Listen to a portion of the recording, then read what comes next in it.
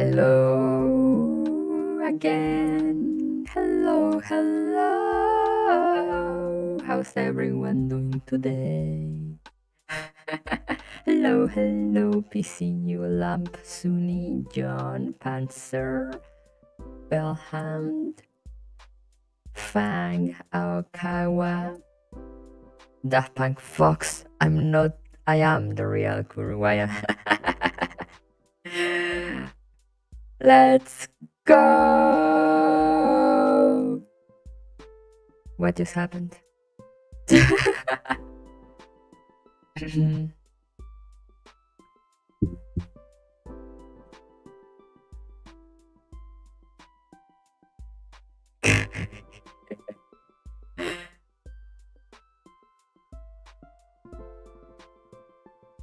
Hello?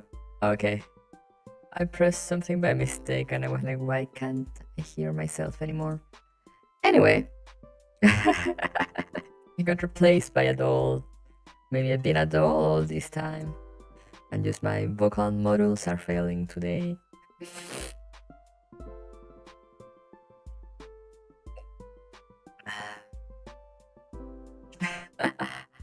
Alright, enough. How's everyone doing today in this last day of the year? Go to the lazy now.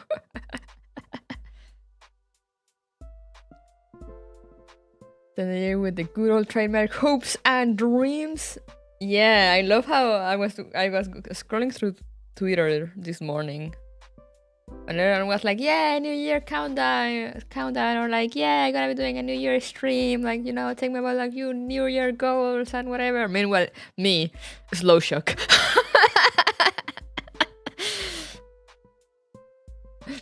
What a way to end the year. You ate too much, or what did you eat? For real, for real. I mean, slow shock, man. They had the, I don't know if it was the mercy of not releasing it for Christmas. And instead they released it after Christmas. But here we are now, ending the year with slow shock. Honey garlic chicken wings and some ham. Ooh, that sounds nice. I have no lunch for today, I think. I mean, I have some rice. I have some pogos left in the fridge.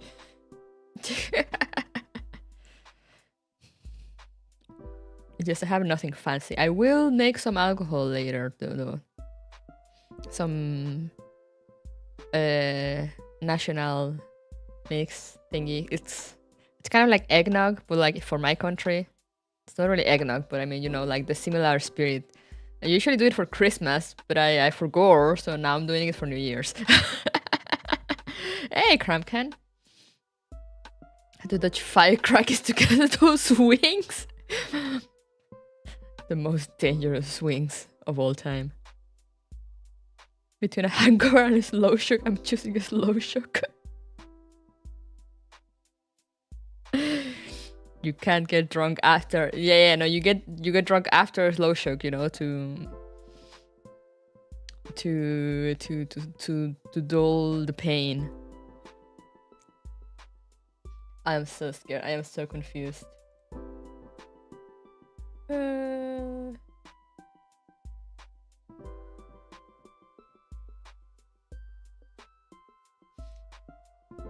Ooh, I shock slowly.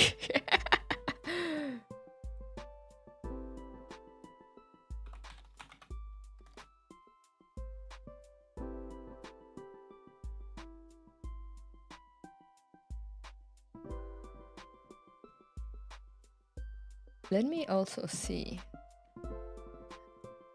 I just realized now, like I don't have my display for my new monitor, and like it's full resolution capacity thing, I think.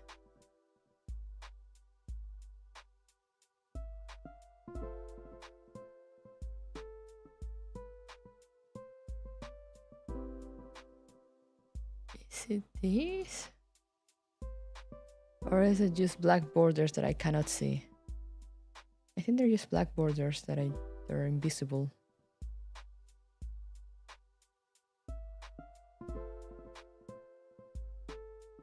Oh no, I'm glitching.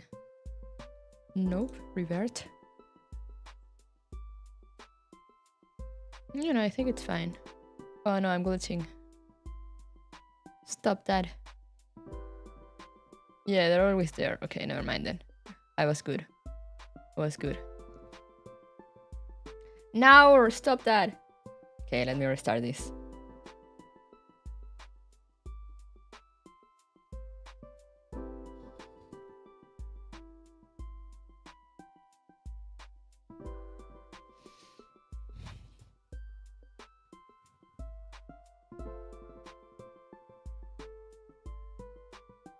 Now or... Let me restart this other thing.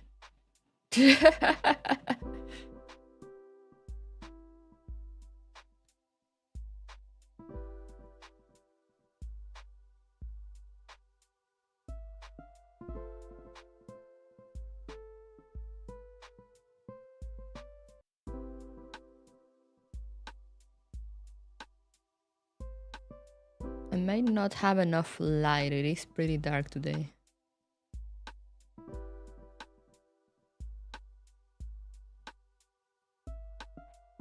Okay, seems to be better. Nope. Let me turn on the light, see if that helps.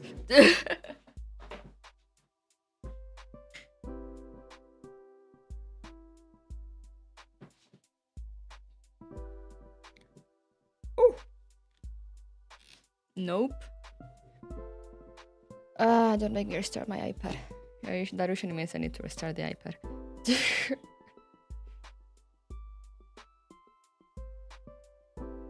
Slide to power off.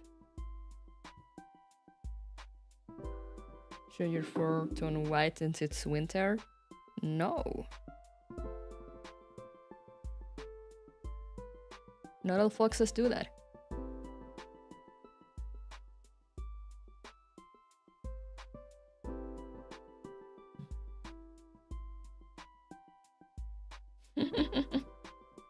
Hey, Ultimax, hello. Ignore me sleeping.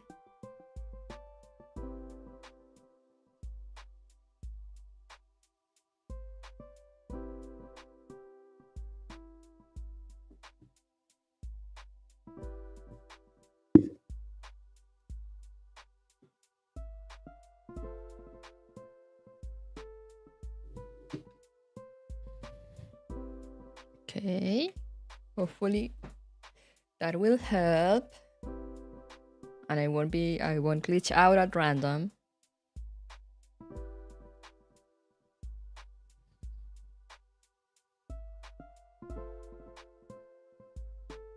No, it's still doing it.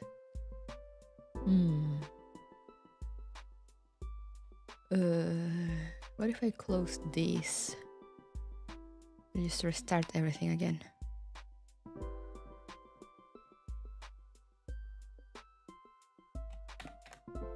This is like the most mysterious thing. I still can't.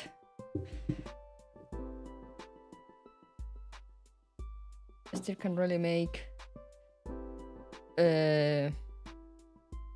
discern the problem.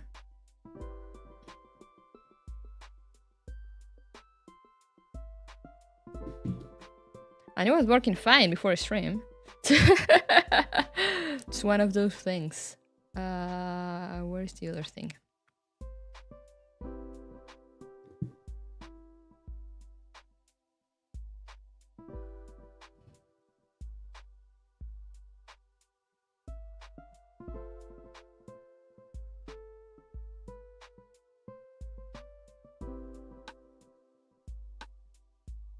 Hopefully we have stability now.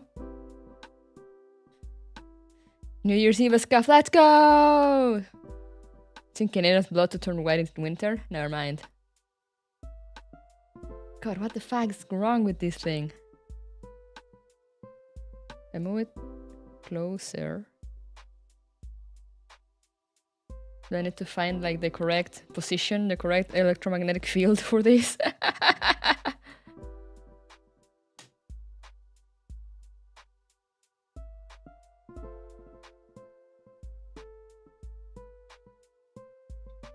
Is my camera dirty?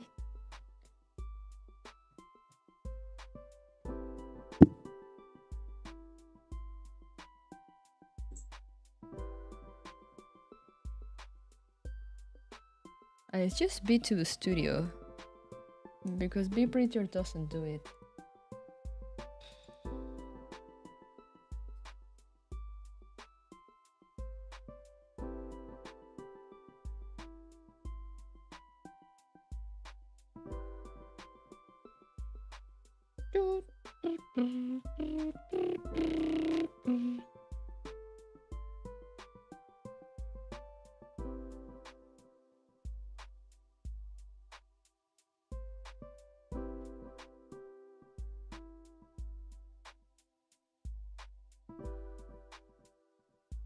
Oh, here's the visual effects thingy.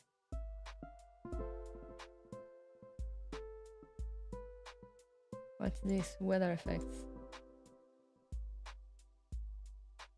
Snow. Hey, yo, we can make it snow. Does it capture this? Yeah, it's snowing. Here's to make it rain.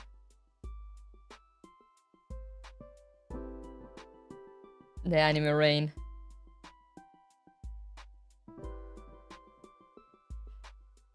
Okay, cancel. Ah, stop that. What else can you do?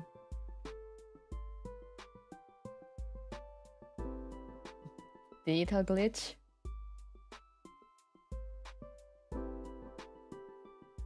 Hey yo.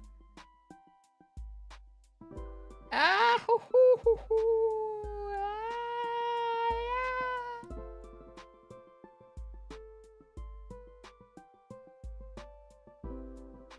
Hoo, hoo, hoo.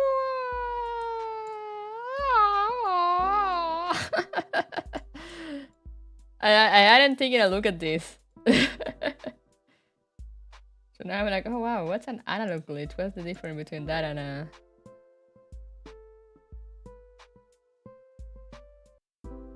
Oh. Oh. Oh. Oh. Oh.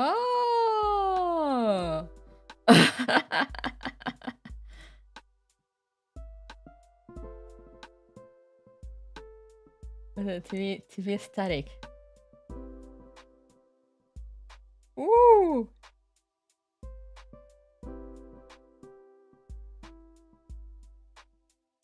Yeah, like the good old times.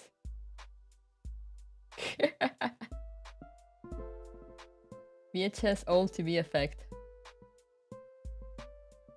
Hey! Hey!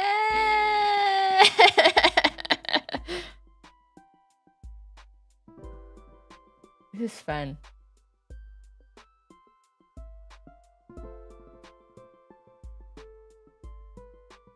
Anyway, that's not what I was interested in.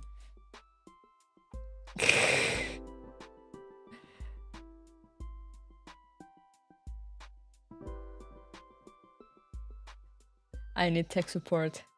No, I need to be to the studio to fix their shit. Either that or iPhone. I don't know. One of them needs to fix their shit. What's NDI? I don't know what it is.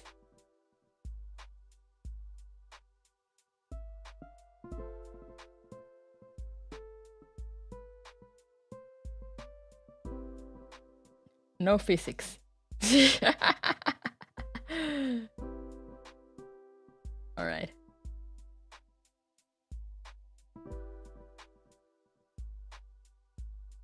Maybe the frame rate is messing up.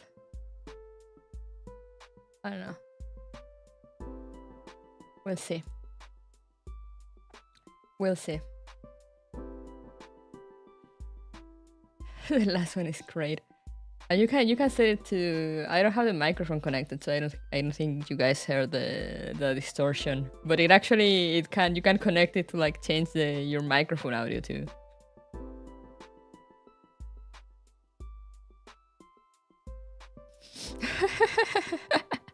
Hey Doc, hello. Okay, things seem to be in order now. So it's time to actually open the game now. I do not have the game open. I was doing something else before stream.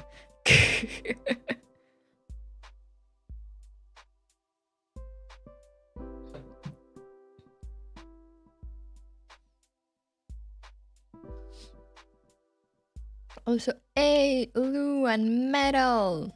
Welcome! Is it playing with baby? Yesn't.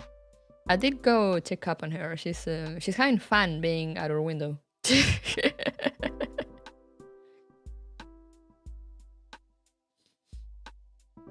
He just sits on the windowsill and looks outside.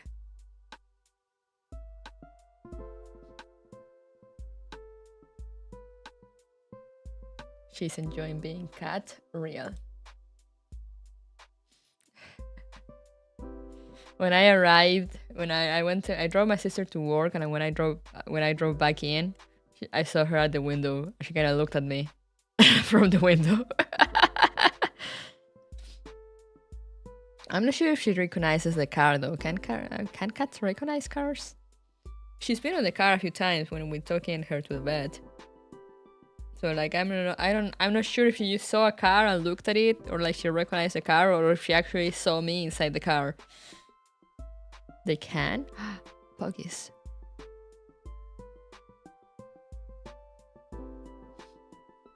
Because she looked like twisted her head like really quick when she saw the car got in, like York's Frontline.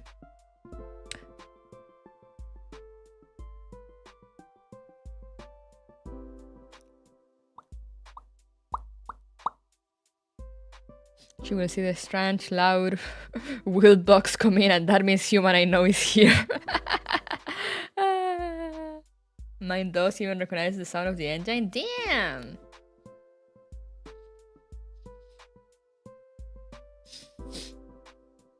Cats are smart enough to know that cars bring kurukos. I see. Oh, well, yeah, I went to reading a little bit yesterday. Went to check up on my Girls Frontline timeline lore.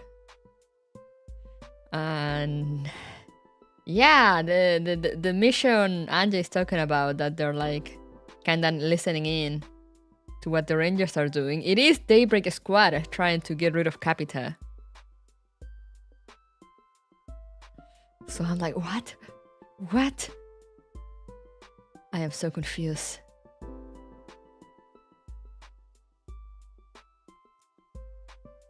Touch a screen to start. Alright, we're almost there, boys.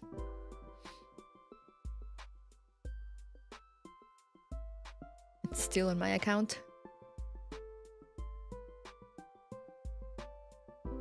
To log in again. All is connecting. But not really, because it's not well connected. So I'm like, what are they cooking? Time to. Yesterday I was like the man with the whiteboard and all the thingies. You know, I was like, wait. If that's Dad, then why is she here? Like, this is in another location. What is happening? Where's Zelinsky? Supposedly Angie knows Zelinsky. We haven't seen Zelinsky.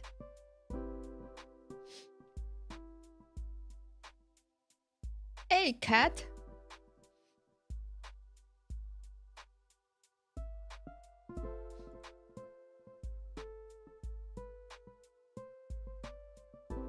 Now.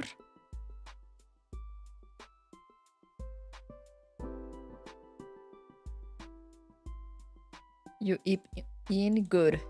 It's the last day of the year.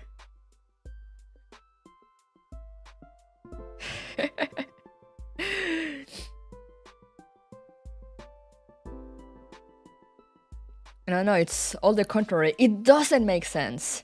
Yet. Everyone was telling me yesterday, like, haha, you'll see, things will make sense, you'll understand later. So I'm like, ah! I need answers.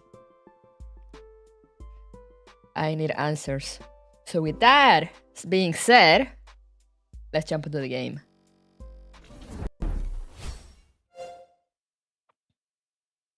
Oops, I didn't move in time.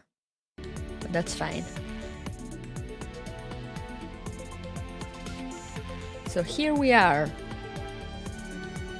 Back onto girls' Frontline.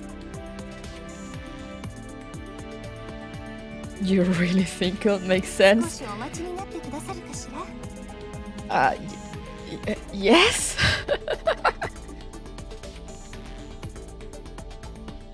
We shall see, we shall see.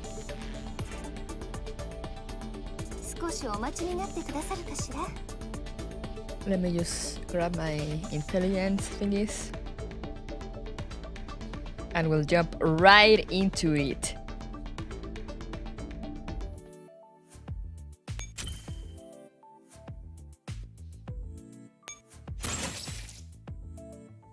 Hey, Foxed!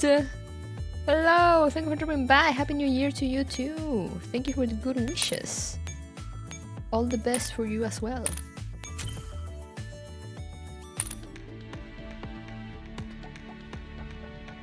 Do I have any extra of this? I used up all my things yesterday. Which is not saying much, or I have one! Okay. Let's get rid of that. Tareus Doko.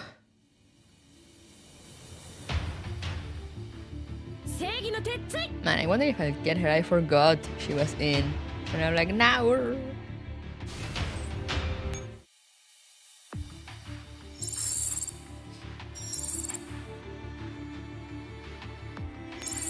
Oh, there's still 22 days. Okay, I thought she had been introduced earlier on, and I was like, no.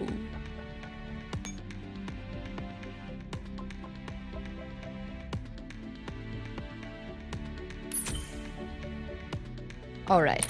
Oh wait, I had a thing that I can grab. All right.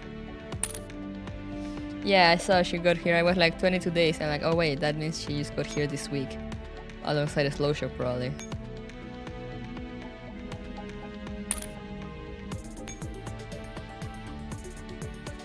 So never mind. Hopefully I'll be lucky enough. There's an event going on, so I will log in every day now. I actually finished farming my boxes yesterday. And I didn't get anything. I did get the same furniture again. So there's that. But yeah, so yesterday, look at my progress, 12 out of 77. Yesterday we went through all little Angelus story. We met Sana, we met Martha, and yeah, that was a thing that happened. That was surely a thing that happened. It was after Angelus' parents died. She was taken to Beslan. I mean, she was taken somewhere else first, but eventually she was taken to Beslan High School. And that was what we were looking at. Little 15-year-old Angie meeting this Martha lady. And now then we move on to Miss Young Junior Lieutenant Angelia. That were... They were in some island trying to get info, or like... I mean, they were supposedly just on a recon mission for trying to see... But like the Rangers were nearby. Hey Alan, hola!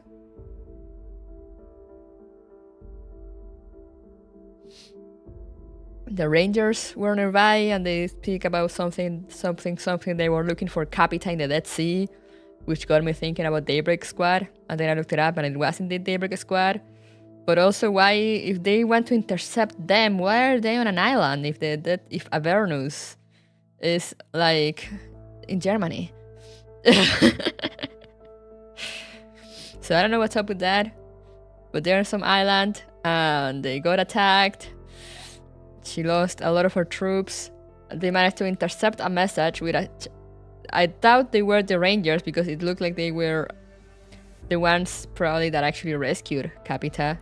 They talk about a professor. Apparently they do say who Capita is at one point, so I'm like, oh, Puggies. Finally, revelations. But I don't know yet. I haven't gotten there, so don't tell me.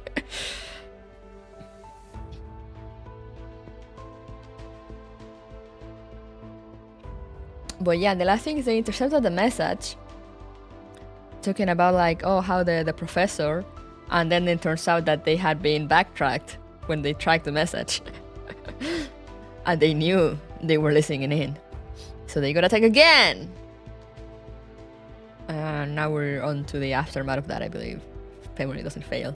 If my memory from yesterday, literally yesterday, doesn't fail me.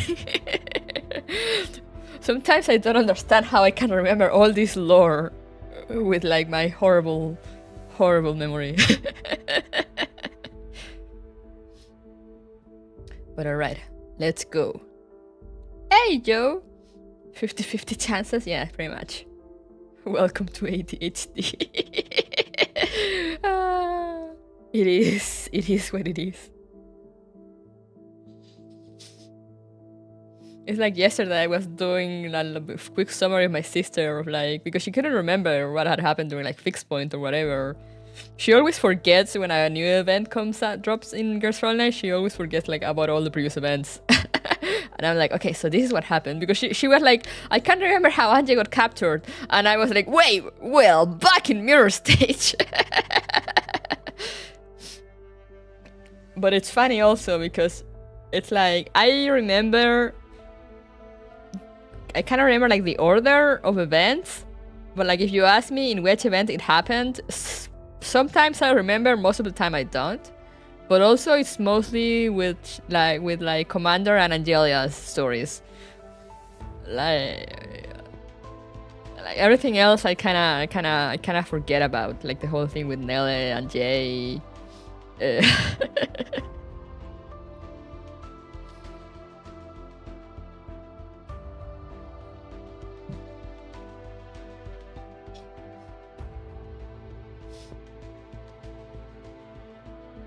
So here's the in and outs of a complex rule system. Also me, what did I eat for lunch? Yeah, so real.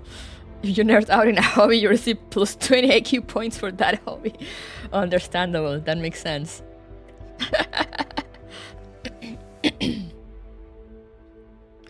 So yeah, let's go. It's time. She was at 40 BPM and now she's at 160.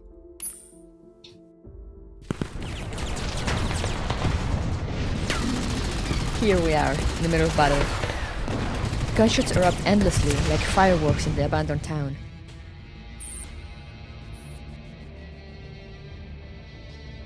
Anna, we'll have to cover each other's retreat.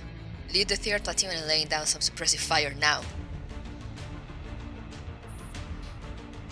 Copy that, but I'm running pretty low on ammo. Do whatever you can. Anna kicks at the mud beneath her feet and looks toward the 4 remaining survivors of 3rd platoon.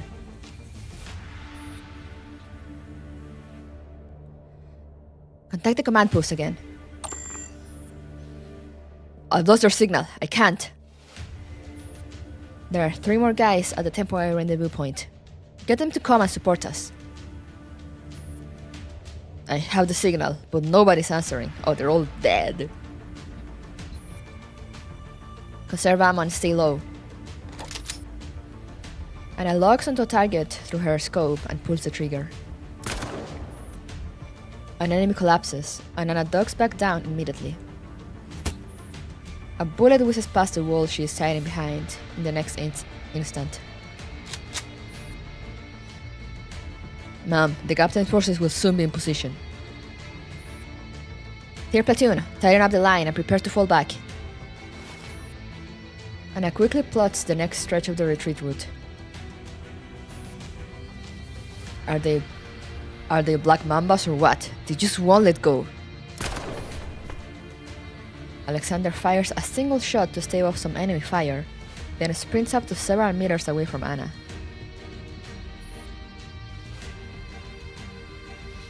Victor, forget about that stupid gadget for now. Just get over here.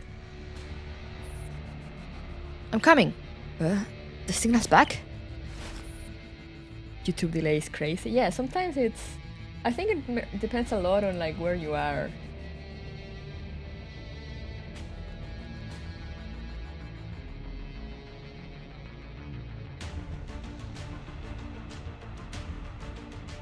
But I just noticed I had something selected. I'm gonna quickly check before I forget.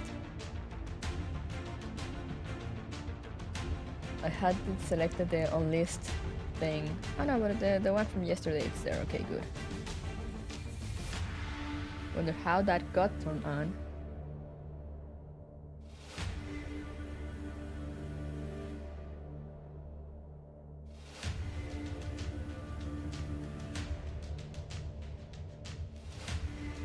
Let me just look at the video settings just in case. Yeah, no, it's cool. Okay. Okay, we're good. I forgot to do my no live tweet. Now. I knew I was forgetting something.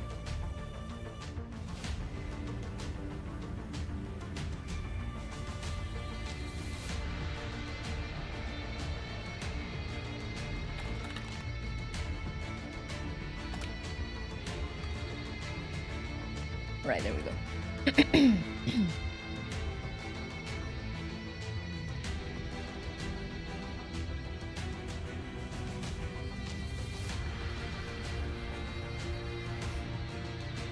There is also the fact that sometimes lives can get late 5 seconds and YouTube won't tell you. So just keep hammering that skip forward button until it's good.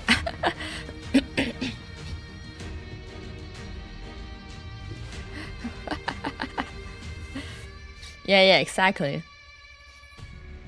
Gotta get all the stuff out before the new year.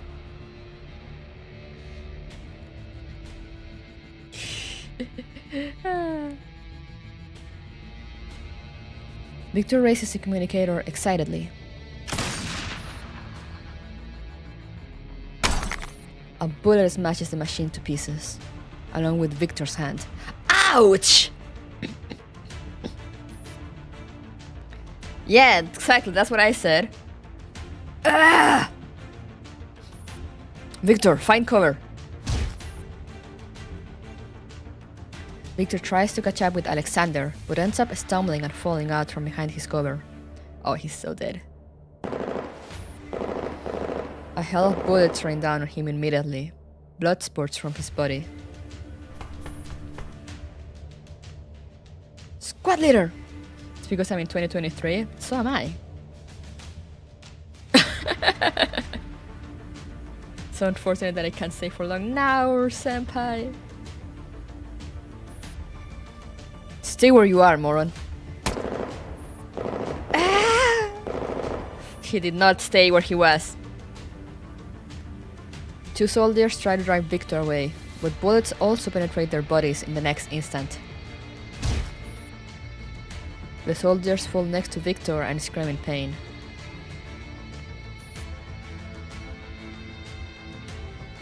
No, not Yuri. Victor, Yuri, Kozlov. On the other side, Lampton is finally in position.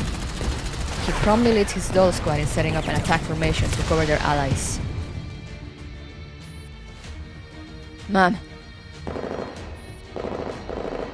Alexander sees a chance to make his way back to Victor, but he has only taken 2 steps before another barrage punches a string of bullet holes next to Victor, forcing him to duck behind cover again. Oh, Victor is not making it out of here, is he? Help! The cry for help is cut off abruptly. Victor's head hits the ground and stops moving. Oh. Oh no, he's so dead. Damn it! Alexander, stay close.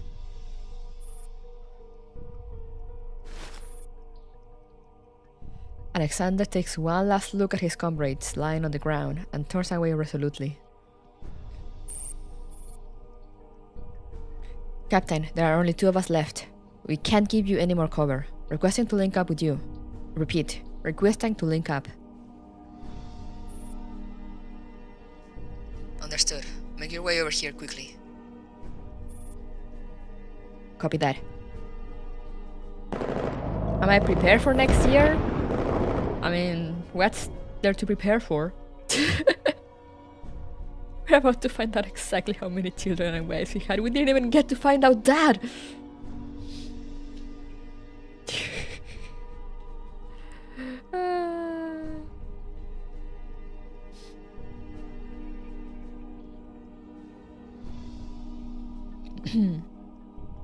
Outside an abandoned house, Alexander tosses away his rifle since he's now out of ammo. Adol gives them cover as they retreat eastward.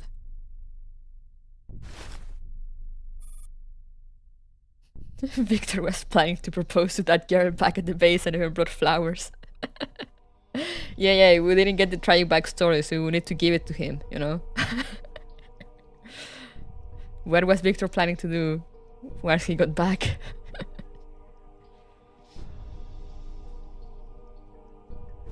On the border of the red zone, the heavily damaged doll salutes Ramzan and bids him farewell. The remaining 3 soldiers continue heading east.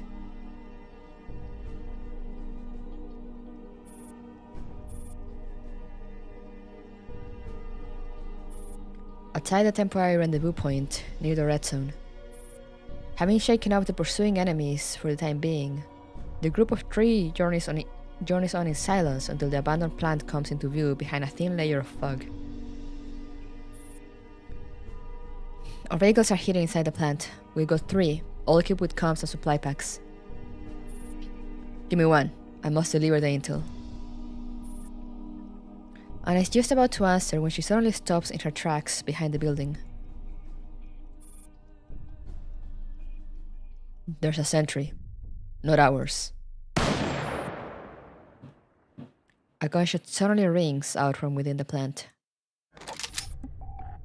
Anna draws her weapon, ready to charge in, but then she stops again and grits her teeth. There was only 1 gunshot.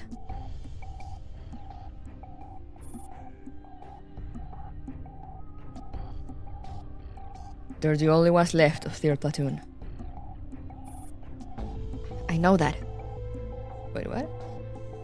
They're the only ones left? Shouldn't it say we are the only ones left?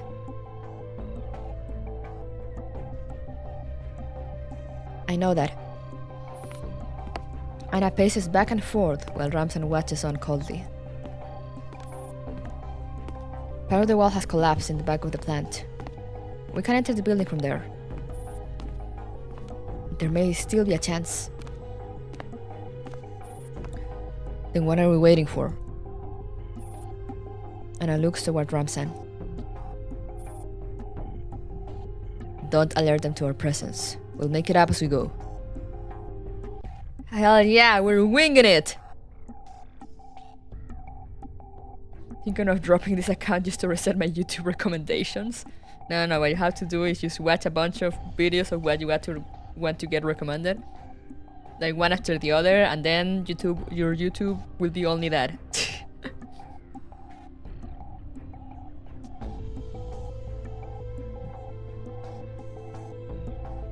Inside the plant, a dozen or so fully armed soldiers have formed around their leader, who is currently speaking into his communicator. One of the drivers is lying in a puddle of blood, while the other 2 are kneeling on the floor with their arms raised gingerly. Oh, he meant the drivers are the only ones left, okay. Soldier in charge, question mark. Heard anything from the ones that escaped on the comms? No, sir. The soldier in charge checks the time. It's almost time to withdraw. We can't wait any longer. Inject the stuff. Ah? What stuff are we injecting and where? One of the soldiers takes out 3 syringes from a medkit. I don't like where this is going. Is it the juice? The stuff. No, no! Let me go! Ah! Hold him down. The needle pierces the skin and the back of the driver's neck, and a light green fluid is injected. Oh no. The syringe is empty in just a second. Squad leader, save me! Alexander! Platoon leader! Ah! Another empty syringe. The driver lying in a puddle of his own blood has also been given the injection. I hope we'll find it. The professor will be very happy. More about the professor. The substance TM.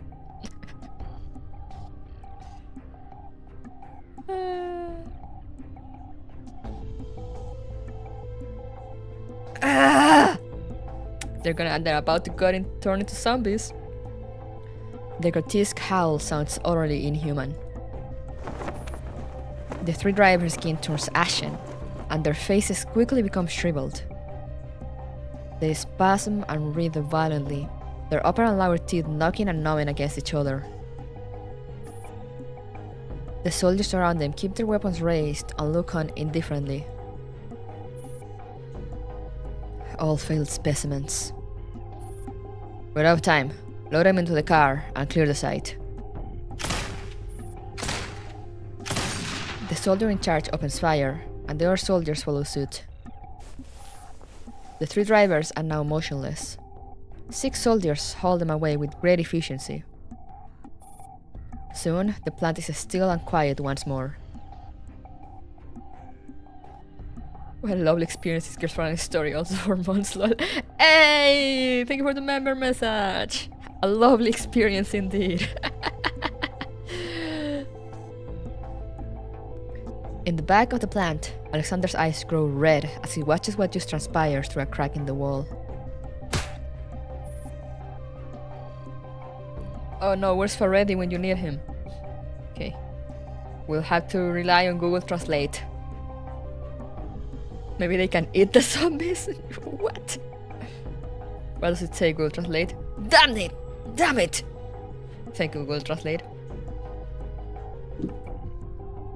These devils, human scum. Anna's chest rises and falls rapidly. She is gripping the handle of her gun so tightly her knuckles are white. Ramsan is also visibly enraged, but he soon gets his emotions under control. Let's get out of here and get the intel back to camp. When the main force gets here, I'm gonna blow out this beast's brain with my own hands. Alexander, get up. We're taking the vehicle once they're safely away. Hold on. They didn't sabotage the vehicles?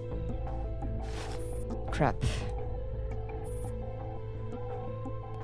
Whoosh. A shell comes flying this way. Get down! Tongues of flames leap up, and the empty plant is instantly blown apart. Watch out! Anna feels a shove on her back and is sent flying. She rolls on the ground several times before coming to a stop in the mud. A wave of heat and dust rolls over them, and small chunks of rubble rain down from above. Ransom sweeps the debris off of himself. The artificial limb that he used to shield his head withstood the impact, so he is largely unarmed. Oh, he also has a robot arm? Alexander? Ramsan waves away the billowing dust with his arm, and looks down at his comrade underneath the rubble. The wall has collapsed, completely crushing Alexander's lower body. No, not Alexander! Alexander! Anna crawls over on all fours and tries to move the piece of debris with shaking hands. They won't budge. Hang in there. The main force will be here any minute. We'll get you the best medic. You'll be fine. Alexander's face is coated in dust and blood, and his body spasms uncontrollably. I'm feeling a bit cold. Spring is almost over. Why is it still so cold? Blood comes gushing out the moment he opens his mouth. Every breath he takes sounds like a pair of wheezing bellows. Don't die. Stay alive. Anna. Go away! Alexander, I'm ordering you to stay alive. Anna, let him speak. You can't put this thing real. Can we tourniquet this one? I don't know, man. I don't think so. I want to go home. The blood seeps deeper into the ground. Martina wants me to go home and plant some potatoes. Mom, will you really bring me home? Anna's voice softens. She tries her best to squeeze out a smile. Yes, you will get home. I will bring you home. I'm holding you to that. Alexander closes his eyes. Teardrops fall on the ground, sinking into the soil dyed red. Anna grasps his shoulders and growls. Fellow potato farmer. Open your eyes! No! She's actually crying on the sprite! No! Open your eyes, asshole! Open them! Ramzan straightens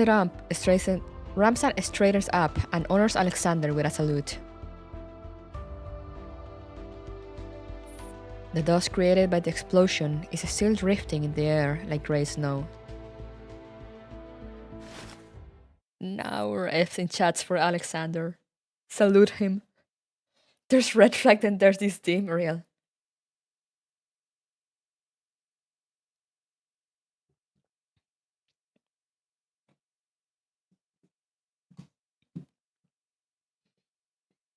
Outside the abandoned plant. Anna looks back at the ruins, then at the hazy horizon. We got no transport.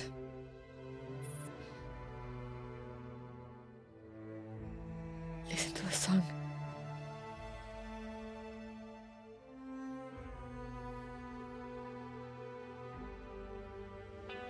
No, they didn't.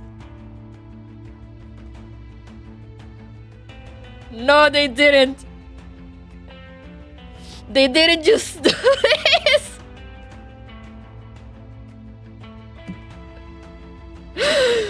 How dare?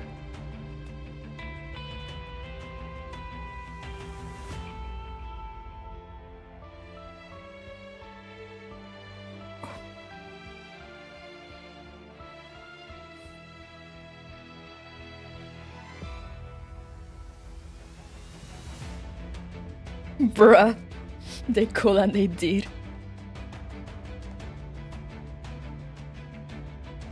Rude.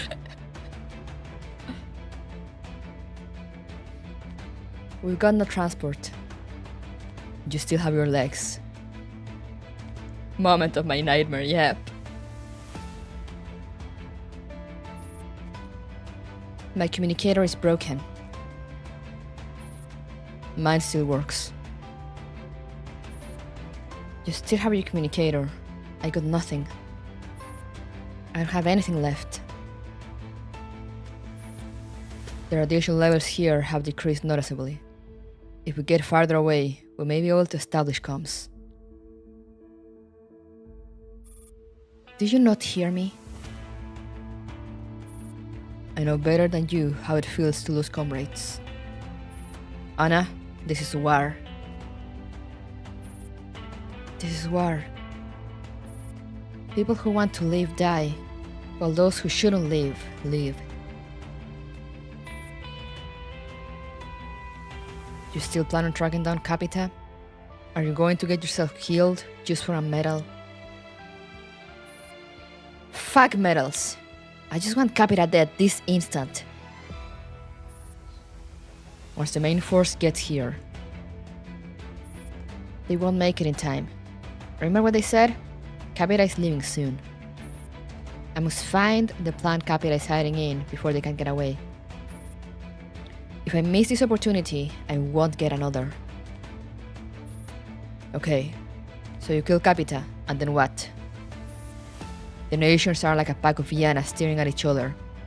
You risk your life and manage to pull out a tuft of 4. And? You think the war will end just like that? Not gonna lecture me about positions and standpoints this time? I'm just telling you to save your strength and don't make any unnecessary sacrifices.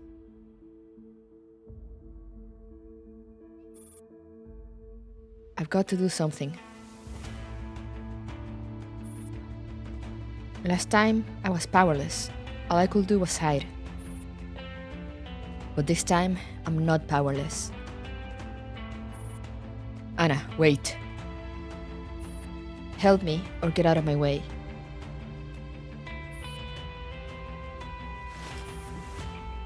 Ramsan slowly lowers his arm. This is why you'll never measure up to Armin.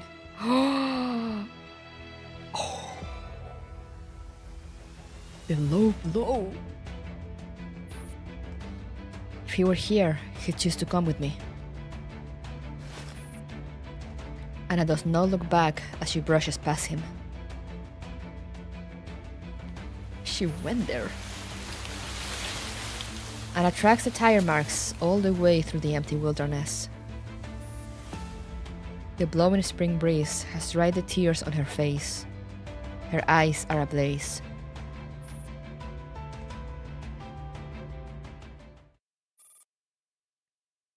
Oh, the BGM is over. Alright, time to stop crying. We gotta keep going. It's chapter 1 to be fire circ born one after another, real. On the edge of the yellow zone.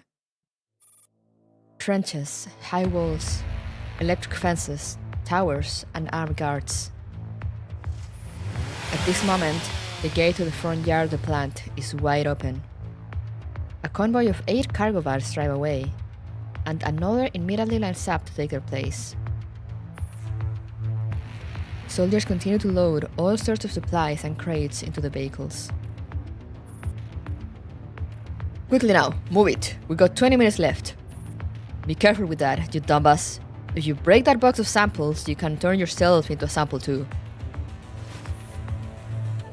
And observes the situation at the plant from behind an abandoned building.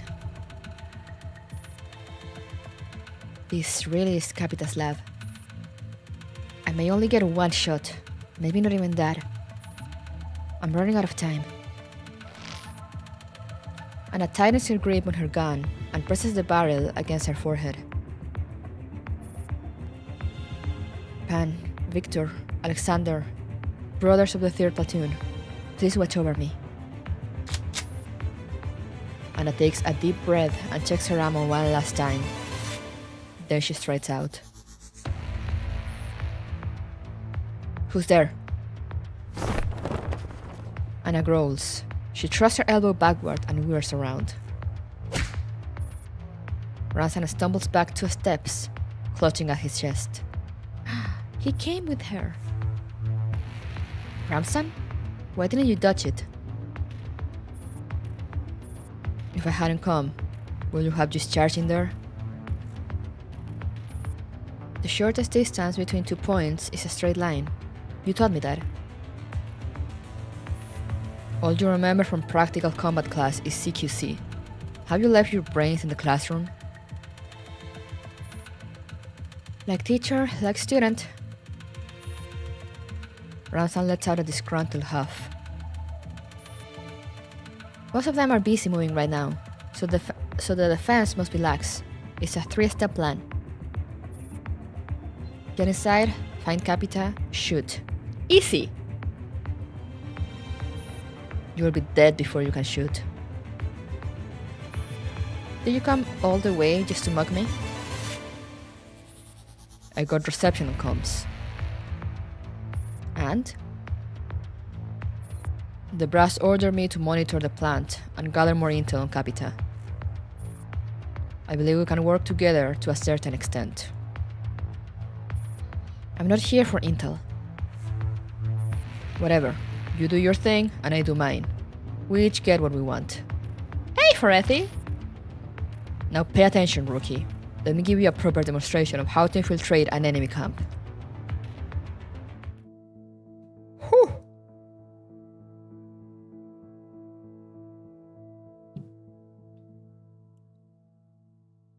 Okay, stage time?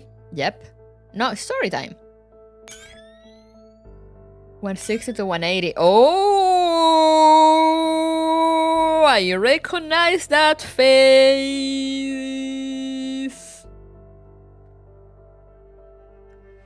The shortest distance between 2 points is a straight line. Wing of a blue roller.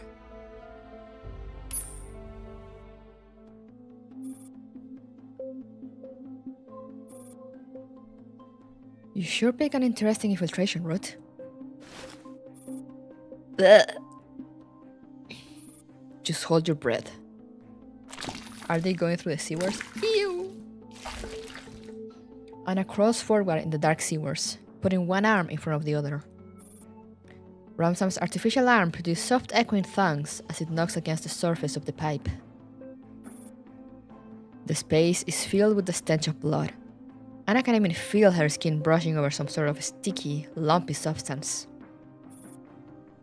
Just like back then, in Beslant High School gymnasium. Oh, flashback! In the early phase of the operation, you must attempt to infiltrate the facility without alerting the enemy to your presence. Exposure could spell failure for the rest of the operation. Initiating combat before the enemy grasps your intention yields the greatest result. That is not to say that your enemy will sit there and wait for you to beat them up like idiots. Just do whatever you can to keep them in the dark for as long as possible so that they cannot react in time. Sometimes you will have to stay utterly still and quiet the whole while. And sometimes you can distract the enemy by causing some kind of commotion. Basically, you must learn to apply different methods depending on the situation.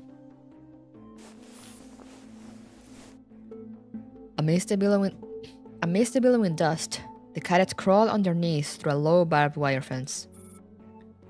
Anna pants heavily and keeps choking on the dust in the air. You think the enemy will give you time to rest? Control your breathing and keep crawling. Still cannot believe they got away with referencing that or that mentioning even the gymnasium. Yep.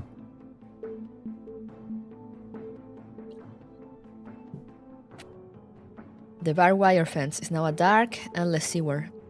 Anna keeps crawling. The entrance is far behind, and there is no knowing how much farther they have to go. All of a sudden, Ramsan comes to a stop. Anna almost ends up shoving her face into his soles. After a few seconds, or maybe longer, Ramsan is still not moving. Anna finally asks in the tiniest whisper, "What's wrong?" "There are things in the plant." "Things? What kind of things?" "Yes, there are things all over Capita's lair. It's strange. It almost feels like I'm being drawn to them." Huh. Don't tell me a heartbreakingly beautiful woman is waiting for you in here. Just hurry up. I'm gonna puke. Swallow it. Ew!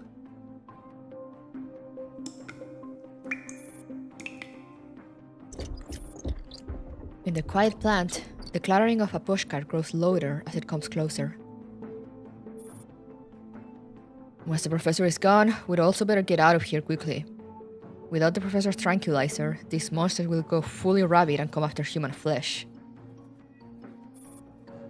They look like they got Elliot, but also not. What do you think the professor is researching? Don't ask. Just do what you're told.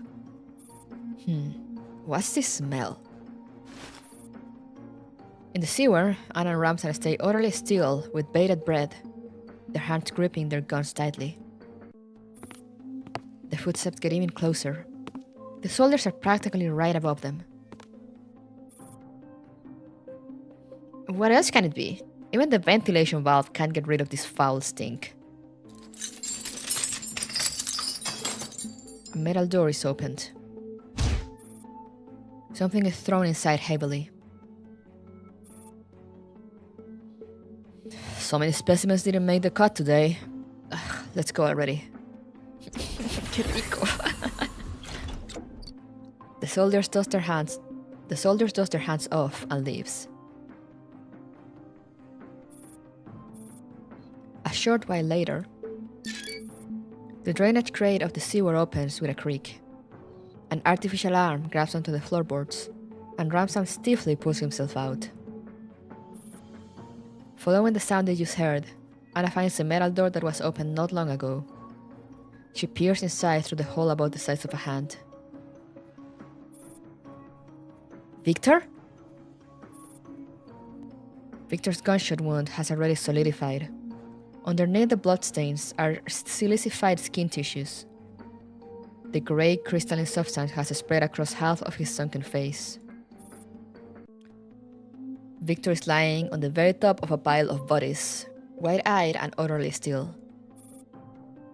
The bodies beneath him are dressed in different military uniforms and even civilian clothes. No wonder the sewers are unguarded. If these monsters were awake, an infiltrator would be torn to shreds. Monsters? Who's the real monster here?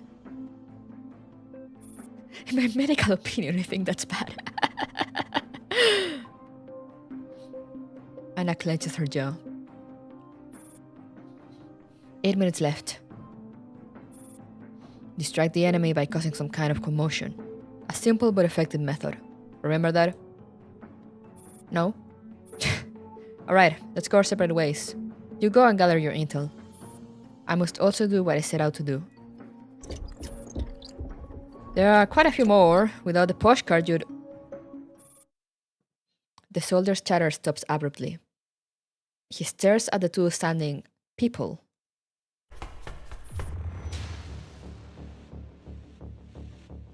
Monsters! Quick, close the door! You did that on purpose, didn't you? We've been spotted. Go on then. Just before the door closes completely, Anna dives through the gap. She jiggles the soldier over and turns the control valve the other way. The door opens again with a groan. Enemy attack! The soldier is just about to speak into the intercom, but Anna has already grabbed his wrist and given it a twist. The joint in his arm goes limp, and the intercom is knocked away. The accompanying soldier turns and runs. I don't know if you guys could hear the crack sound effect, but I could. Move. Anna tilts her head. A bullet brushes past the door and hits the fleeing soldier in the thigh. This is your so-called proper demonstration of how to infiltrate an enemy camp? Ransom runs through the door. Before the soldier can shoot him, he kicks his gun aside and crashes right into the soldier. I did 10 out of 10 will not want to hear again. Real.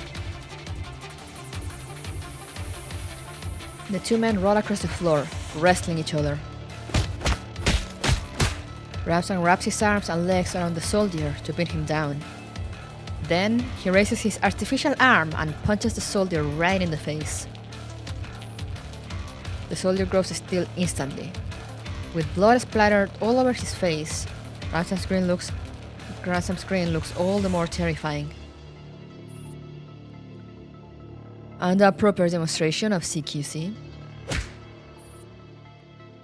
Anna throws another punch at the soldier's face and interrogates him in English. How do I stop releasing the tranquilizer?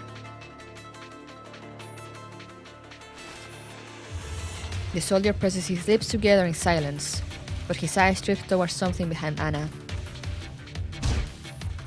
Anna turns to look, but the soldier suddenly throws himself at her. Anna is knocked off balance while the soldier dashes straight towards the intercom. A jet of blood erupts, and the soldier crumples to the floor. Ramsan lowers his gun. Don't hesitate when you shoot. I never hesitate when shooting beasts.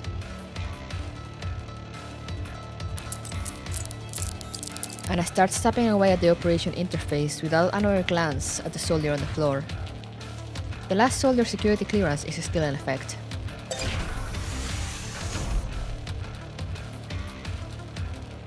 Tranquilizer valve closed.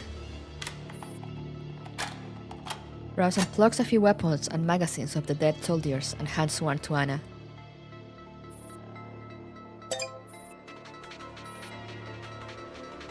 Reviving agents valve open. Specimen compartment 1 open. Specimen compartment 2 open.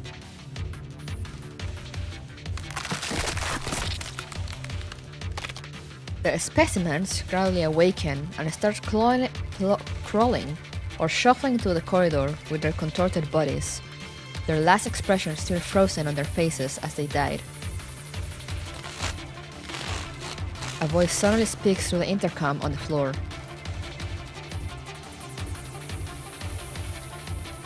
Idiot! Who told you to open the specimen compartments? Where the hell are you? Respond! Ramsan lifts his leg and stomps the intercom to pieces with ease. He looks toward the corpses shuffling along the corridor. Victor and the 3 transport drivers are among the horde. They wander around and are instinctively attracted to sound. Save a round for me. If we fail, or... Save me one too. Anna also sees her former comrades. Do you think this counts as fighting side by side? Shouts and running footsteps can be heard from above. A squad is heading this way, and another is upstairs, 2nd or 3rd floor. Right now, their priority must be to protect the professor, so Capita is in one of the rooms upstairs. You'll have one chance. They rack the slide on their guns. Time to chop off the head. Ramsan and Anna make their way to the stairwell and start climbing the stairs quickly. Ramsan leans sideways and shoots at a soldier upstairs. The soldier topples over and falls down the stairwell right in front of Anna. To the 3rd floor. Enemy attack! Protect the professor! Wait, is this connection?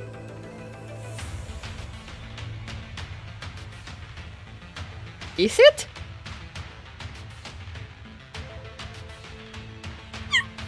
Hey, thank you for the sub! If you're watching, Wiggly, thank you. Is it? It is?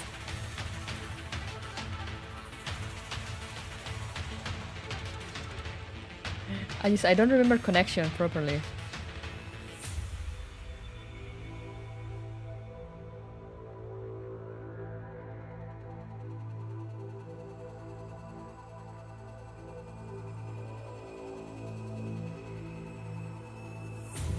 But I'll trust in your memories.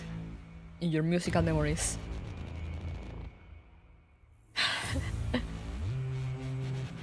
But yeah, it does sound familiar. I don't know the names of many also.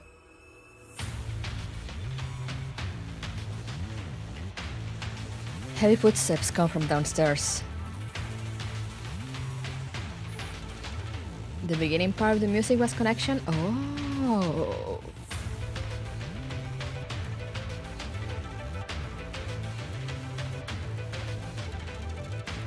The monsters have escaped!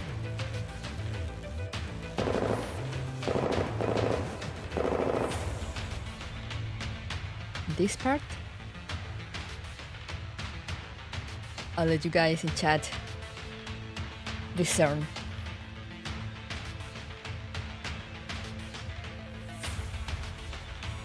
Also, I don't remember what connection is. I need to go back and like start learning the BGMs.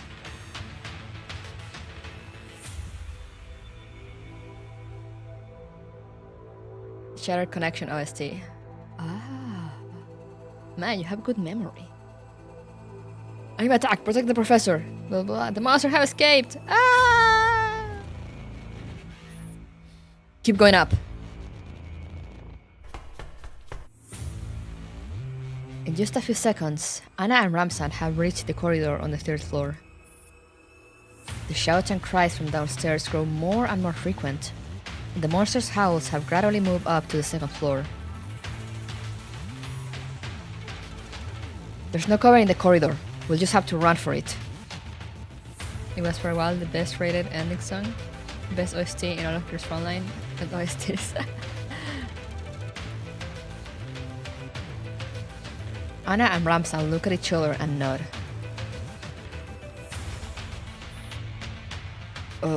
Wait. The door is pushed open. A torrent of bullets comes pouring in. Anna ducks back behind the door immediately. What's wrong with you? Ramsan remains silent, exhaustion written all over his face. You can hear the rattling sound of upper and lower teeth knocking against each other. The monsters are slowly coming up the stairs, some on 2 legs, some on all 4s. Running footsteps come down the 3rd floor corridor.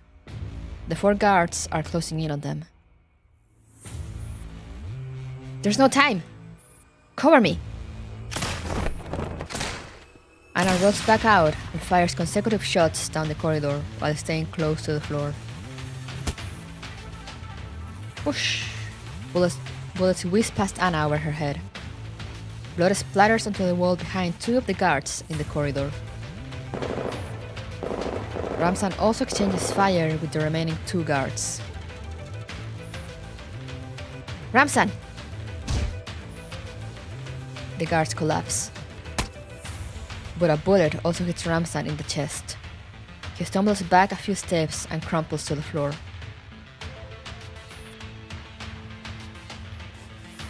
Anna rushes up to him and drags him to the wall. Just then, the door at the end of the corridor opens again. 4 more soldiers come out to defend the door. A new round of barrage renders the area of just a few meters long completely impenetrable.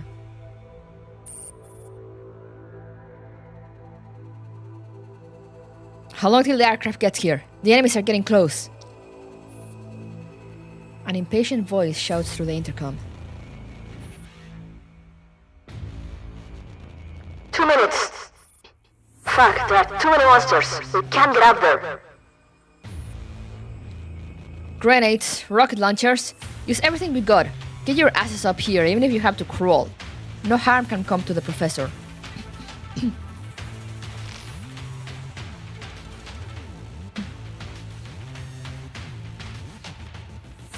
And for literally going to screw it and embrace August. Oh yeah, the little animation. That was really good. Ramsan was dead the moment he said, oh wait, real. Behind the wall, Anna applies pressure on Ramsan's bullet wound. Ramsan, you wuss! We're literally just one step away. Ramsan's gaze slowly loses focus. His violet-colored eyes are both clear and hollow. Monsters with contorted and broken bodies, wearing military uniforms, are getting closer and closer on the staircase. By now, Anna can already clearly make out every wrinkle on their faces and the blood crusted under their nails. Anna can hear heavy firepower being deployed downstairs. Punch through the weakest point in the enemy's defenses, reach the target as quickly as possible, and put an end to the fight. Anna lets go of Ransom and loads her last magazine. I know it's stupid to just go charging in, but there's no other way. Comrades, wait for me. The odor of rot and decay assaults her nose. The monsters are barely 2 meters away. The scent of living humans excites them. Anna rises and braces herself for one last charge. But all of a sudden, something grabs Anna by the ankle.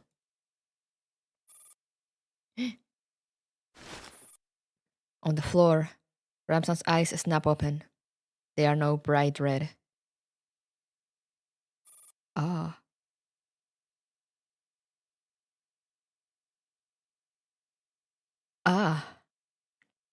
Ramsan? Ramsan holds onto Anna's ankle. His rigid body writhes as he clambers to his feet. The bullet bore in his chest is pushed right out by his silicified muscles. Ah, he was infected. Elliot! His torn protective suit, their unexpected reunion outside the plant, the elbow thrust that he did not dodge, the strange draw that the plant had on him. Anna pulls the trigger with trembling hands. Save around for me. If we fail, or... Oh, that's why he didn't finish. I didn't die by an enemy's bullet, but... Anna lowers her gun and watches blankly as the monsters steer their way towards her. Ramsan raises his arms.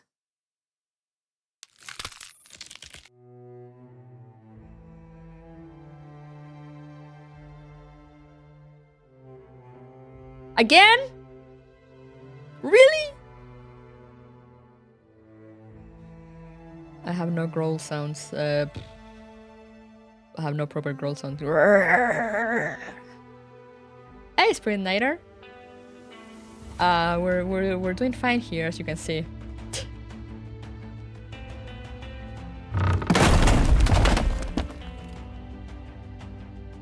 Ramsan suddenly lets out a shrill roar.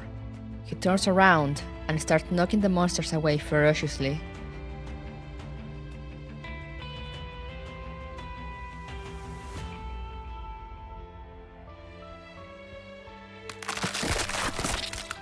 Amidst the flying chunks of flesh and torn garment, he tears and bites and howls like a wild beast.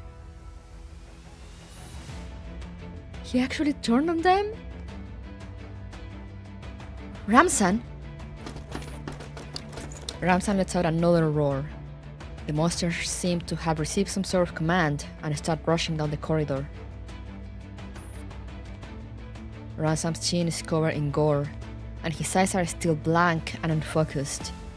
He makes no response to Anna's calls. Ramsan. The monsters are coming! A string of gunshots erupts once more, but silicified flesh is extraordinarily hard, so regular small caliber rounds cannot do any meaningful damage. Anna follows behind Ramsan. The horde of monsters are blocking her view. She can only hear the soldiers' piteous screams.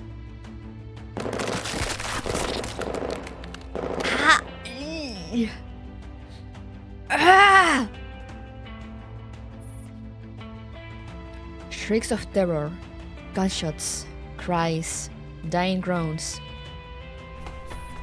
Anna stays close to Ramsan and inches closer and closer to the room at the end of the corridor. Scratch, scratch. Other than Anna, there are no more living humans outside the door. The monsters paw at the tightly shut door futilely. Running footsteps come from the staircase again. A chill erupts behind her.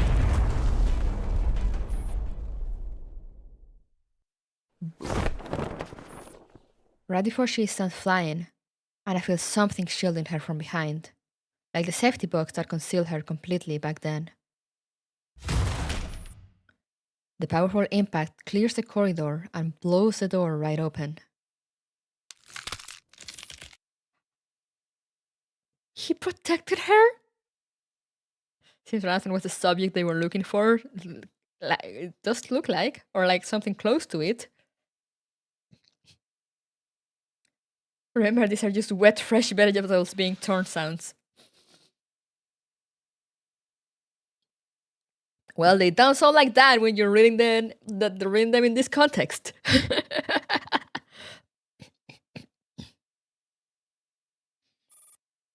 Ramsan! Ramsan's back is completely blown apart.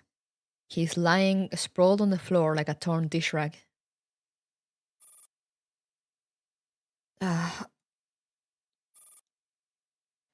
Ransom chokes out one last broken syllable, then grows utterly still.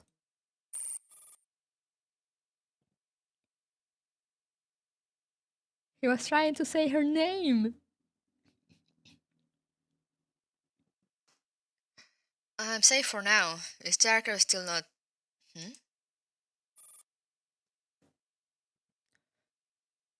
The woman speaking... Oh, it was not a communicator. It made a beep, so I was like, oh, communicator?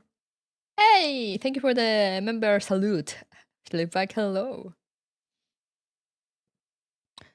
The woman speaking by the floor-to-ceiling window sounds cold and matter-of-fact. She speaks with a bit of a vocal fry. Oh. Anna, who has been inspecting Ramsan's injuries, whirs around and points her gun at the figure. When she makes out the person's face, Anna's eyes widen. Miss Maidner? Dun dun dun. Hey yo! Hey yo! Hey yo!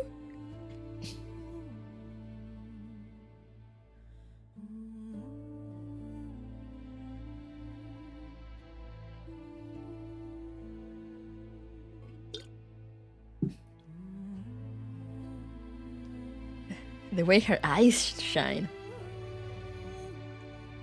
Looking good, Martha, yeah. Alright, Spirit Nighter. Where is this music? I think this one is new. Aokawa gave the name yesterday, it's a weird name.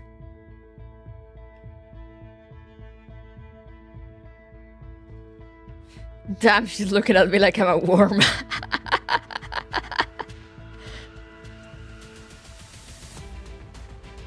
Who knew turning into a villain increases your hotness?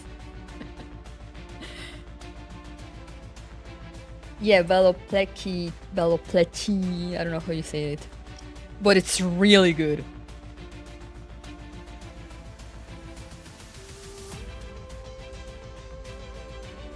If you listen to it go. Damn, son!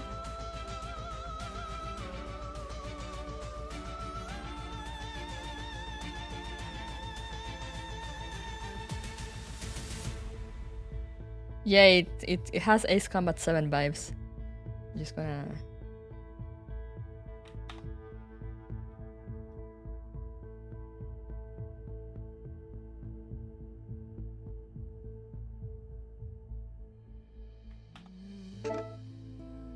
Gonna save that. Could be the next thumbnail if we don't get another CG, though we probably will, but just in case.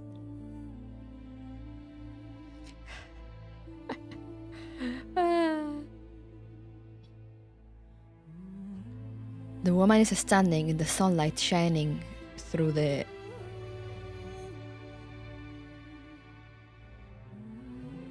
The woman is standing in the sunlight shining through the window. Her eyes glint coldly. Yeah, I can see that.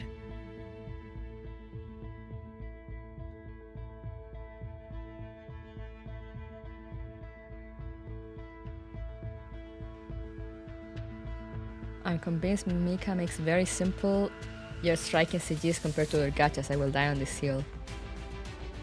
They're very good at composition. You know, so like maybe the art style, you know, like maybe other gachas might have like more elaborate, you know, I don't know, like backgrounds or art or whatever.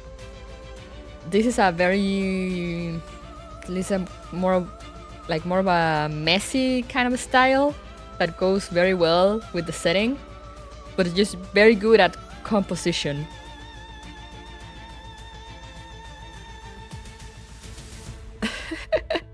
Yeah. Like if you look at it, it's just like, you know, the way she's standing with the light behind, and like they make her eyes kind of glow a little. Yeah, you know, they look great, but it's just like they come very well together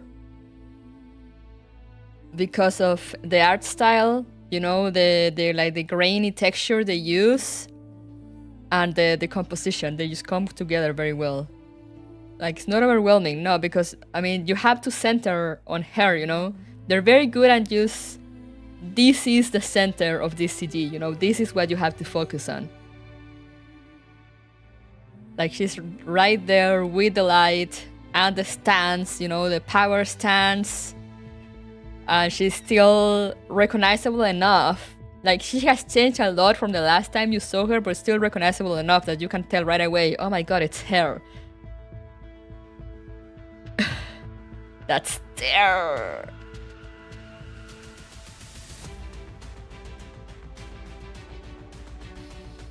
And like, then you look at Angie here, like pointing a gun at her. And like, she's clearly not afraid of that. So it's like very powerful. Very good. That I love Mika CGs. The woman is standing in the sunlight, shining through the window.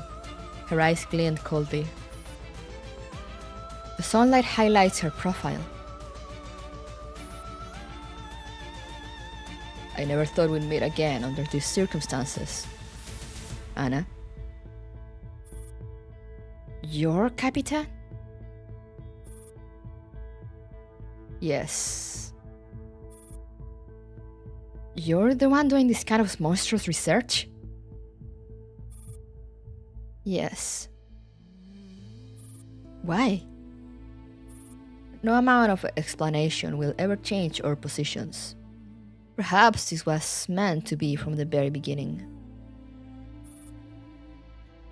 We are destined to stand on opposing sides in the world of humans. You sold your soul to the devil. No, I've never sold my soul to anyone. Then what changed you? Perhaps you never known the real me. I don't think so. It was that terrorist attack. I know you lost Sana in that incident. Oh no, that was Anna. I know you lost Sana in that incident. Oh no, Sana is dead! I kinda did not see that coming. I thought she would be something and appear later on with that design she had. I know you lost Sana in that incident. But I also lost... I thought we were the same. Turns out we're not. Do you think I blame you? No. Anna, I don't blame anyone. If the Bestland Guard regiment hadn't been disbanded, the terrorist attack might have never have happened. The bottom line is, I should never have gone to Bestland. As I said, you had never known the real me. Nothing changed me. You went from being a relic agency researcher with a bright future to a secondary school teacher in Bestland. Because you're conducting this sort of heinous research? I am an animal, you see that. I don't have the words, they didn't teach me the words. I don't know how to think, the bastards didn't let me learn to think. But if you really are all-powerful, all-knowing, like Laplace's demon, then you figure it out. Huh, how ironic. Is it what you learned from Roadside Picnic? I have nothing to say. If everything in life is futile, then what is the point in struggling?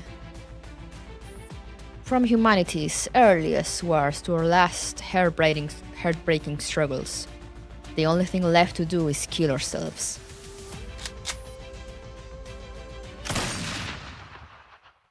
Sheesh! That was Encounter.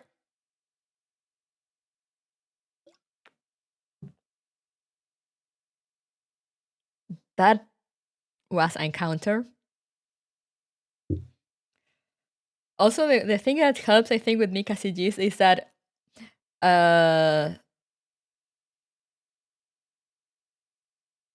it's it's the whole experience, especially now that they become very good with like sound effects and the BGM. So it's like you have the striking CG with the writing or the BGM going on in the background, and then the sudden cut as the bang rings out. It's like, mwah, chef kiss. Happy Encounter, yeah. Happiness, free for everyone, and let no one be forgotten. Everyone will get their wish granted. Is this the ending? Yes, this is the ending. Or is it?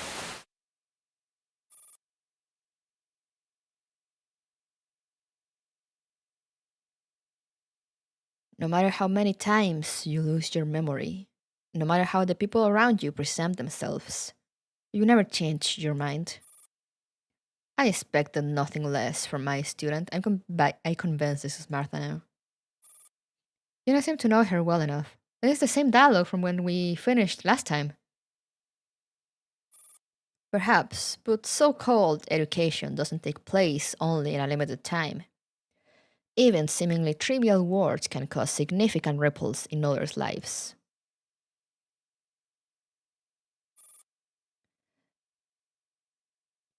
Dear Maidner, I made new additions to the original Holy Grail. It can certainly run, but it consumes an enormous amount of energy. It has exceeded the lab's capacity. Not to mention, even though Sana's data was successfully transferred... Wait. 2024 for you now. Hey! Happy New Year, Okawa! Yay!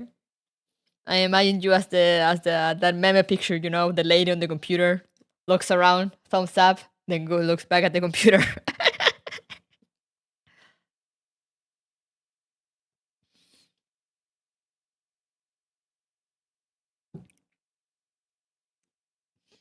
But yes, Sana's data was successfully transferred. So are we getting Nido Sana? I know exactly where this is going.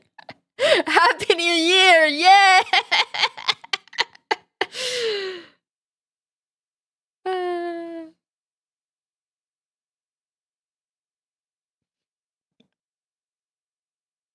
It has exceeded the lab's capacity.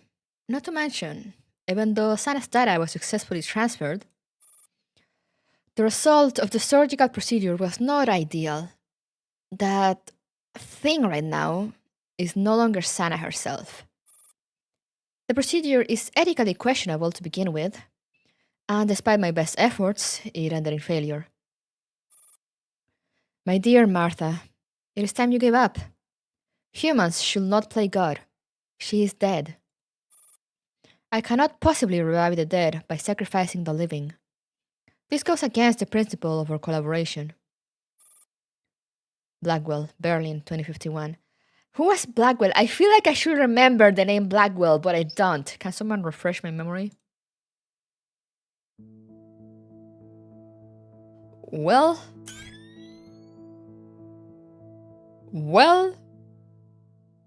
Farewell, Ramsan. Farewell, Martha. Welp, would you look at that? Happy New Year!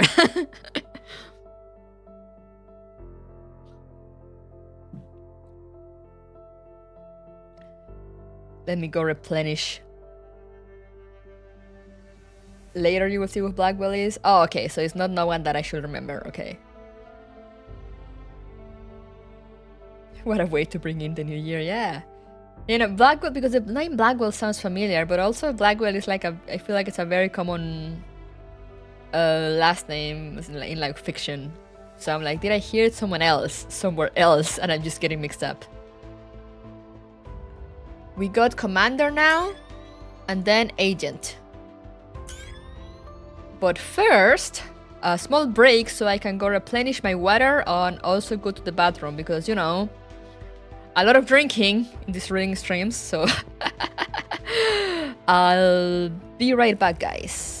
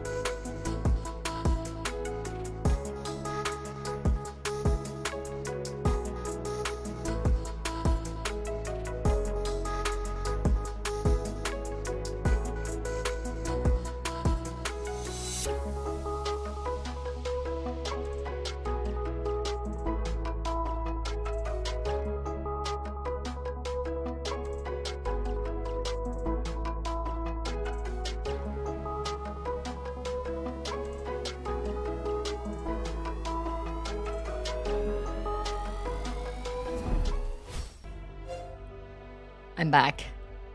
Did you guys miss me?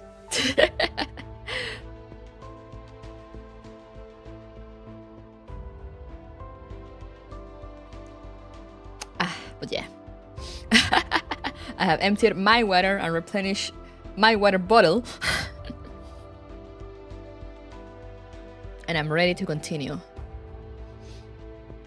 Sometimes it's like I can still hear her voice. Quit telling everyone I'm dead! But yeah. Whew. Whew. That was a way to end that. Alright, now we go to Commander. And is this... Oh, I get a new ID. Let's go. So now this is Summer. Is Griffin promotional slogan really not a scam? Question mark.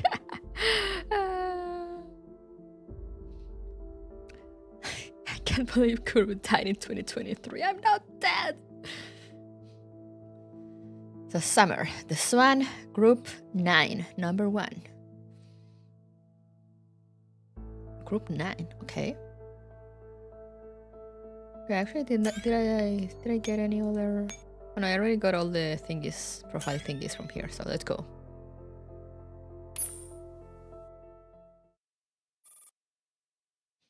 This is so sad. Can we get an Akasupa?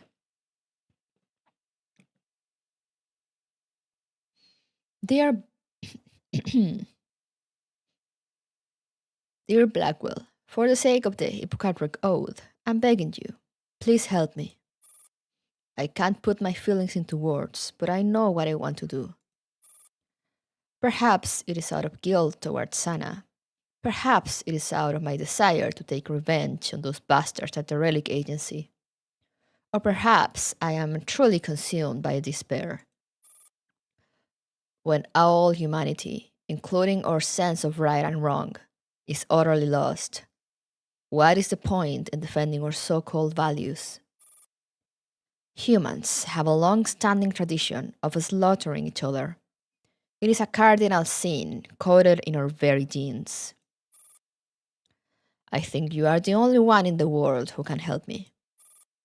Maidner, Bestland, 2050. Oh, so this was before the last ones. The last letters.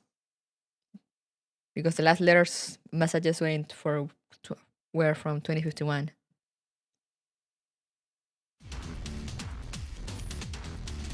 By summer 2061, the war seems to have come to an end, but life has not changed for the better. Hope is like insects seeking light in the dark. They wait silently through the night, but die before daybreak. The fact that people yearn for stability is proof that the time they're living in is anything but stable. Command Center, Griffin Base. The electric door opens, and a serious-looking doll enters the command center. Whom's the fag? Lamji. Miss Elian, Lamji reporting for duty. Elian, my beloved! Lamji, I just received a report on your recent training. Yes, ma'am. Your performance has been excellent. You are currently one of the most outstanding dolls at the base. Thank you for your praise. I will keep working hard. Now, I have a rather challenging assignment for you. Elian takes off her monocle and massages the bridge of her nose. This is a human gesture for expressing distress. Lamji makes a silent observation. I'm handing you a profile and a set of coordinates. Your task is to bring this person back to our base safe and sound. Please leave it to me. I will do whatever it takes to complete the mission. Lamji solemnly accepts the assignment with a fervent desire to help alleviate Miss Helian's troubles. 45 minutes later, Lamji is crouching around the corner in the corridor outside the target's apartment, observing it carefully. Due to the curtains blocking her view from the outside, Lamji cannot determine the situation inside. Even though the door is the only thing between her and the target, there is still no way of knowing the target's status. He has tried talking to the nearby residents, but they all ran away in fright once they realized she was asking about the occupant of this particular apartment. Miss Elian, I have reached the designated location. I am currently outside the door. The situation inside the apartment cannot be determined. Please advise. Do it. Yes, ma'am. But should I opt for gentle measures or should I just... Try to be gentle first. Yes, ma'am. First. Lambier terminates the transmission respectfully and starts imagining how the scenario will play out in her head. Excuse me, is this Miss Anna Viktorovna Soy? I am Lambier, an employee of Griffin and Kruger PMC.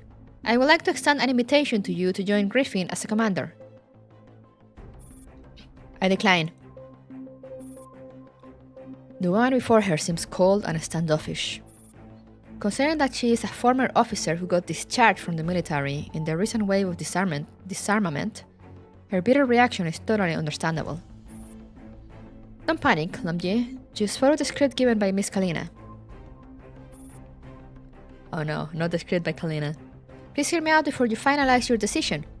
Griffin and Kruger may be a newly established company, but our employees enjoy very competitive wages and generous welfare benefits. Our commanders have flexible working hours and are only required to fulfill a monthly quota. They are free to spend their off-duty time in our R&R facilities. Here are some photos of our base. Please have a look. Lambier notices the woman's widened eyes. This is a reaction that expresses surprise and wonder. I'll think about it. Would you like to come to our base for a visit? We provide free transportation. She just has to give her one last gentle push and get her into the vehicle. No, maybe some other day. Please don't stand on ceremony. If the woman still refuses, then she'll just nab her on the spot and run for it. Once the doors are locked, the woman won't be able to get out of the vehicle. Then they just have to reach the base and her mission will be accomplished. Kidnapping.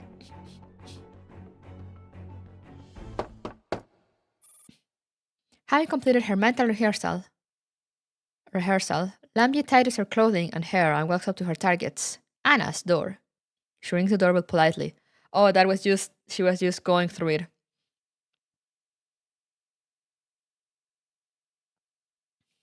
I'm sure that will go exactly as she expected it, right?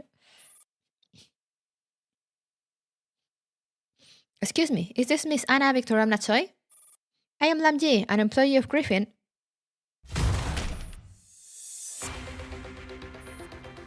Before she can even finish introducing herself, the door comes flying off its hinges. She dodges back and barely avoids getting hit a smack in the face.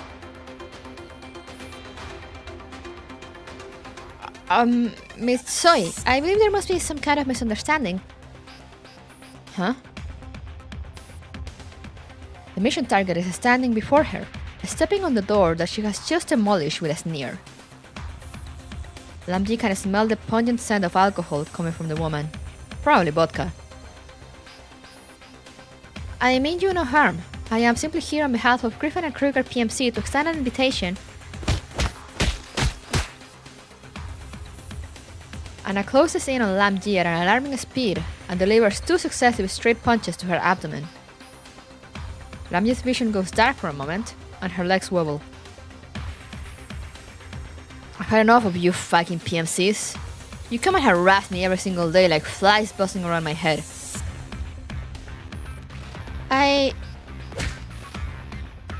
Lambier gets knocked off her feet. She uses the momentum and rolls away, putting some distance between Anna and herself. Huh, you've got some skills, I'll give you that. You're gonna still get up after taking my punches. Miss Soy, please cease your aggressive behavior. I really mean you no harm.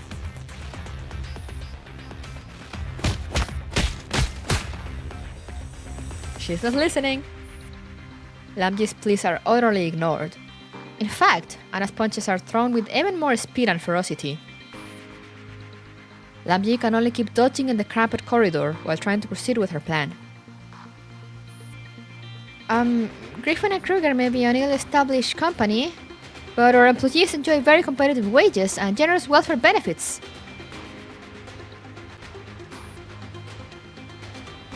I mean, no harm is free target, real. Our commanders have flexible working hours and are only required to fulfill a monthly quota. And suddenly stops attacking. Why don't you fight back? I am Tactical Doll Lamb of Griffin and Kruger PMC. I cannot attack humans without authorization. No, don't let her know. Huh? A doll? And appears at her opponent with narrowed eyes under the faint light of the corridor. Where's your commander? Miss Hellion, Miss Soy would like to speak to you. Lambie turns on the projection on her communicator. Hello, Mitsui. You're the doll's commander? Then order your doll to fight me. If that is what you want, I'll oblige. Authorization granted. Confirm. Target restriction disabled. After a moment of hesitation, Lambie decides to put down her gun and draws her combat knife instead. Bruh. When she looks up again, she notices the gleeful gleam in her target's eyes. It's been too long. I don't even remember when was the last time I got to fight without holding back. Alrighty then. Command Center, Griffin Base. The door opens and Hellion turns around. Miss Hellion, I have brought Miss Soy to the base. You got her? Well done. Which VIP room have you put her in? She's in the infirmary.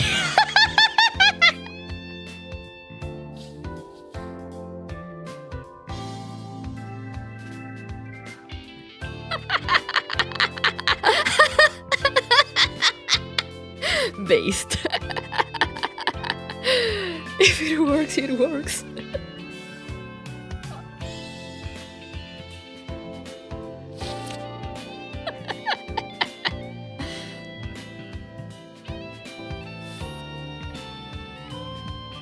I love that alien face.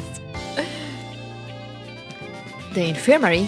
Did I tell you to bring her here safe and sound? I'm sorry, Miss Hellion, but it was an accident. She had me completely pinned down with a rear neck choke. I couldn't see where I was going and ended up falling out of the window with her. When I came to my senses, I realized I'd used her to cushion my fall. Ouch!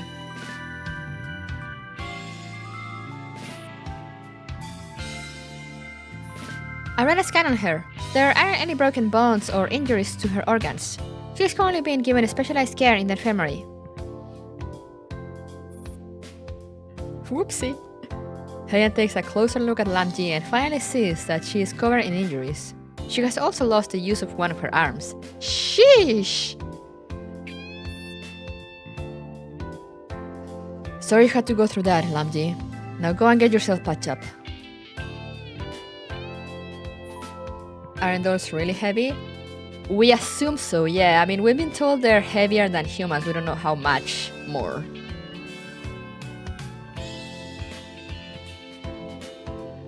Thanks for the South Trooper! If you're watching, thank you so much, and happy holidays. That's rude, calling them heavy. I apologize.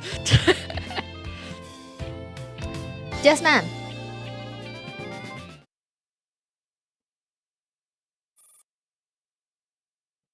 Infirmary, Griffin Base. In the unfamiliar room, the air is warm and filled with the smell of disinfectant. I would say they are not much heavier, maybe 10-20 kilograms. It makes sense, like, as I say, they mentioned they're heavier, but they haven't said how much, but I don't think it's that much. because of all the things they do, you know. If they were too heavy, they wouldn't be able to be as agile as they are.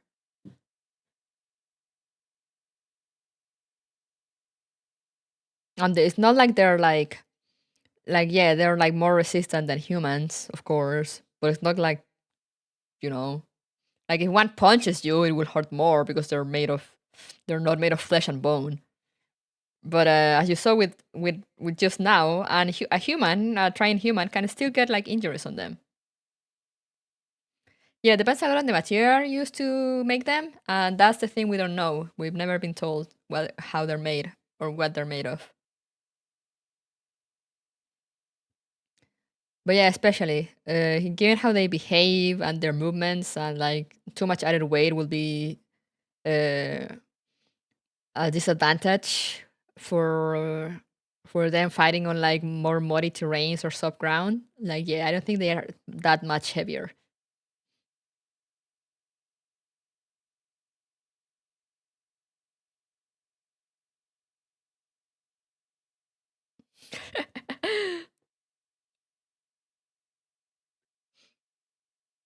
the closest we're getting to seeing like how dolls are made is the Lacey's 5-star illustration.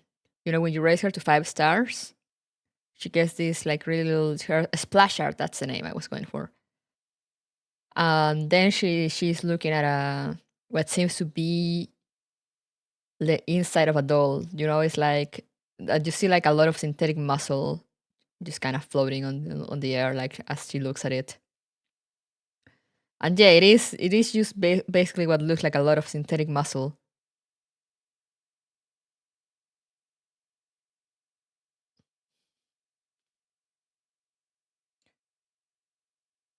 How high was the building again? Oh, I don't think they said on which floor they were.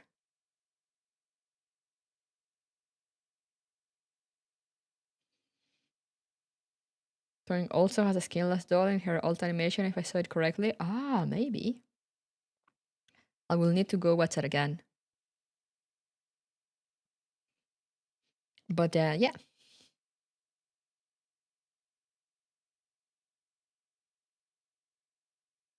Yeah. That's all we know about how dolls are made. Yeah, but this is not the building where Capita is. This is like 10 years later. She had already been discharged because the disarmament treaty that was signed once the war ended. So she's basically jobless and she was just getting drunk in her apartment.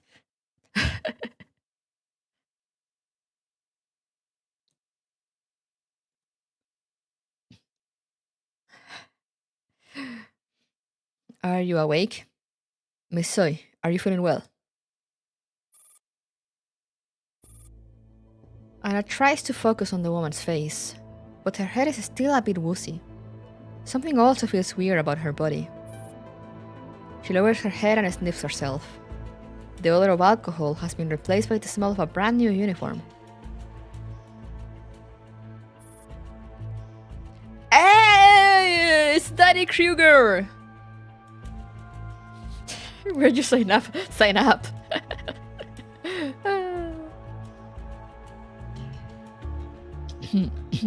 Hello, Anna. I am Kruger, PAC of Griffin and Kruger PMC. We met once before, though you probably don't remember. Hey yo, she looks good on that uniform. I need to use this as a reference to ask for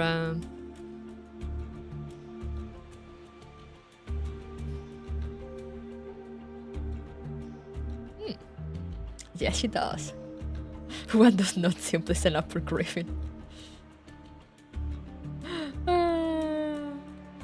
Commander Kuru Wen. I'm thinking of probably commissioning a friend. The one that made the art on this thumbnail, actually.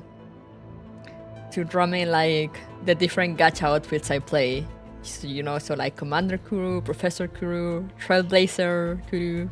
traveler, to and all that. So eventually,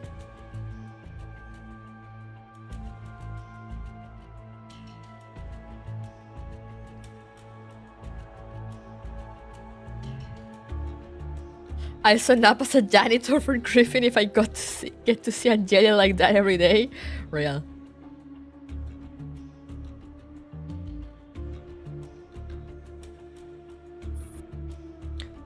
My friend heard that the base was short on excellent commanders and recommended you. And so you sent someone to abduct me? Anna flashes the icy handcuffs around her wrists. We brought you here out of concern for your well-being. You do remember that my subordinate knocked you out? I just didn't see that dirty move coming. Don't rub my failure in my face. Get Anna something to eat. Yes, sir. Helen nods and leaves the room.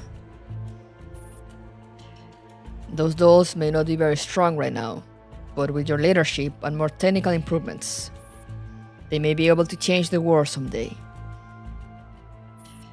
I never said I'm taking the job. Who said you had a choice? We are not discussing the job. Tell me, Anna, what are your thoughts on dolls?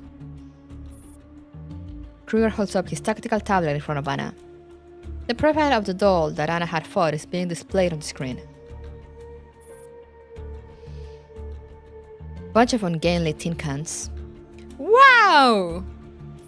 I can see that she is being trained somewhat, but she's pretty dim and strategizes poorly. She has been undergoing regular training every day, but the result still leaves much to be desired. What they lack is in training, but practical combat experience and strategic thinking. If it were up to you, how would you train them? That's not a very subtle way of getting me to talk. Just having a casual chat. There's no need to be so on edge. Why don't you tell me what you think, Mr. Kruger? I've seen my share of PMCs, but you're the first to employ mostly dolls. What do you see in these metal slugs that makes you think they're worth such a large investment? That's an interesting question. Anna, from your experience, how long does it take to train a human soldier with no prior military experience to kill an enemy using an AK-12? Depends on how talented the soldier is. It usually takes 3 to 6 months. Do you know how long it takes to train a doll to do the same? I don't know much about doll technology. They can do it from the moment they're created. This is the race on the edge. They are created for the express purpose of killing, but I believe they can do so much more. Those tin cans? This is just the beginning. They are first generation dolls. Very soon, there will be second gen, third gen dolls. The potential of doll evolution is infinite. You're banking on the assumption that dolls have a bright future. What if their development is impeded? Theoretically speaking, dolls are immortal. Even if their development is impeded, they will not disappoint me. Immortal?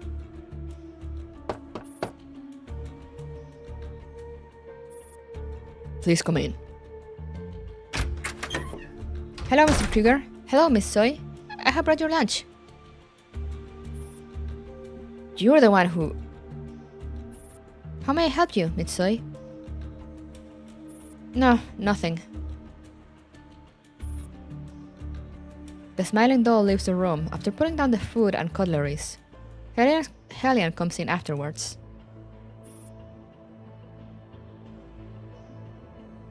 She isn't the doll who fell out of the building with you, just another unit of the same model. In case you're wondering, that doll is undergoing repairs and maintenance at the repair bay. She will be fine in no time.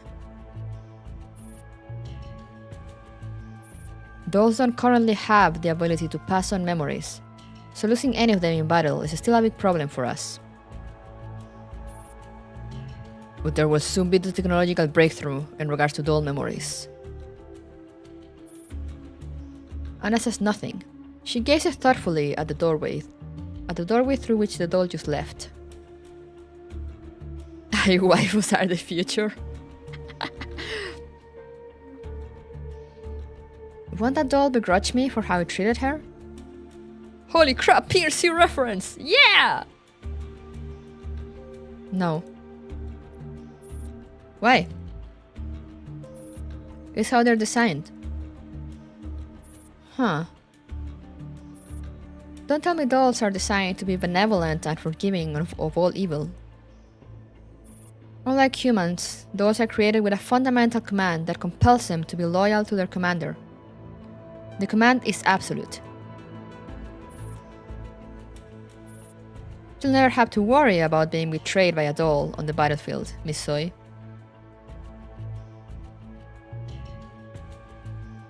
Are you sure about that?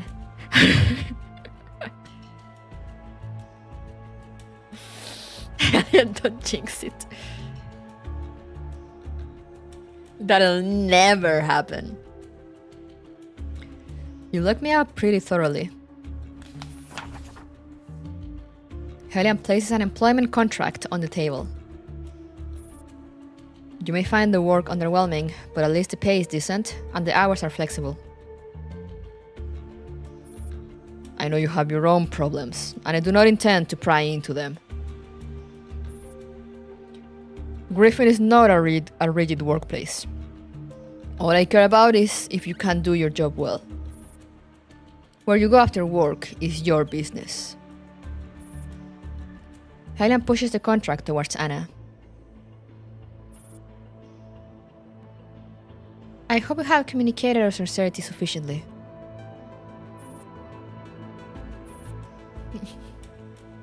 I know RPK is like a special case because, like, I don't know, Show did some weird stuff there.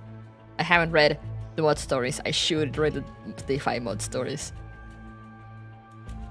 Anna tears her eyes away from the doorway and looks down at the contract. She chuckles quietly and finally nods. Alright then. Since her arm is injured, she has to remove the cap of the offer pen with her teeth. She is just about to sign her name on the line when...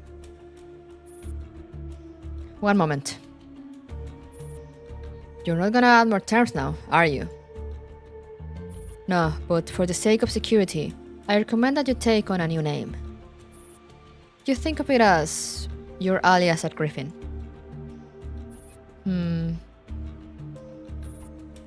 Anna tilts her head and peers at her own reflection in the glass. She looks gaunt and haggard with her sunken cheeks, though there is a menacing gleam in her eyes. Just like the legendary Abaddon. Commander Abaddon. How's that?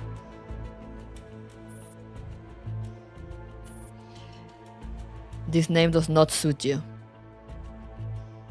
What a chuny, real. You promised you wouldn't meddle in my personal life, but here you are, meddling. Anna snickers at her own diabolical reflection. Then call me Angelia. Yo, that grin! Oh, that's how she went with Angelia. She was like, okay, since I can't have like a devil name, I'll just go with Angelia, you know, the complete opposite.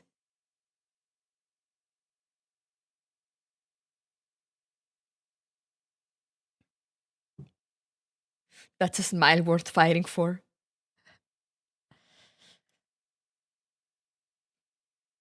Real.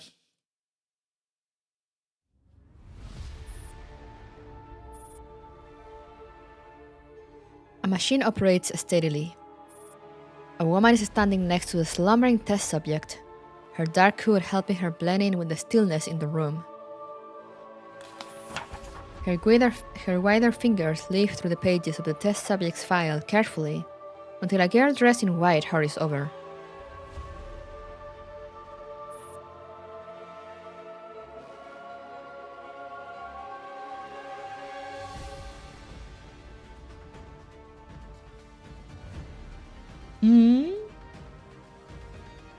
The data from the subject scan have been compiled. Please take a look.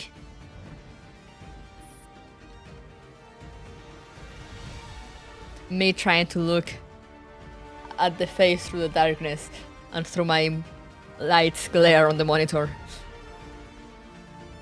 I can't. Right. She flips through several pages offhandedly before shoving the file back into the girl's arms. Got it. Keep monitoring the test subject for any changes. Notify the others to prepare to rouse the subject. Yes, ma'am. The girl in white lowers her head and takes a few steps backward, but she stops when she reaches the door. If you have any questions, spit them out. Apologies. Back when I was working as a teacher, I had a student who was curious about everything. She will bombard me with questions whenever she had the chance. Now that I finally have some peace and quiet, I kinda miss it. Oh. The girl in white looks up at the test subject.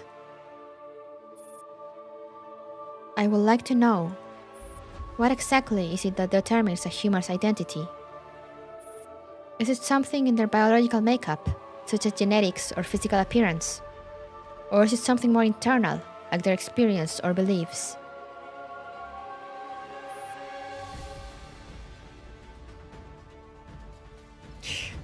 Take it easy, Plato.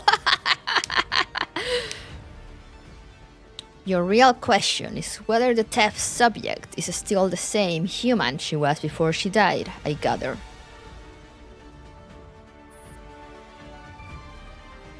Yes, I am just a little curious. I am no philosopher, but from my biological perspective, the individual lying here is indeed the same human. I understand. The girl in white bows her head again and makes to leave the lab. However, the elements that make up our human identity are not so easily summed up. She pulls up the test subject's mechanical arm and pinches her chin. Our flesh, our thoughts, our memories. I don't believe any of these matter. A human's existence is objective and subjective. What do you mean? Humans are social animals. Anyone who's existed is bound to leave behind some sort of emotional impression in someone else's heart. When the disease returns, even if the body is so damaged they are barely recognizable, they will be embraced tenderly by the living. The appearance doesn't even need to be identical. The test subject here will suffice. But it's not time yet. It's not time yet. Time for what? The one pulls over a chair and sits down by the test subject. She gazes intently at the subject's eyelashes, which quiver in time with her breathing. Now wake up and return from Abaddon. I see.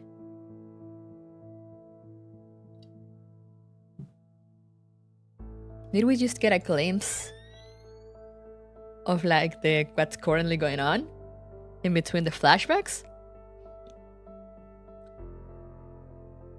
But I don't see. Commander Abaddon, what an impressive name. Sunlight in the blue room. Oh, I didn't check their BPM. 50 BPM and now 75 BPM. Okay. That was interesting. I see, I understand, I don't.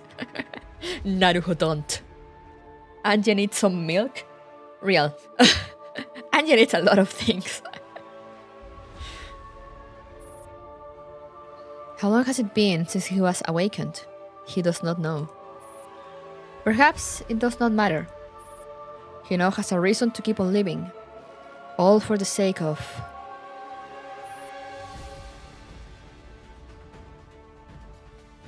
All test subjects have departed as per your order.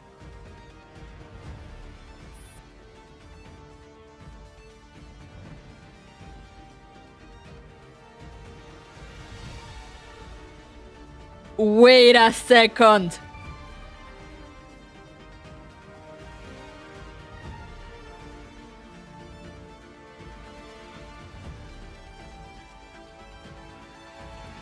Ramson?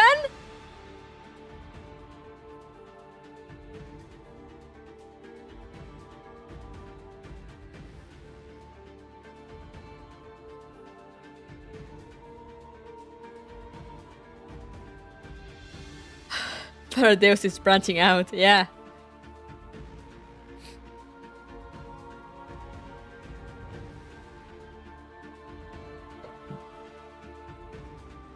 He who was Ramson. Bro? How, bro?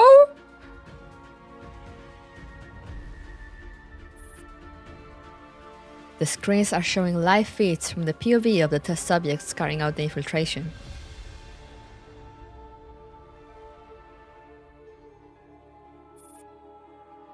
Crack. Even the sound of them stepping on twigs can be heard clearly in this room. Me who played Commander Angie mission first, I have no idea who he is. That's why you start from young Angie.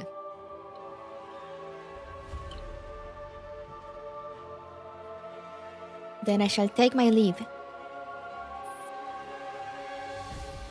I love how they left the abdomen / belly here pretty much exposed. Very good, very good.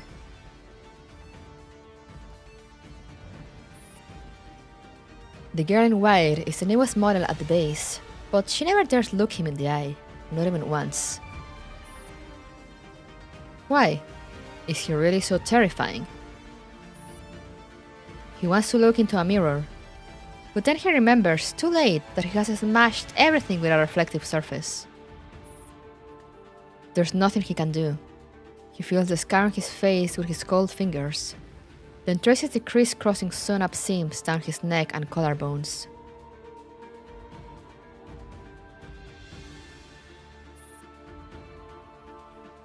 The real question is, when can I pull White Nido? Those robo hips don't lie. Oh, wasn't she in the pool already, like, well, a while ago? Captain Gangladi, we have reached the coordinates.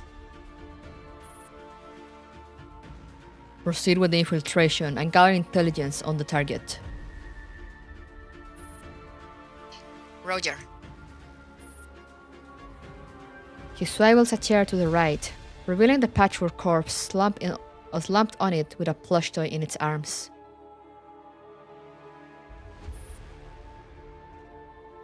Just you watch, brother. This fantastic show is about to begin.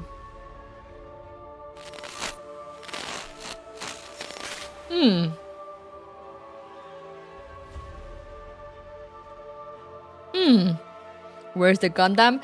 Right now, Tareus is in the pool, and she has pretty much a Gundam.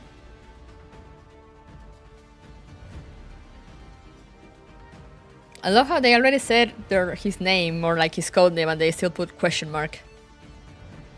The test subject has successfully bugged the facility. Commander Novikov, your supplies have all been dropped off on Reg B-1719. Please look through them and confirm that everything is in order. Yes, I see them. By the way, has Commander Angelia received her supplies for the month? The man who is casually straightening the corpse's shirt collar suddenly turns his head and stares sharply at the screen. Sorry, but I cannot divulge any information regarding another commander's personal matters. Tch, what a knucklehead. Then I'll just have to ask Commander Angela myself. Angelia. The man grins. His flat laughter echoes throughout the spacious room. Found you.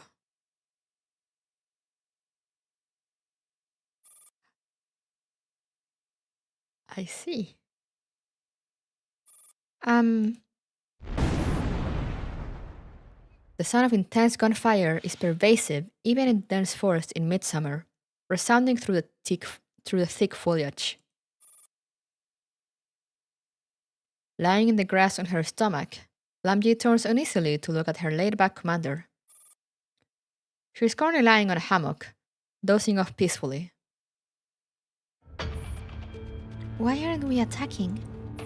If we wait any longer, there won't be anything left to do other than cleaning up the corpses on the battlefield.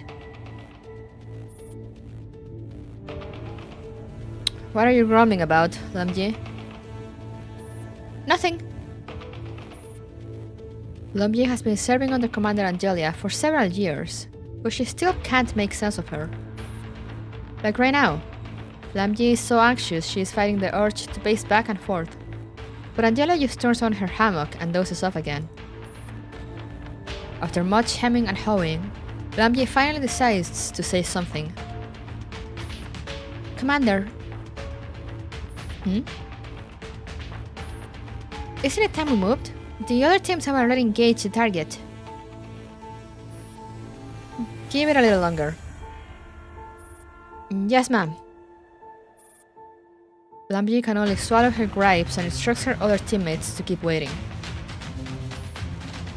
Say, have you completed the memory integration? Oh, you mean organizing the neural data across units of the same model? All neural data have been integrated, and some duplicate and redundant data have been deleted. Then you should remember the first time we met.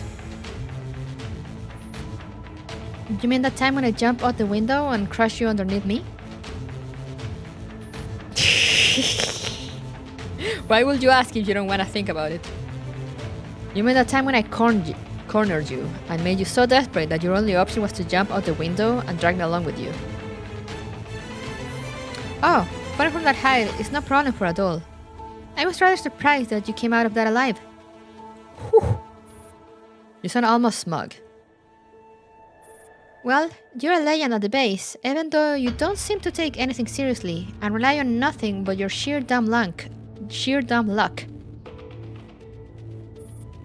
No one can deny that you are currently the most outstanding commander at Griffin.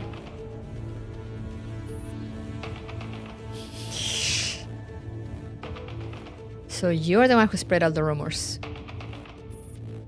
Anya puts one arm under her head and opens her sleepy eyes. Seeing that her commander seems to be feeling more awake, Lamji presses ahead. So why are we still not attacking, Commander? I'm not equipped with an advanced command module, but based on what you've taught me, if our team had stormed the target's right flank 15 minutes ago, the mission could have been completed by now.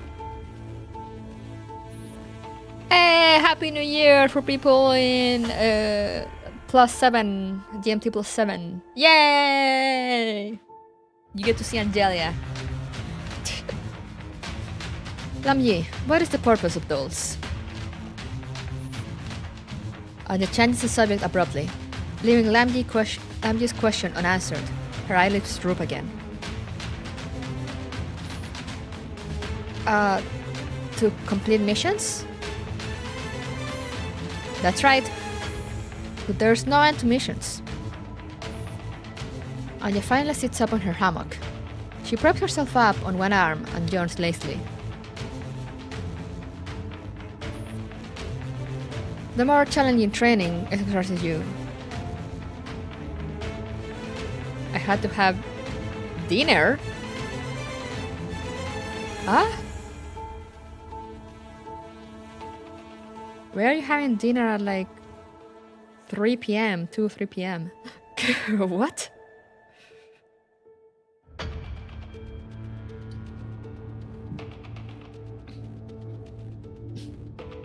I forgot that it's New Year night.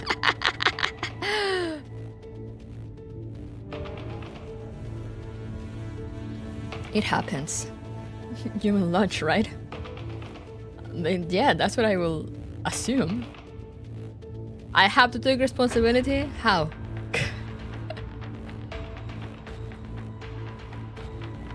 The more challenging training exercises you complete, the more you improve in your skills. But it doesn't work like that with missions. Completing challenging missions will only get you more challenging missions, and in greater quantities. That makes no sense. Don't we get bigger rewards for completing more challenging missions? Promotions and pay raises? I don't care about such things. Then what is it that you want? The truth. The truth? What kind of... Lambi is keenly aware that this is a subject that Ange has never taken the initiative to bring up, and this may be an important opportunity to understand her better. She wants to ask more questions, but Angie interrupts her by raising a hand. She looks into the distance at the slowly rising smoke and finally gives the order to attack. Send them out. Coordinate with the teams fighting on the flanks and attack the target from behind.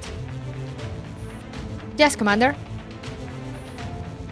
Lamji jumps out of the bush with excitement, and then she stops abruptly. What's the problem? Commander, can we continue the conversation when I come back? Get the hell out of my sight. Yes, ma'am. She's so mean! Lamji and her teammates disappear into the dense woods and join in on the cacophony of gunfire in the distance. Angie rolls out of her hammock and steps onto the soft soil, covering a thick layer of fallen leaves with bare feet. After having a good stretch, she finally accepts the comms request that has been pending for a while. Report. Hey, look who's here! There she is! It's been 3,000 years!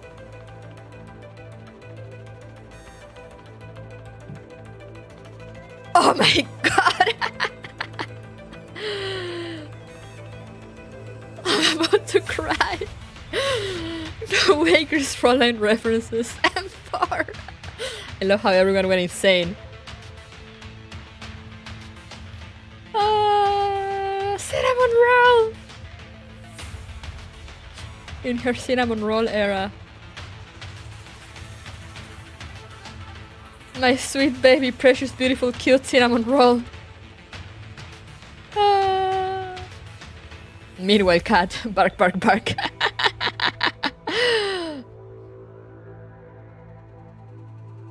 There she is, the baby. Baby M4. Commander, as per your request, we have secured the confidential file before all Griffin squads. Good. Are you still under the radar? I believe so.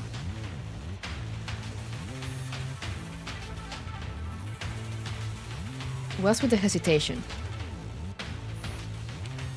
One of our escape routes is occupied by a Griffin squad.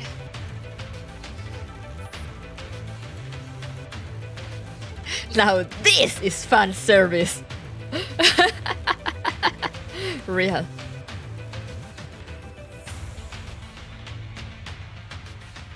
There are 5 of them, led by Lam Yi. You have intel on them, so what are you afraid of?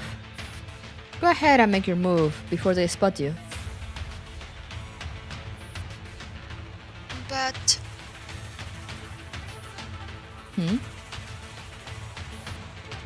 we're from the same base. How could we attack our allies? PLC fan service, summer skins, girls Frontline fan service. She's just as beautiful as the day I lost her.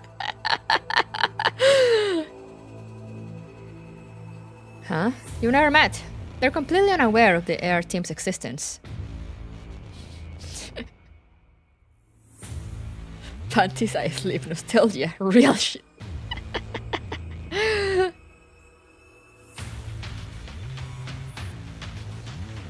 This does not sit right with me.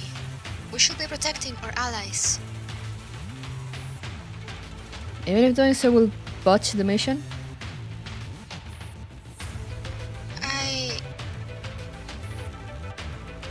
Angela let her aside. She can already hear the approaching footsteps and gunshots on my enforced end. Fine, stand by in position. Roger. Anya hangs up and issues Lam G a new command. Abort the attack and retreat immediately. After that, she opens the training plan designed for the air team.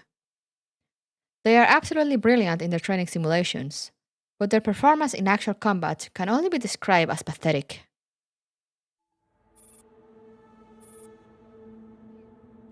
Have you received the combat logs? There she is! Yep, I've gone through all of them. I have a question. Do you not know how to command the air team?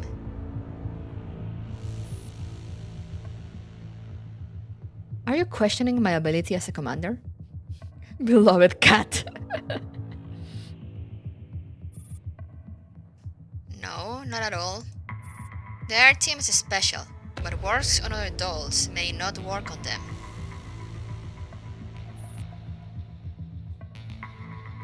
I only have one way of commanding dolls.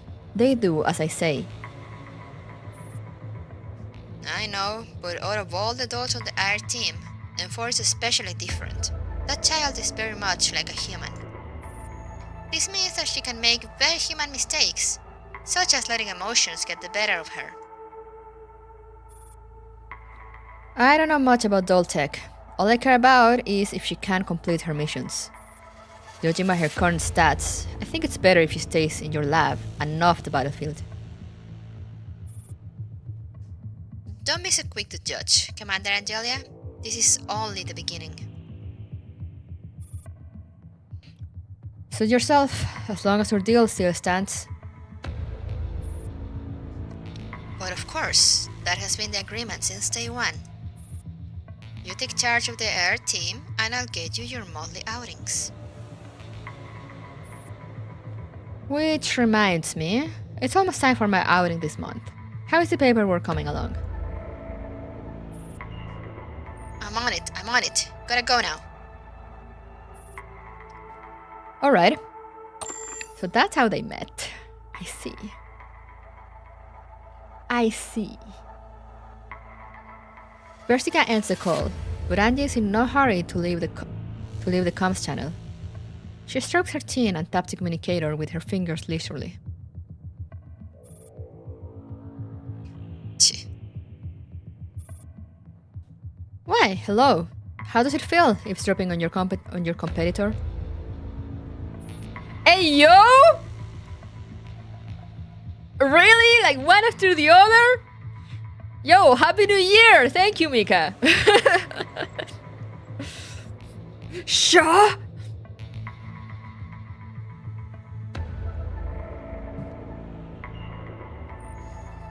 Sho is a girl? Oh, someone has not read the DeFi mod stories. Wolf Mom! We got Catmon, we got the Wolf Mom, we got M4. We're feasting today, boys. This weirdos lemma, so real.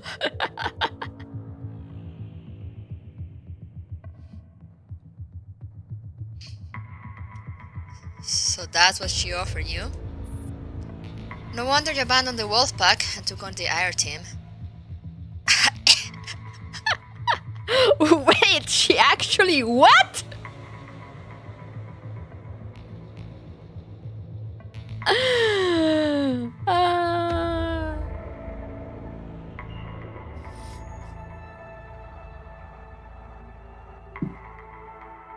She abandoned them.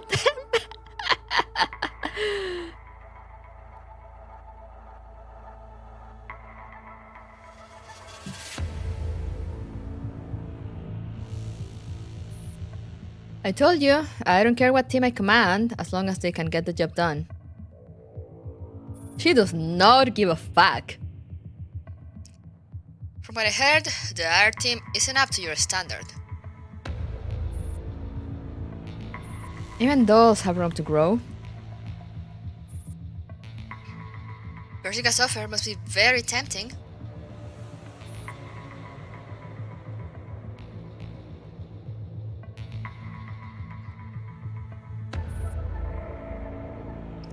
Hoy se come, familia. What exactly do you plan on doing away from Griffin? This has nothing to do with our deal. Fine, as long as you're sure it won't affect anything else. I've sent you your new assignment. You know the drill. No problem. Yo, Angelus playing no sides.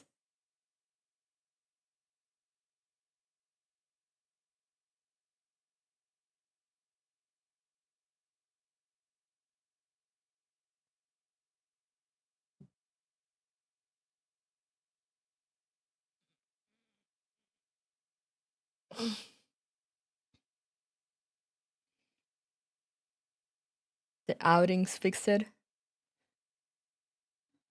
I mean, I don't think it's on the same level at all. Play all sides and you will come on top. Yeah, exactly. She's just playing all sides. God damn. Parking lot, Griffin Base. A dusty off-road vehicle speeds over and comes to an abrupt halt in a parking space after drifting wildly. She's playing sides, more precisely her side. Say, Commander, can we get a more challenging mission next time? We've been laughing on the job the entire time. There's nothing to brag about to our colleagues. And she's also keeping Lamji's teams. Sheesh! Angie opens the vehicle door expressionlessly and takes a deep breath of the fresh air. I have a challenging mission for you, alright? Please go ahead. I promise I'll complete it.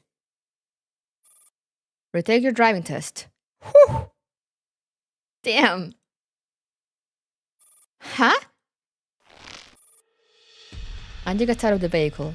A hand grabs her by the shoulder before she can even find her footing. Commander Angelia, who's this?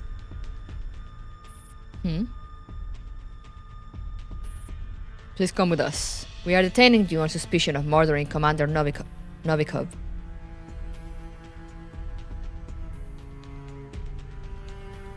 What?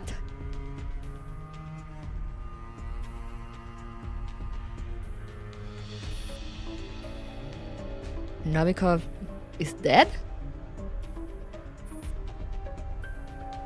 Yes, the details will be explained during the interrogation. This way, please.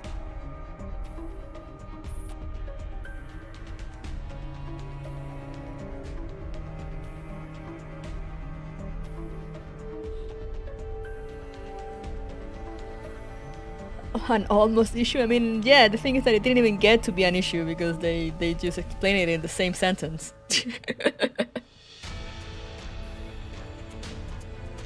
She works 24/7 for real.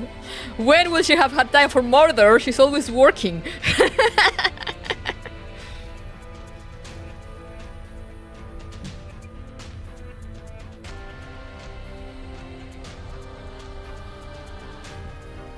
Let go of the commander.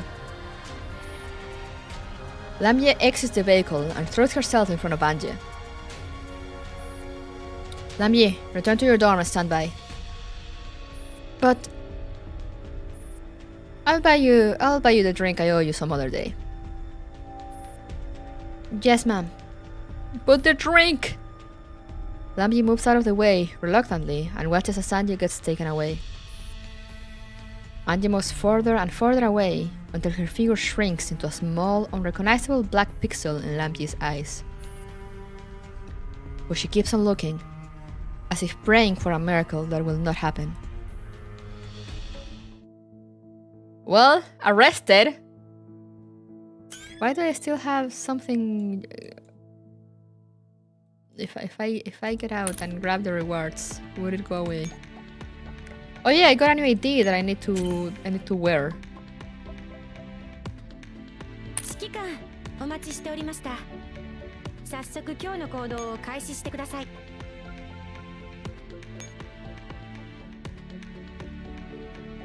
ID image newest. Woohoo! Yay!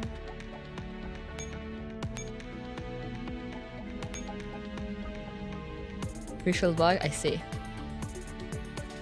That Wellward catches me off guard every time. The Wellward jumpscare. Oh, here we go! Spaghetti code!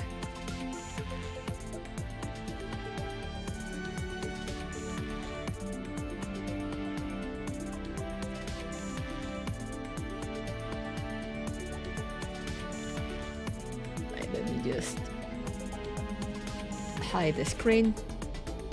I'm pretty sure it shouldn't show my email since I'm already logged in, but just in case. Never change, Mika.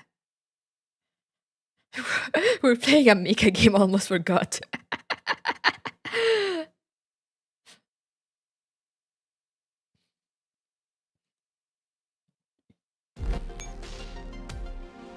How is this possible? It's not a heavy load, isn't it? No, it's just Mika's coding.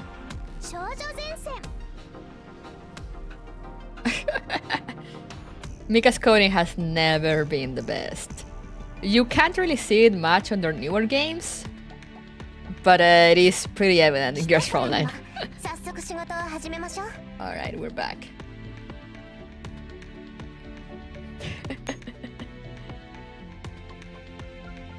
Please make macaroni code instead. At least the visual bug is gone.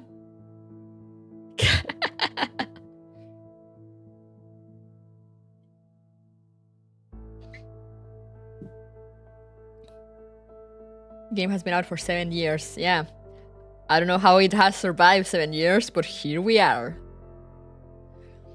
And the funny, you know what the funniest shit is?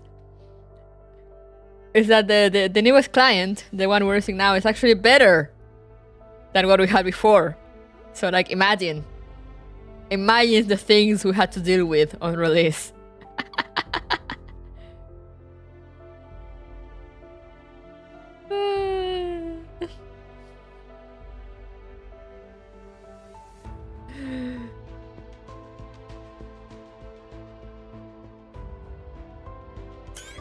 I need to know the recipe. Fuck it, we boil.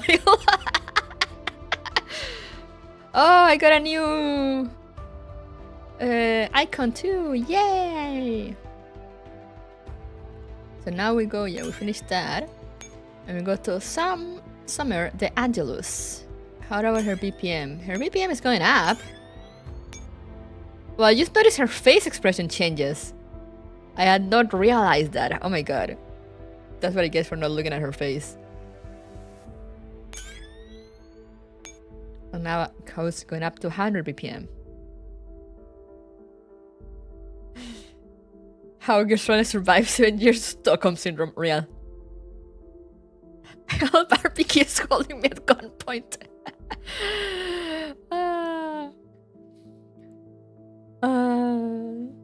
Yeah, no.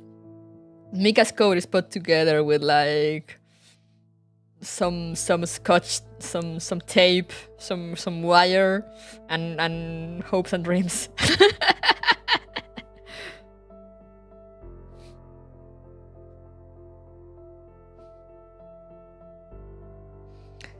As I told you, you have to carry out your mission. Don't think about stupid things.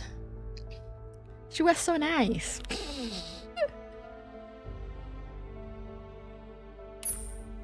A scotch tape, speed, and a bit of spaghetti. Yep.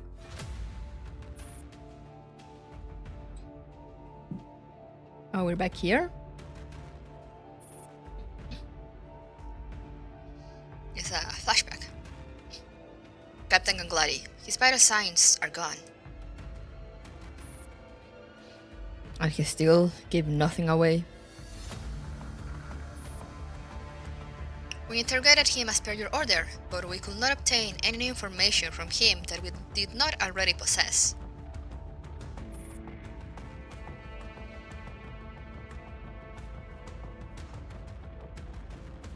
Her face is the first thing I look at. Yeah, of course you did.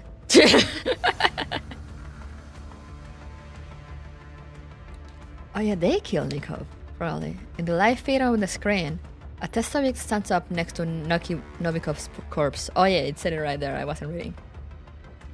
So, oh.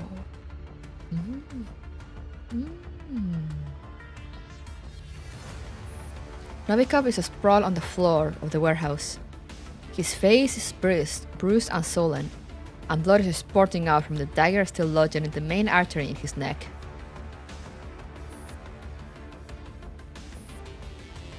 The song!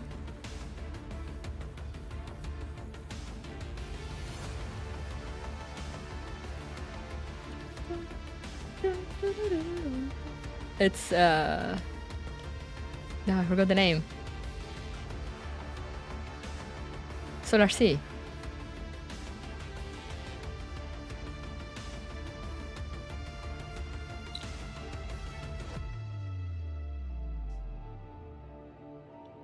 I just wanted to scare him into talking, but he was so terrified.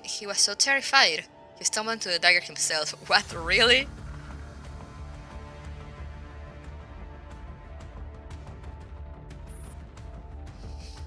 She was truly so nice.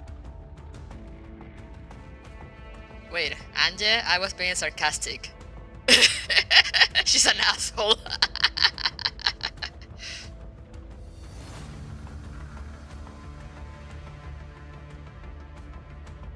Doesn't matter, since he's dead already. Make the most out of the body. What do you mean? Clean it up and turn it into the scene of a crime of passion. Ah.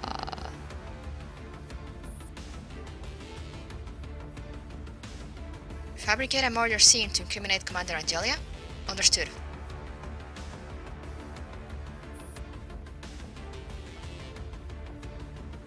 And now back to the present. The man smiles for the first time in a long time. Standing in front of the screen, he watches the live feed from inside the interrogation room at the Griffin base. Since access to the surveillance system is gained via hacking, the picture is a little blurry and flickery, but he can still make out Commander Angelia and the anger on her face. You stayed there like a good girl. I'm coming for you, Angelia. He caresses the blurry face on the screen with his fingertips. A sharp and abrupt pain flashed from his right temple to his brain. Tch.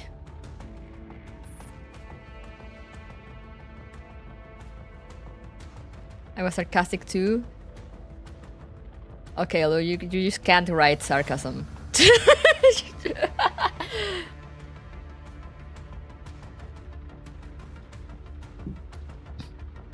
Not creepy at all, yeah, like completely normal. He presses his buzzing head against his hand. The neurostabilizer on his right temple, which is covered by his hair, has come loose again.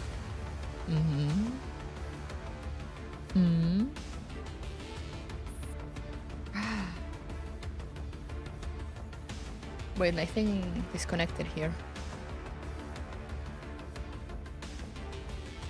There we go. He's remembering. Not again. Teacher, I require treatment. He makes a call on his communicator as he hyperventilates. Teacher.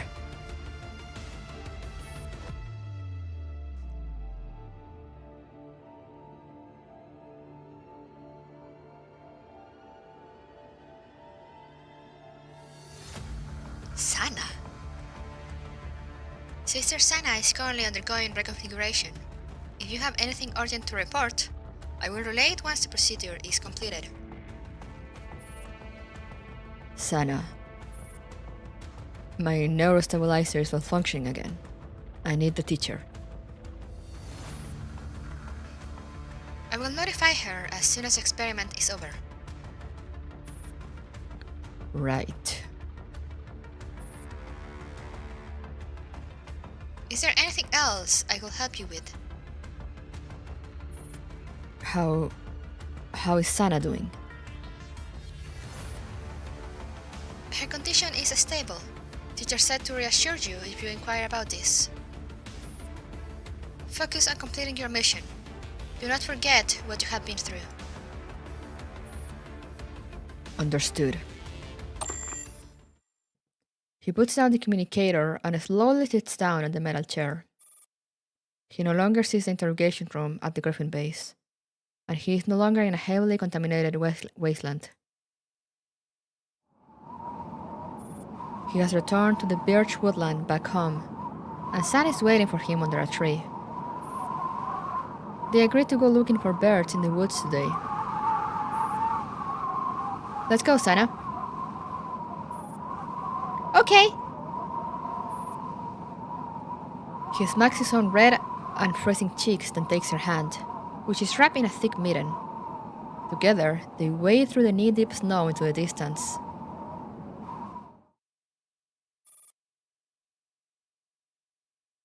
There's no way that's a real memory.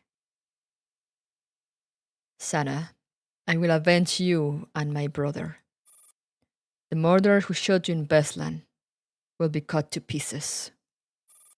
You hear that, Commander Angelia? My man? And during the pain that is shooting through his head like an electric current, he glares vehemently at the indifferent Angelia on the screen. Late at night, in the interrogation room at the Griffin base. Sitting across the interrogator, who sits at attention on the other side of the table, Angie yarns unabashedly. Commander Angelia, please be cooperative. I told you, I wasn't even at the base yesterday. Alibis need to be verified for them to be considered. Happy New Year for your time. Hey, Happy New Year, Panzer. Have Angie in an interrogation room.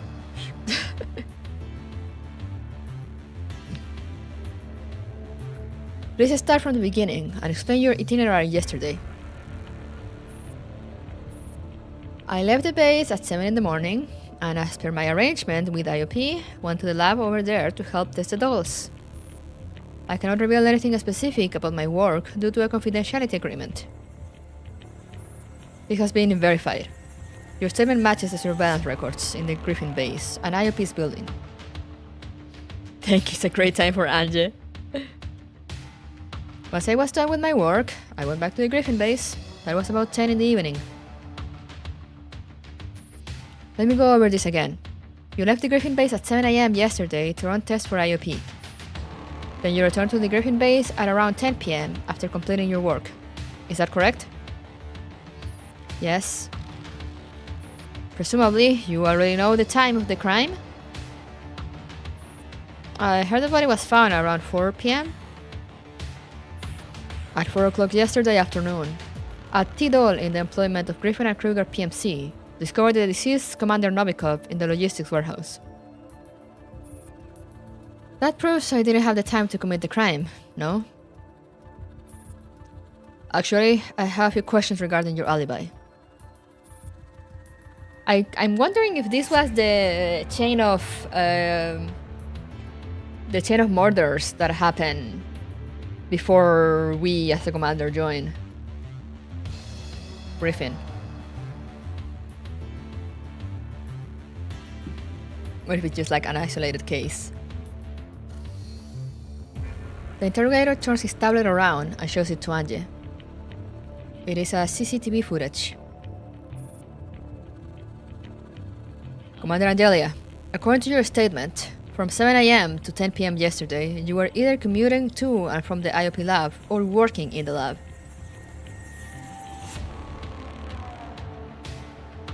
Then how do you explain this CCTV footage recorded at 2 p.m. yesterday? The interrogator presses the play button. In the surveillance footage, Angel leaves the IOP building through the back door and drives off on a motorcycle with no license plate. I had to attend to some personal matter. Surveillance coverage was small and sparse in the area you traveled to, so we could only find intermittent footage of you. But one thing is certain. The interrogator plays the next surveillance clip. You only returned to IOP at 4:30 p.m. Then you left at 9 p.m. This means that contrary to what you said earlier, you were not working at IOP from 2 to 4:30 p.m. As I said, that's my own personal matter. I have the right to protect my own privacy. When did Angel lose her hand? I don't know, I'm trying to remember.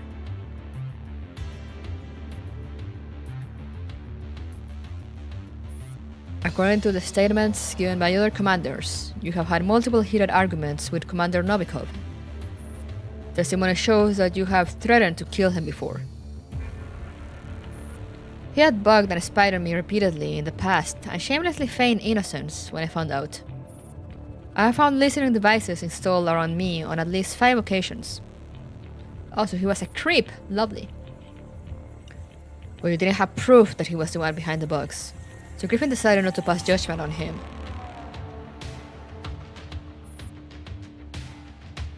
Wait, she actually has the robot arm.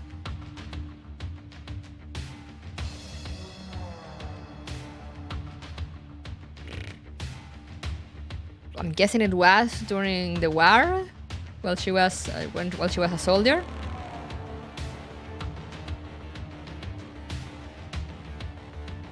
He always did a clean job. He was no amateur. It would seem that Commander Novikov had knowledge that could cost him his life. Does it have anything to do with your personal matter?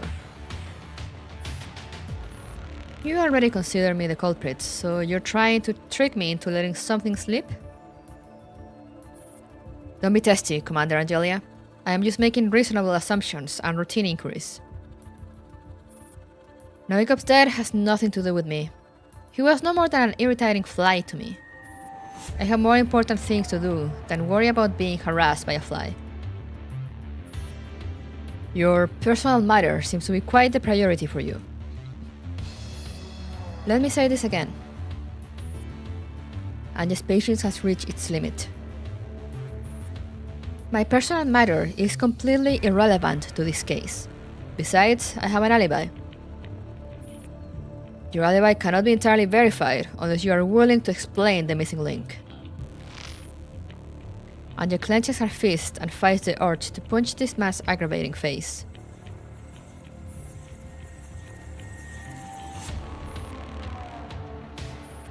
Taking in Angel's silence, the interrogator turns the desk lamp and shines its light directly into Angel's face. The piercing light makes her narrow her eyes. I see that you're determined to make this difficult. Perhaps you have your own reasons that you cannot speak of. Or perhaps you're just putting up some last-ditch resistance. But whichever the case, I'm sorry to inform you that until your innocence can be proven, you will be stripped of your duties and confined to the Griffin base. Any attempt to leave the base will be considered abscondment. If you have no further questions, that is all for the interrogation today.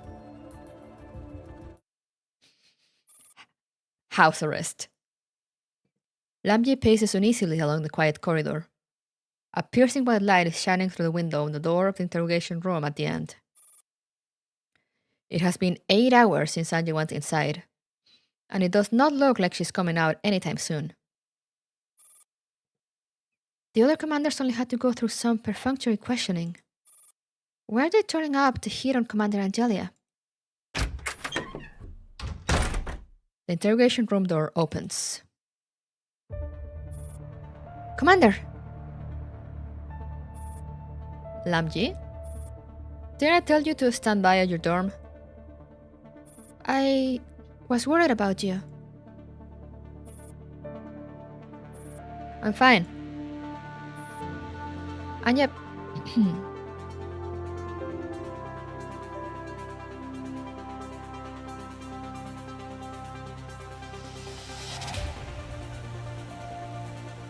Wait, this song.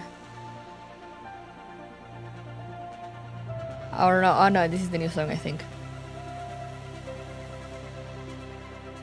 Anya appears nonchalant, but Lamji notices her tightly clenched fists, which gives away her suppressed rage. Were they hard on you? No. Don't worry about it. Let's go.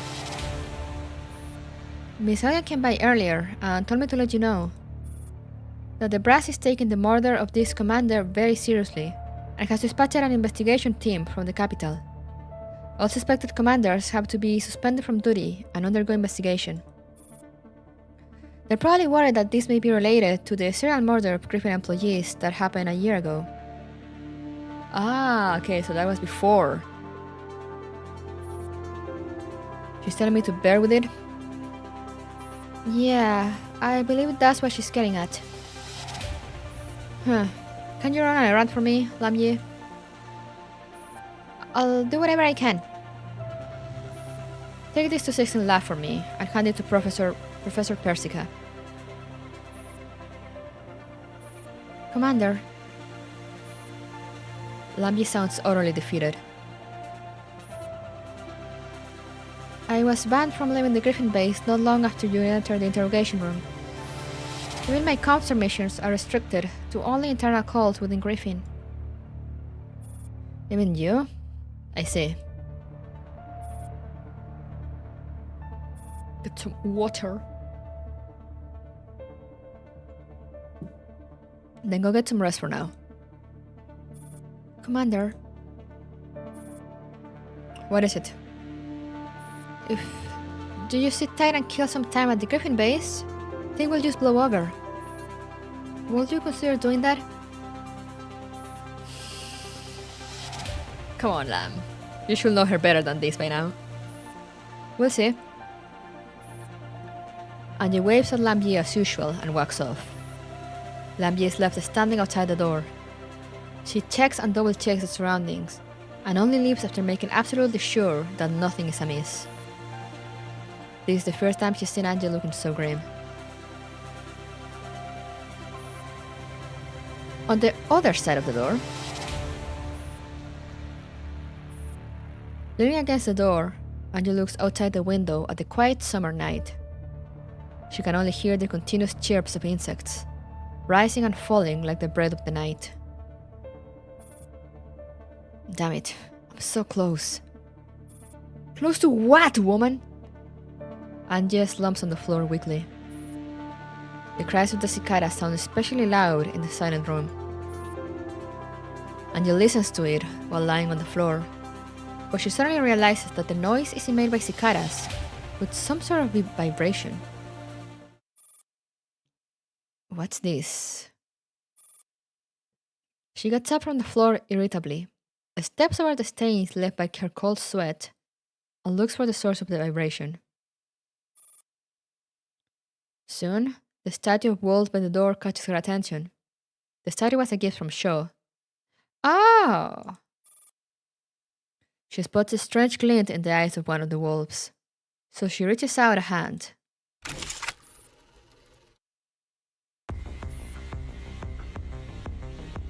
Anya, we meet again. That face is so gremlin-like. It is that wolf statue? I'll assume it is. When did this... Actually, it's 12's idea.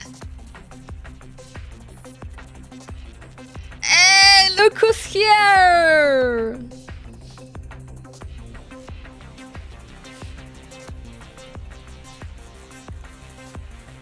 Hi, Commander Angelia. Long time no see. Surprised? Wolf!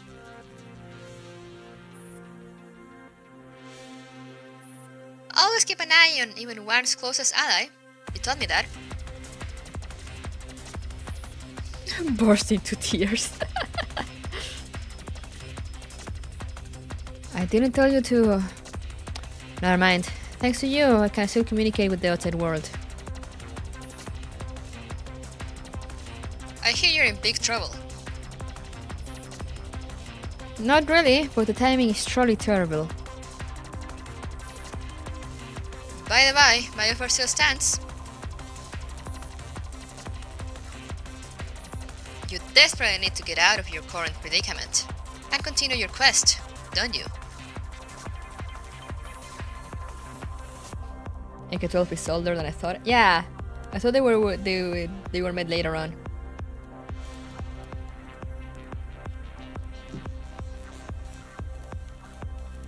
Anya is stroking her Achilles heel. Veins appear on her forehead as she suppresses her anger. I'll consider it. How unfortunate. Then I suppose this is the end of our little arrangement. Do you have to come mess with me when my temper is at its worst? Then start hurling abuse like you usually do. Ha! You can do that because you need me to get you out of this mess. Ah yes, words.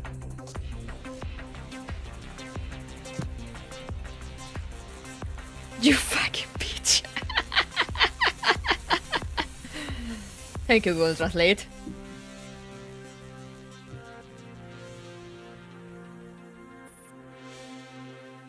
How very like you. Such a unique way of begging for a favor.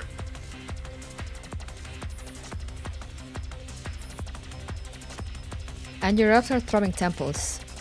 Holding back the urge to annihilate the world, she looks at the hateful face in the communicator. Fine, I accept your offer. The next morning. The forceful rap on the door wakes Angie, who feels like she had only just fallen asleep. Sorry to disturb you, Commander Angelia. Please come with us for further questioning. Alright, I'll be out in a minute. Angie contains her anger and cleans herself up promptly. Alright, Sunny, have fun, enjoy the new year, bye-bye!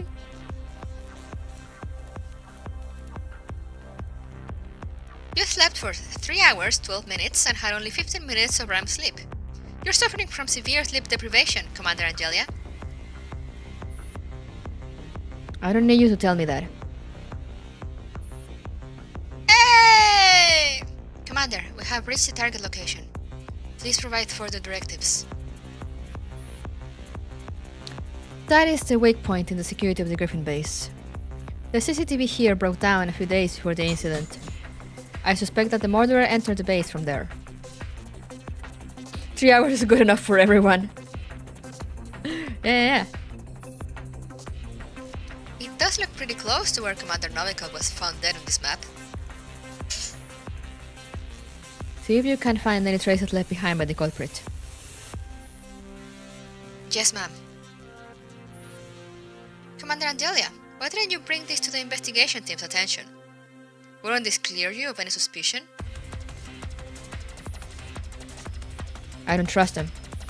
Besides, the state Novikov's body was in is a little... The knocking grows even more forceful. Chapter 2? No, it's still Chapter 1. Commander Angelia, you are currently on suspension. Please cease everything you're doing and cooperate with the investigation. I'm coming. The shouting from outside the door continues to grate on Angie's ears. She's just about to put away the microcommunicator when AN-94 pipes up a bit anxiously. Commander, we just discovered new traces of another break-in. They seem to be older than the other traces, but definitely left by the same people. This is still Chapter 1? Yeah, Chapter 1 is long. Chapter 1 is all the Angie's backstory. All the backstory stuff is Chapter 1, and then Chapter 2 picks up from where we left her in Fixed Point. From what I've been told. Good. Keep looking. 94, cover me. The right.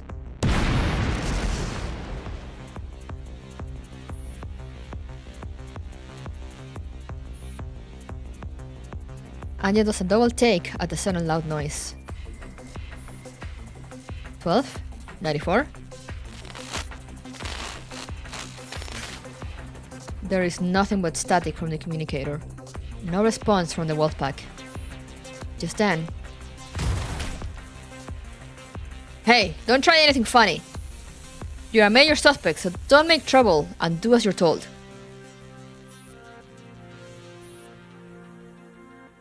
Anya stares at the microcommunicator in her hand. The fear of knocking on the door transports her back to that summer day from several years ago. More coursing.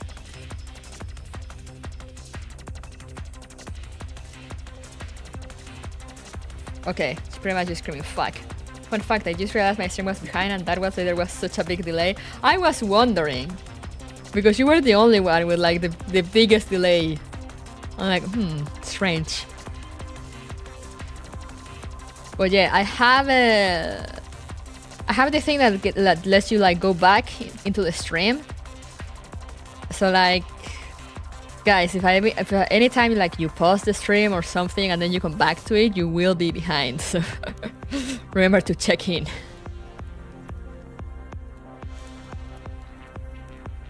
And yeah, sometimes YouTube builds up a delay.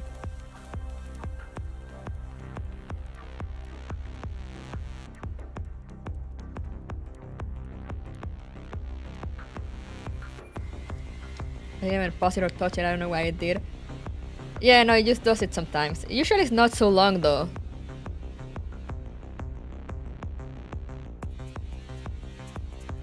Usually it's just like 5-10 seconds. But yeah, if your connection buffers at all, it can happen.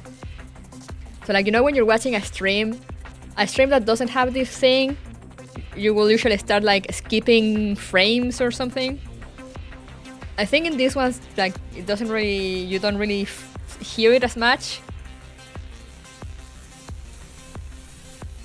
But yeah.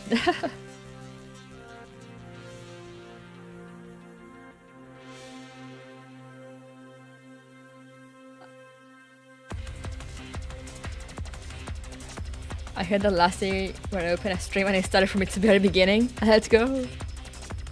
Just like me right now, rotor died. Now, senpai! But anyway, yeah, that can happen on YouTube, so... If you feel you're behind, remember to check the progress bar. I knew this day would come. What day, Anje? What day?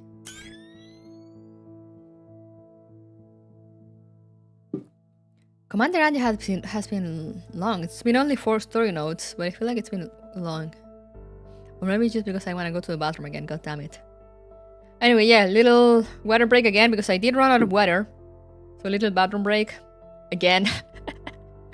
And I'll go refill my water and get a snacky to snack on whenever we get a map, hopefully. So yeah, once again guys, I'll be right back.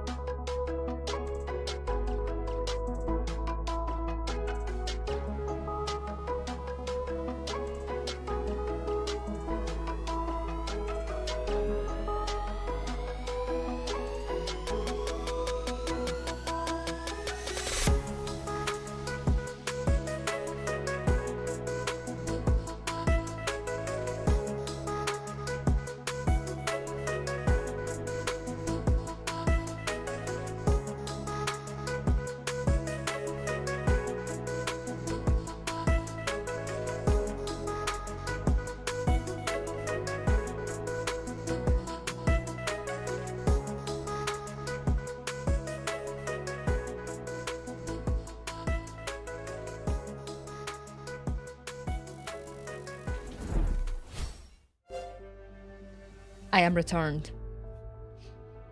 And I got a giant Costco muffin with me. That will hopefully get me through will get me through whatever we're about to face.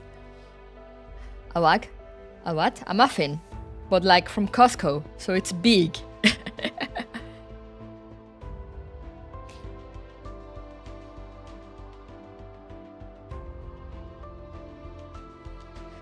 A blueberry muffin. This song is PTSD real. But yeah, let me just grab a bite of this real quick, and then we'll continue. We love big muffins, truly.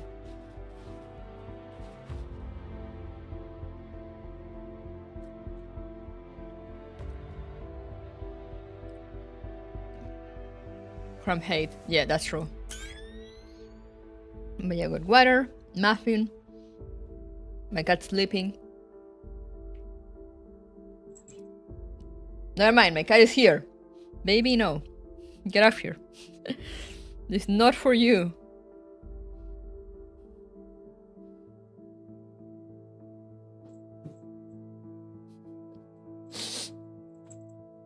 Yeah, I did get some water.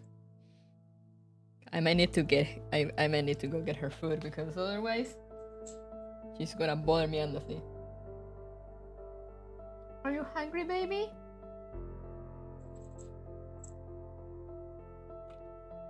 Are you hungry, baby? Are you hungry? What do you want?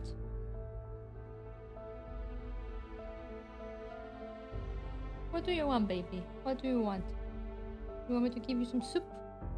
Do you want some soup or do you want some food? Chad, what should I give my cat? Some meat or some soup? No, she can't get my muffin. She will get sick. You can't eat this. It's sweet. It's bad for you. Meat, love and affection. That won't get her off my muffin. Meat. Alright. Alright, baby. You want food? Okay, alright, guys. I won't go to the BRB screen now, so you can just hear me struggling in the background with my cat. Alright, baby. It's food time.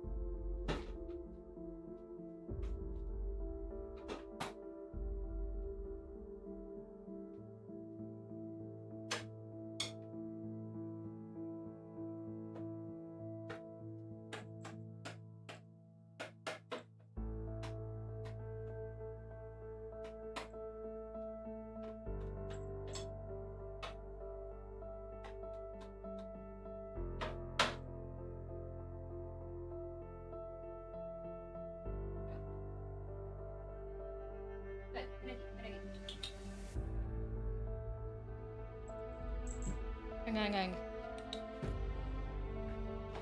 No, not that. Here. Aquí.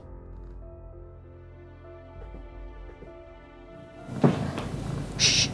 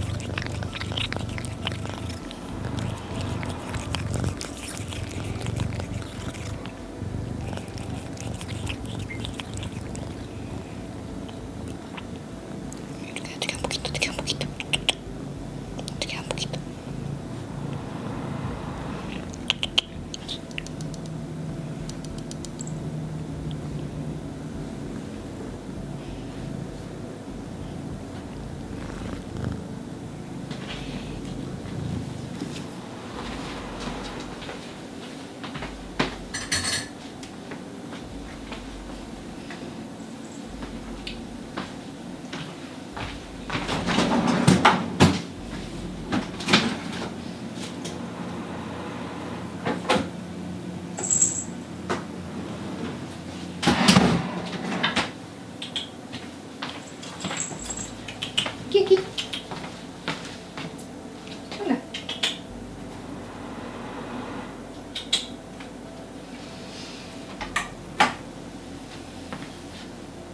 Vaya a comer.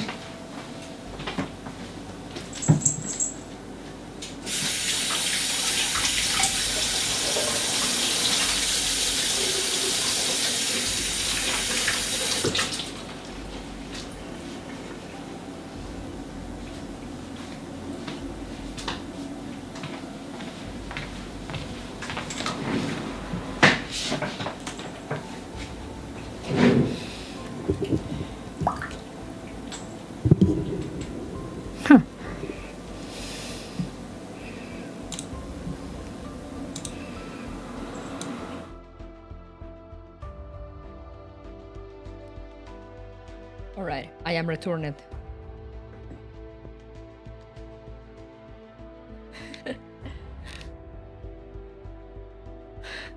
Did you guys like the the cat ASMR?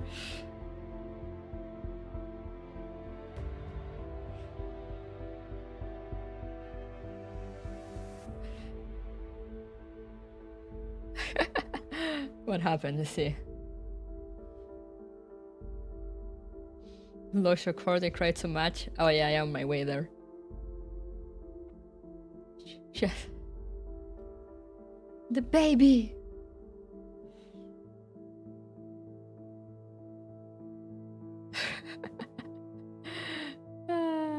La criatura. Oh, the water? Yeah, it's just because so you can hear her pouring like loudly. I upped the gain like a lot. That's why I didn't say anything when I arrived first, because I needed to lower the gain. But yeah, no, it was just me washing my hands, because I give her raw food, so I need to wash my hands every time I give her food. After I give her food.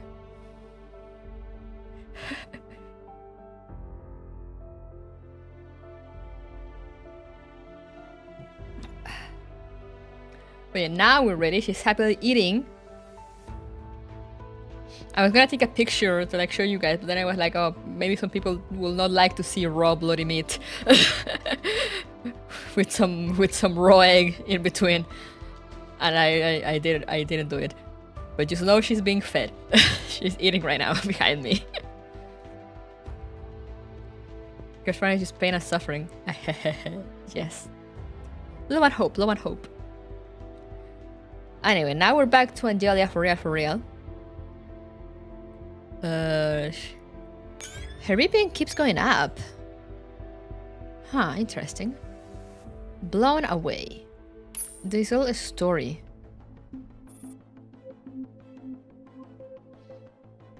I need to go back to my voices. She's gonna have a heart attack instead now? Yeah, slowly reaching that heart attack. Captain Ganglari, the target has not appeared on the predicted coordinates. Our units lying in ambush wish to know how to proceed. Where did she go? Unclear. She should have returned to the interrogation room by now. But from the CCTV live footage, neither she nor the interrogator are currently in the interrogation room.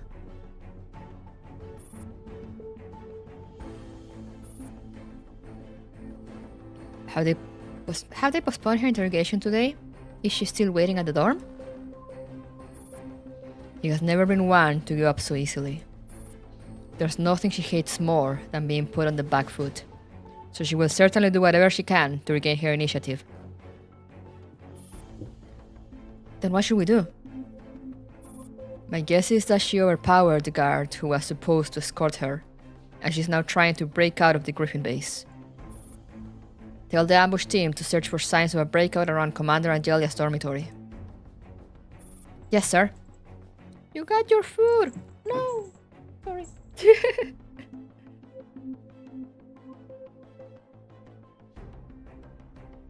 Okay, crisis averted. Yes, sir. Good thing you are familiar with the target, Captain Ganglari, or we will be utterly lost.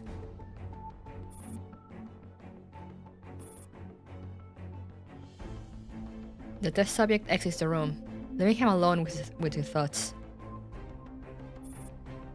Familiar. Why? Yeah, I was like, wouldn't you wonder why you're so familiar with someone that supposedly just kind of killed someone else? In a deserted corridor at the Griffin base, Lambie hurries towards Angie's dormitory with a cup of coffee in hand. Oh no, girl. Having my movement restricted is such a pain.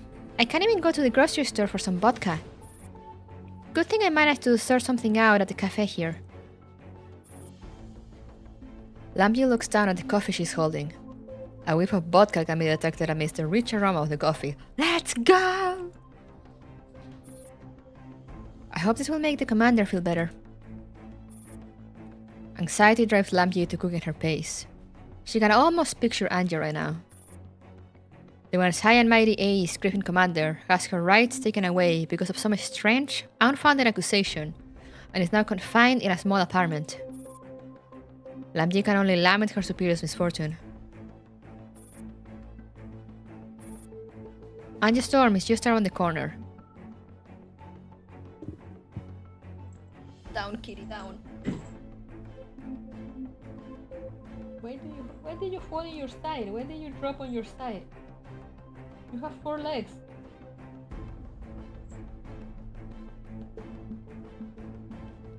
Lambie at least knows Angie isn't going to sit still. Yeah. Whoa! That was a dangerous jump!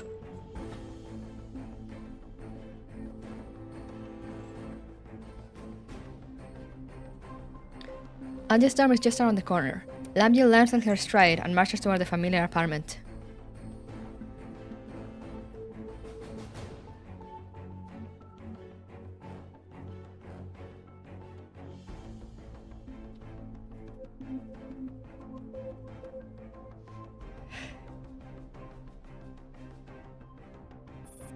As she gets closer, she soon realizes that the door to Angie's dorm is not shut tight.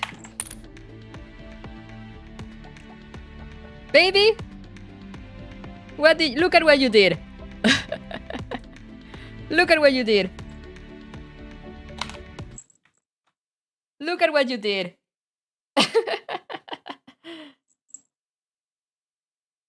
Look at what you did!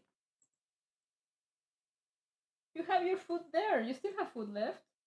Go eat. Go eat your food.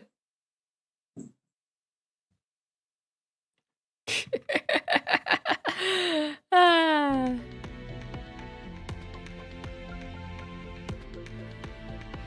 Where were we? Let me grab my mail.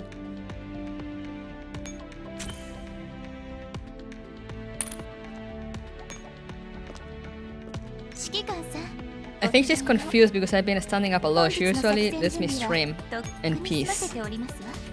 Are you not gonna let me eat? Do I have to put the muffin away? Control yourself.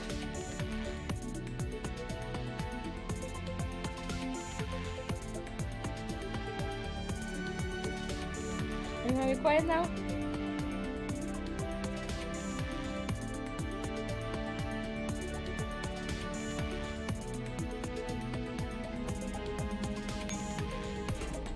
No, she's not.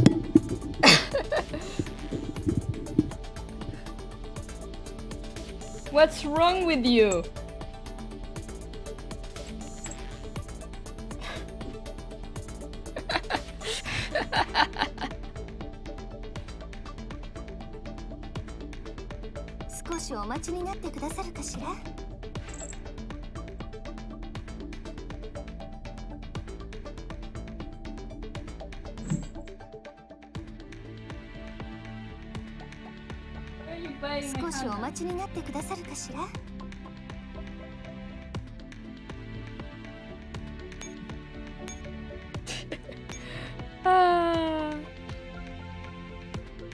Oh, you haven't seen this UI?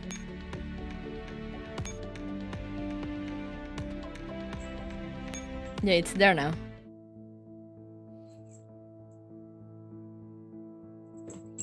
You're going around too fast. You're gonna drop something. Stop that.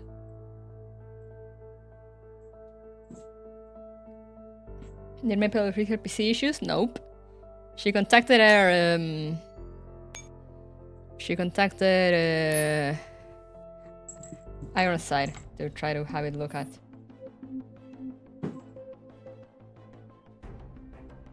What does the return to base button? It brings you back to the menu screen. To the main menu. Now let's speed click until we get to where we were.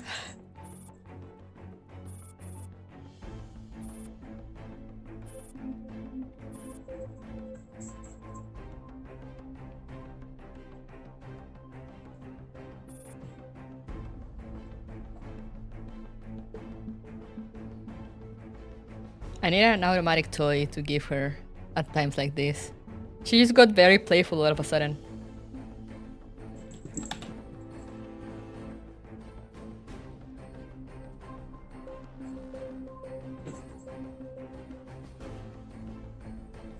Ramson looks like Ryder from NGR Real. Okay, here we were. More or less. A little after this, with LMG. Bring us some coffee with vodka.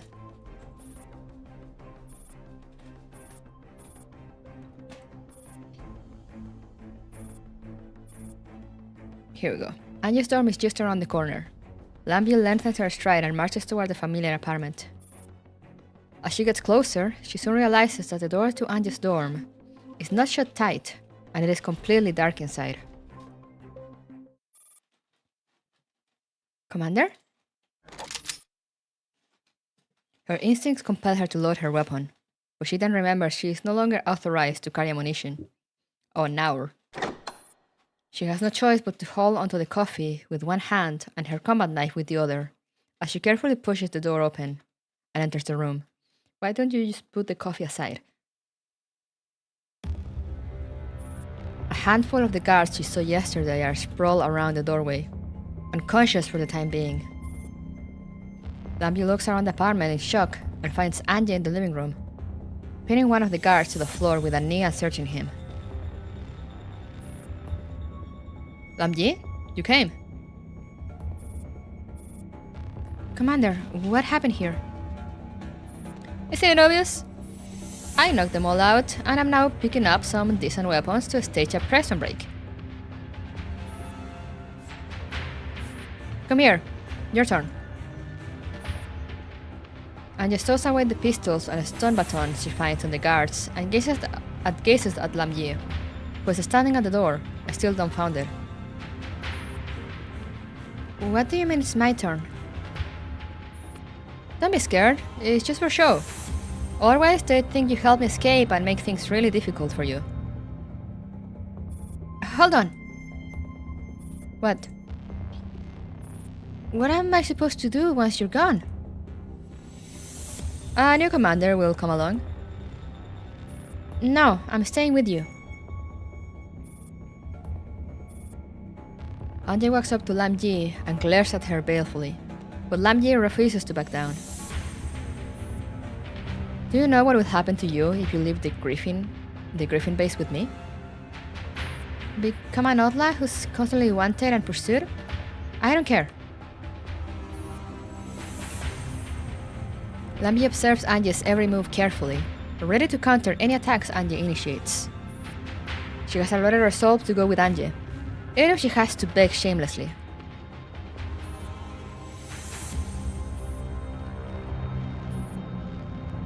Alright then.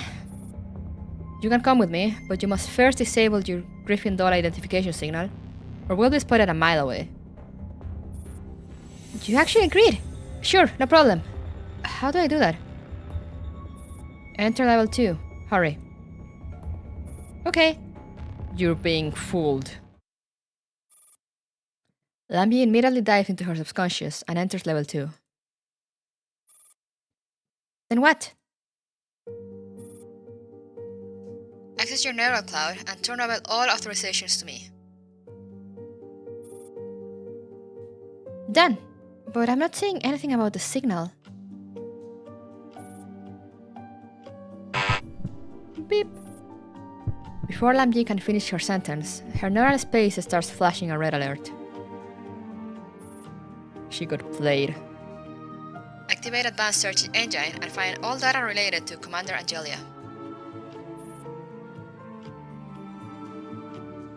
Wait, aren't we supposed to be turning off the identification signal? Why?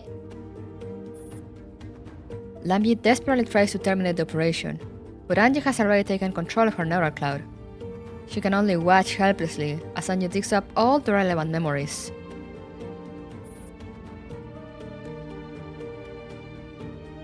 Select all. Delete.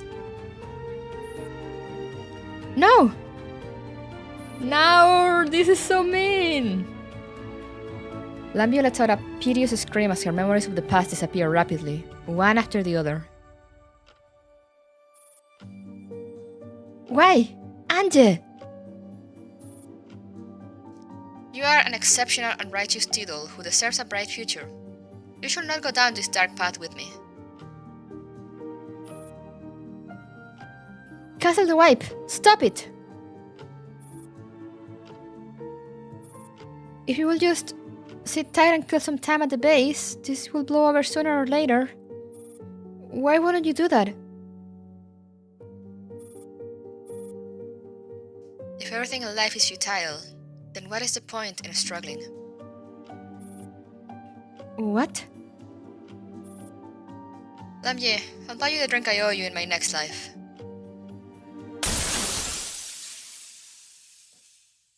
The final memory fragments are shattered.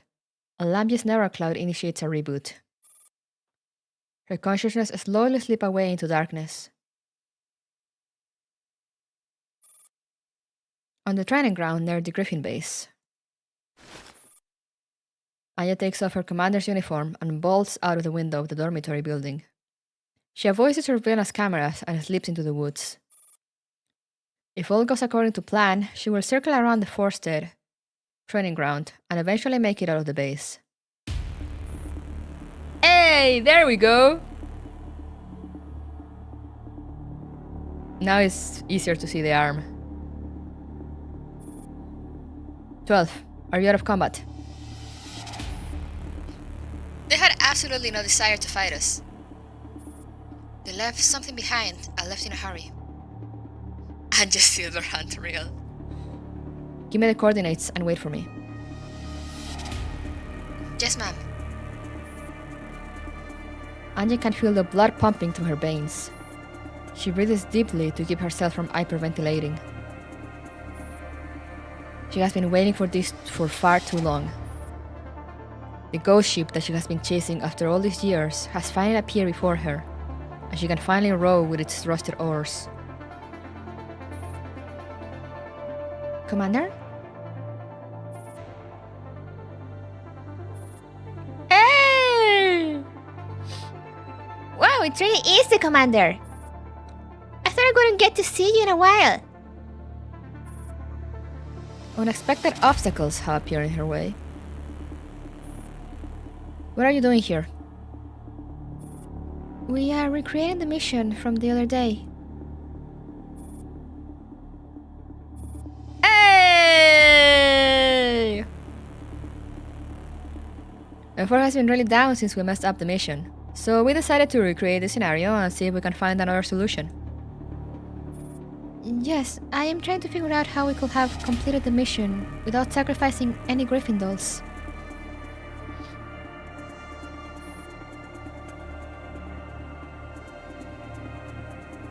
She doesn't have a patch? Yeah, because this is before the butterfly incident.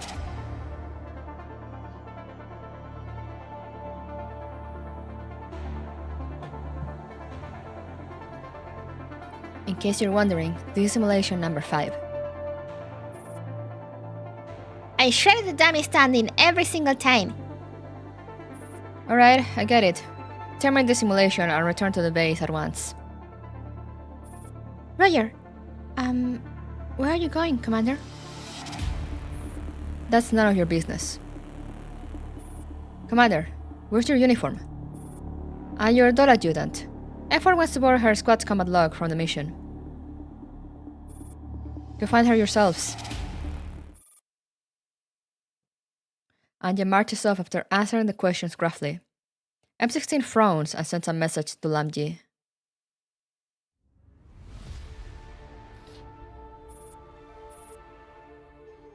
Ding! A notification sound of a new message. Lamji sits up on the marble floor, a little disoriented. Did she just disconnect? Did she run out of battery? Alright, she just received a new message. From an anonymous sender. What did you miss? Anja staged her escape, fooled her doll adjutant to erase all memories about her. And she was running away and running to the IR team. And the IR team is like, suspicious. Why are you not wearing your uniform? Where is your adjutant doll?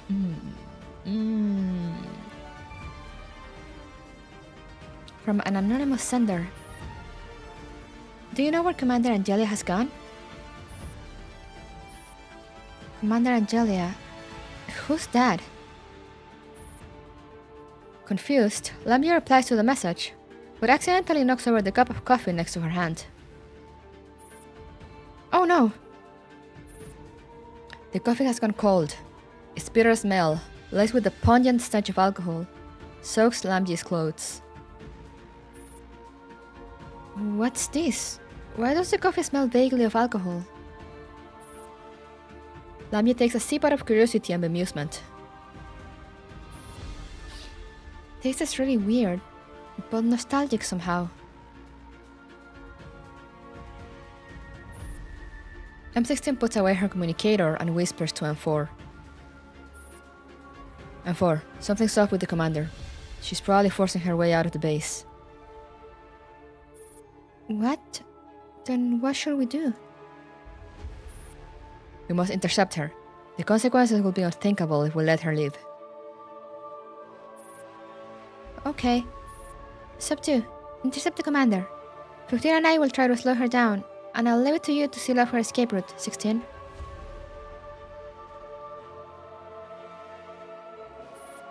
No problem. Man, I'm not used to the old IR-15 art. Sub 2 sprints through the woods and soon catches up with Angie. She throws herself at Angie and wraps her in an enthusiastic embrace. Commander, where are you going? Take me with you. It's a personal matter and none of your business. Get back to the base. Oof, you're so cranky. Commander, I believe we are all confined to the base. M4 plants herself in front of Angie, concern written all over her face. You will be punished if you leave now.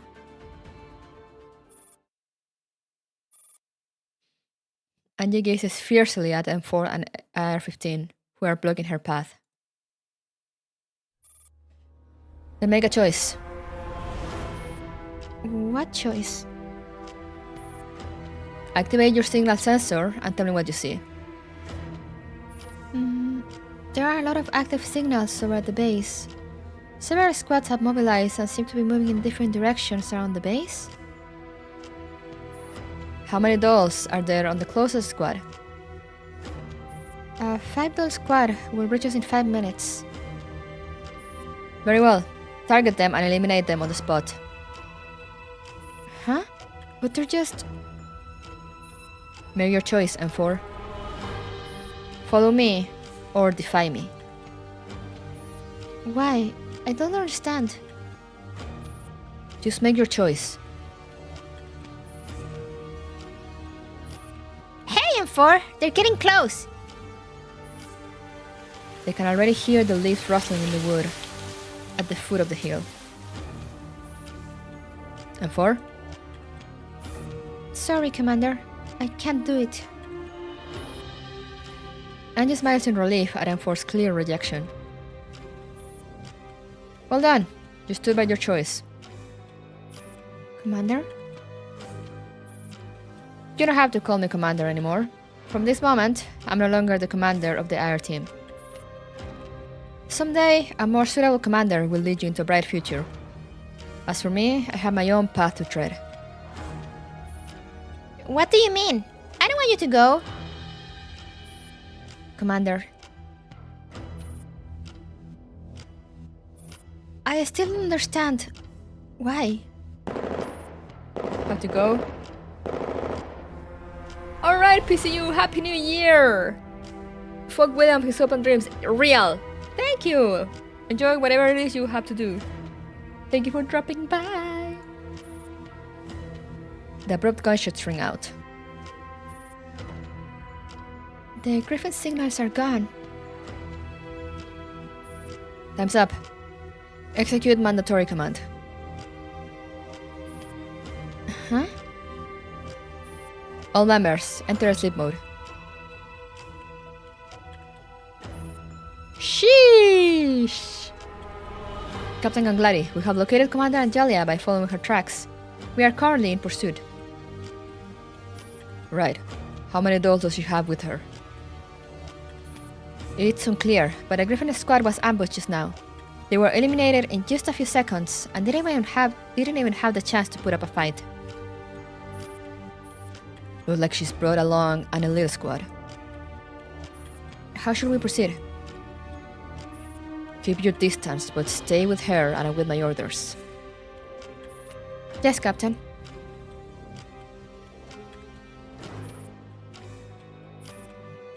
Following her command, everyone on the air team enters sleep mode on the spot, except M16. She is still standing before her, gazing at her with piercing eyes. Of course. So you're the last ace up their sleeve. Sorry, Commander. Please come with me back to the base. M16 turns off the safety on her weapon and aims it at Angie. But then, a spray of bullets interrupts her, forcing her to take cover behind a tree.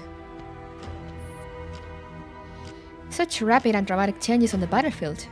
Well, second, we are beating up Griffin dolls, then we're rescuing the commander the next. Cut the crap. Commander, this way. I'll cover you. Seizing an opening during the crossfire, Angie links up with the wolf pack and retreats toward the edge of the woods. Capture the commander. Try not to harm her. Understood. As Griffin reinforcements enter the fray, their firepower increases in strength. Under M16's leadership, the dolls start breaking through the Wolfpack defenses and closing on Angie. We can't widen the distance between us and the Griffin squad. Should we take a shortcut and try to shake them off, or...? You two split up. Use mass bait and take them out one by one. Roger. So heartless to your former subordinates. Anka 12's flippant voice fades into the distance. And you can hear the Griffin doll's screams as she runs away. But not once does she look back. She just keeps running, on and on, down this seemingly endless path. Wow! Again, let me take another bite of my muffin. I was taking like 2 bites.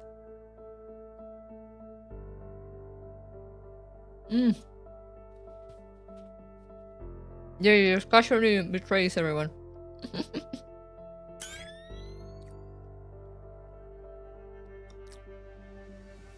Oh, it's a stage! Nice, that means I can eat.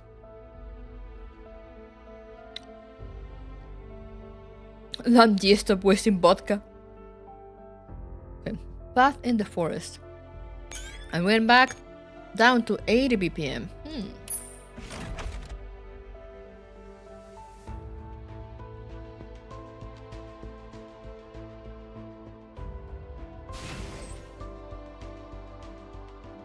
Yes, I see. Okay.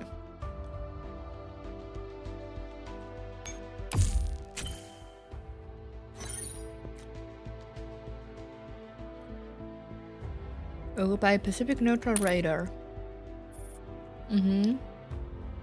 Yeah, I know the BPM mechanic.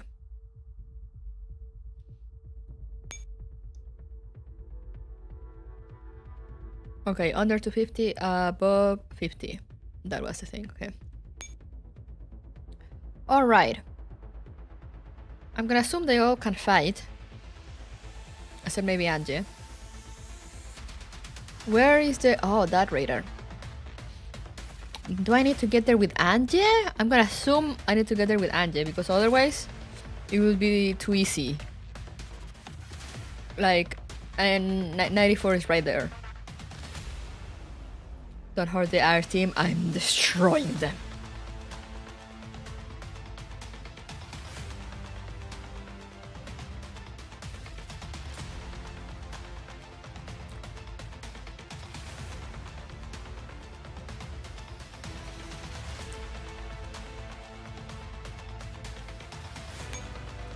You get there.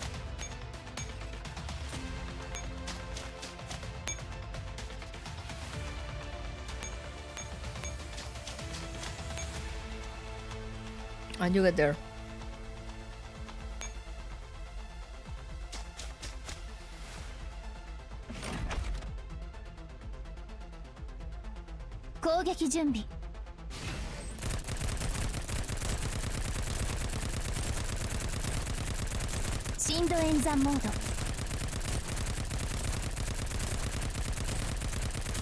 Oh, I can cap it with a 94 and win?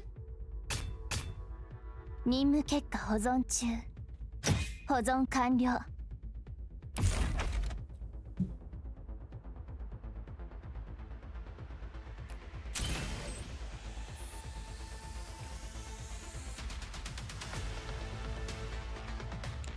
Oh, now they have one extra move. I see.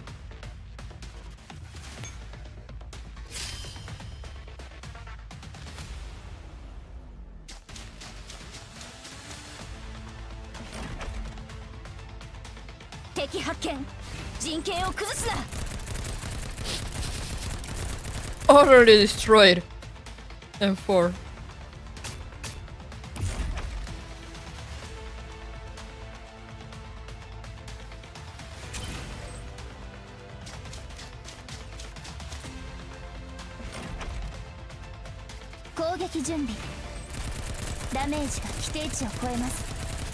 What?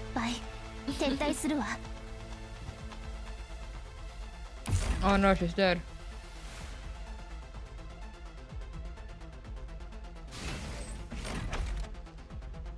Thank you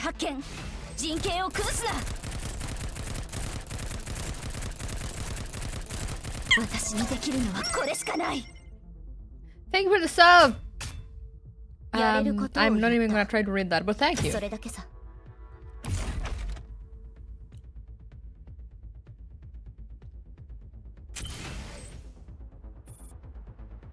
Releasing that splitting up will not stop Angelus' breakthrough. The art team regrouped near the exit.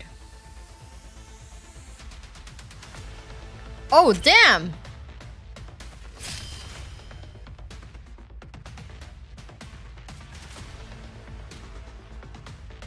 Okay, I need to change the strategy on this.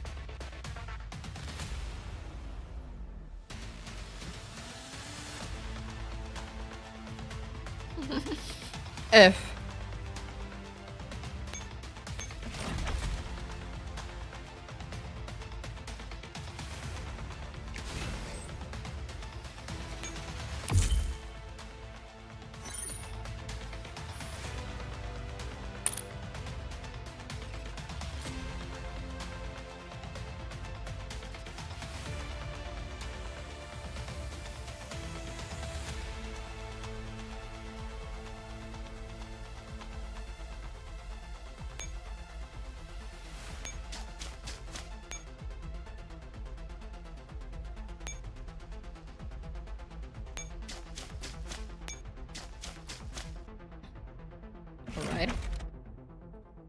敵発見。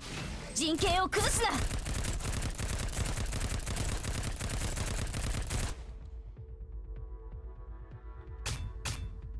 やれ。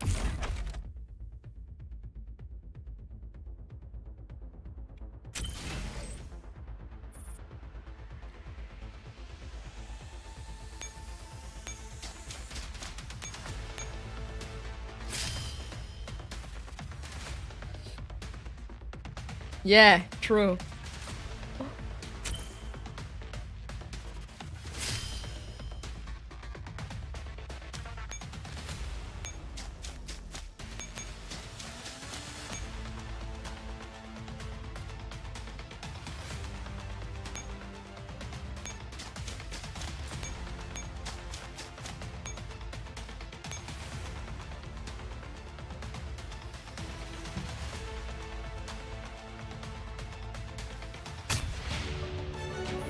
Amazing. Amazing.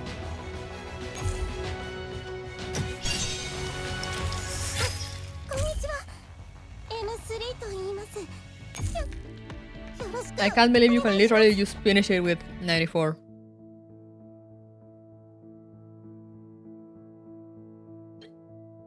No more effort needed. I don't think Mick intended this 2-turn chase. Yeah, I followed Angry Trap Ninja's guide and run around the whole base. Oh, an hour. Because, I mean, what makes sense to me, what will make the most sense to me is that you will need to take Angie over there. Which is what I attempted to do the first time until someone told me, oh, you can just take it with 94.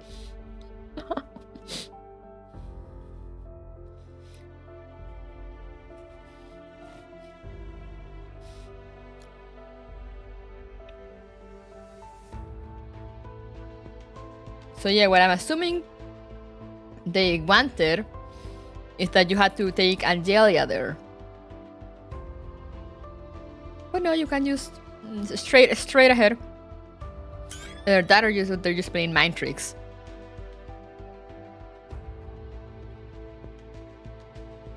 A 100 BPM again. It is mechanically built in that you collect the DeFi squad along Angie and fight M16 and our team at the final node. Oh.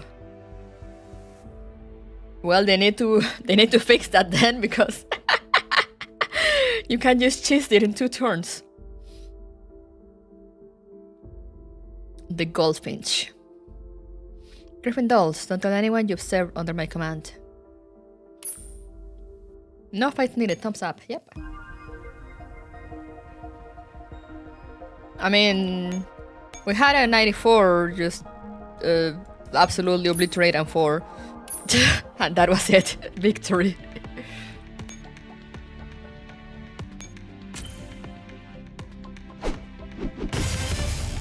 Semi-pacifist run, only 1 casualty. Now let's go.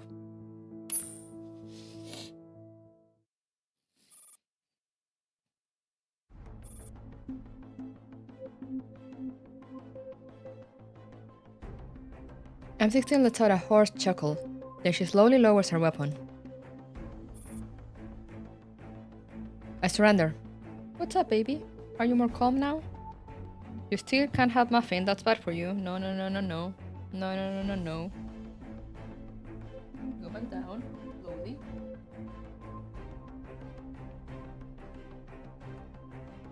I surrender. No, you're gonna press buttons here and do awful things. Her gun falls on the ground, and she raises her arms in resignation. Baby, please, don't be difficult. Did you even eat all your food? You haven't eaten all your food. Go eat all your food.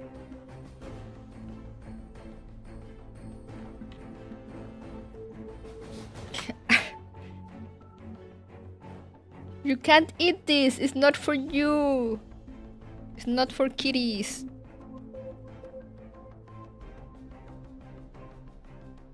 You'll die.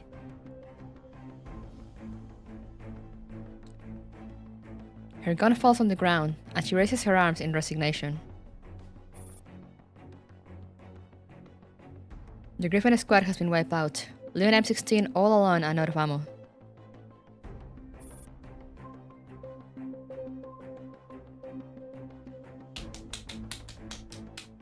And you're leaving my hands full of hair. How am I supposed to eat after?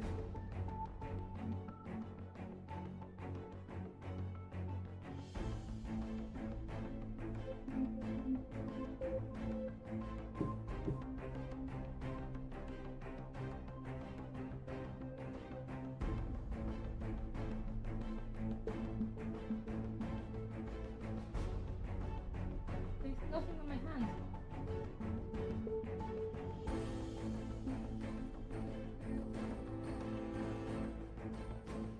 Why are you being so bad?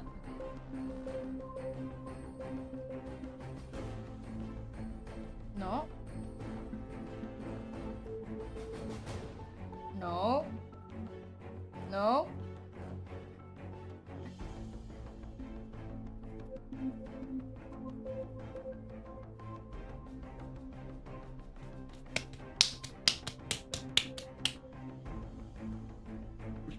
No, you can't eat that. It's bad for you. Come here. Come sit with me. Sit with me as I read. This is your punishment.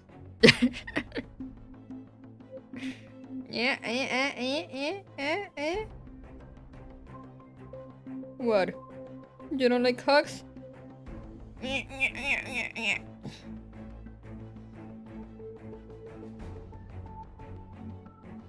No, do not get on top of the computer.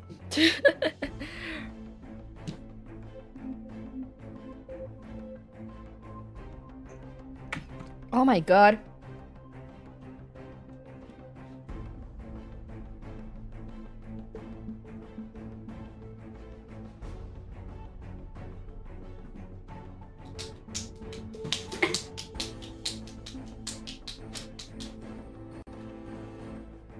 Oh god, she left me full of hair. I need to... I forgot to brush her yesterday.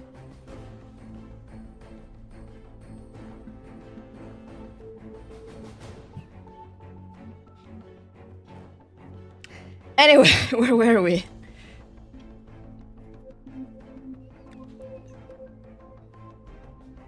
Okay, so M16 surrendered.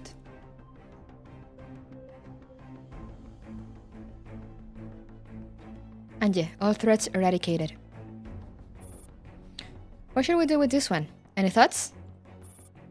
I think we should disassemble her and scatter her parts far away just to be safe.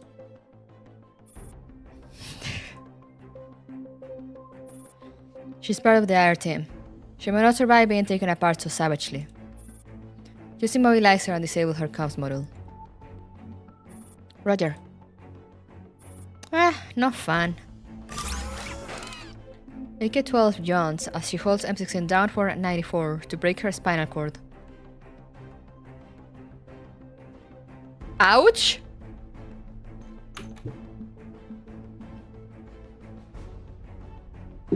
Baby, stop.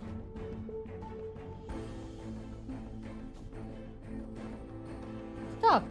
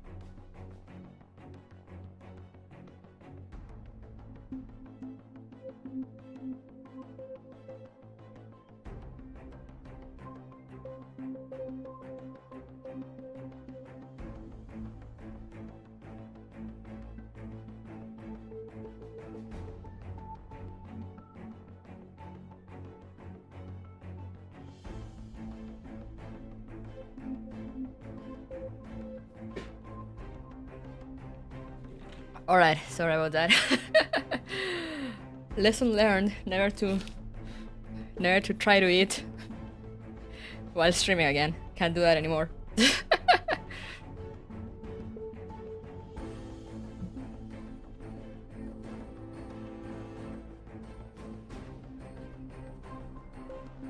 Do they have pain receptors inside of their bodies too? Yeah, they should have.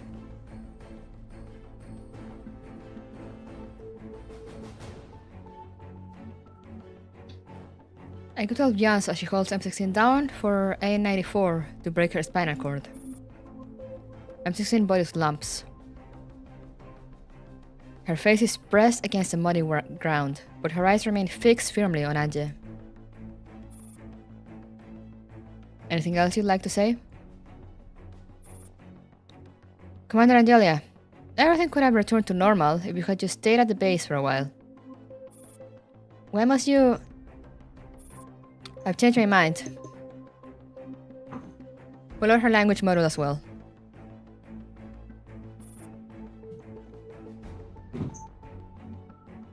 Roger. M16 opens her mouth, but no words come out. She can only accept her fate with a grim chuckle. We have hidden the other members of their team and sent the coordinates to Persica's mailbox. What? What's wrong with you? Behave!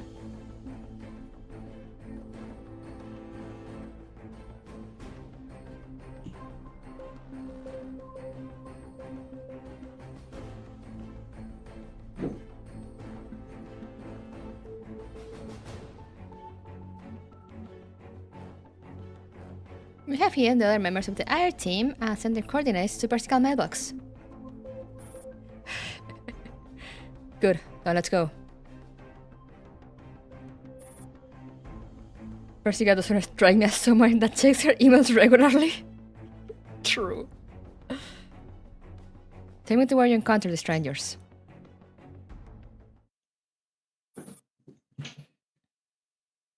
This is where we encounter the unidentified enemies.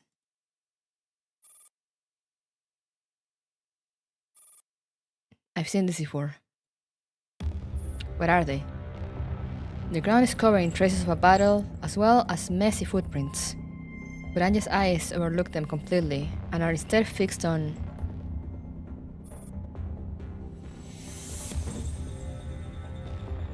Ah, I knew that would catch your attention too. I still don't understand humans very well, but I'm guessing this is some sort of signpost? What is it? A grotesque corpse is hoisted up at a nondescript fork on the path. It is clearly created by sewing parts from multiple human corpses together into a roughly humanoid shape. The monstrosity is pointing at the smaller path with its right hand. But what has drawn Ange's eyes and kept her transfixed is the wooden sign hanging on the corpse's chest. Angelia, I know you're a murderer. Oh dear, have 94 eyes in something that we shouldn't see? If you want, we can delete this memory when we're back at the lab. Ange, do you know who will leave you such a message? There are too many possibilities. I can't think of anyone who'd be into such dumb nonsense. Looks like we'll end up finding an unexpected nemesis of yours. I don't care. What really bothers me though... Ange recalls the photograph of Novikov's murdered body at the crime scene that the interrogator had shown her. Familiar signs of torture. The familiar dagger to the neck.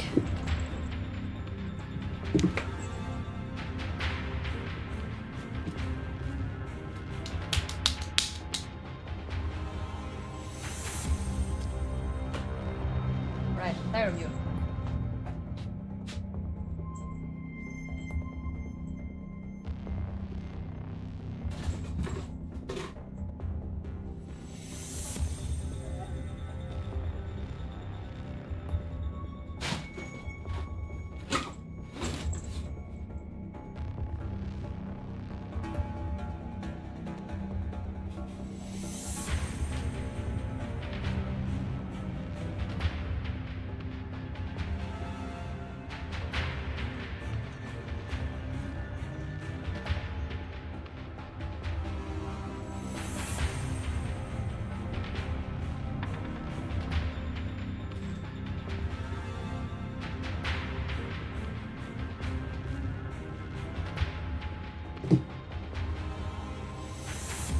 I just wanna read, man.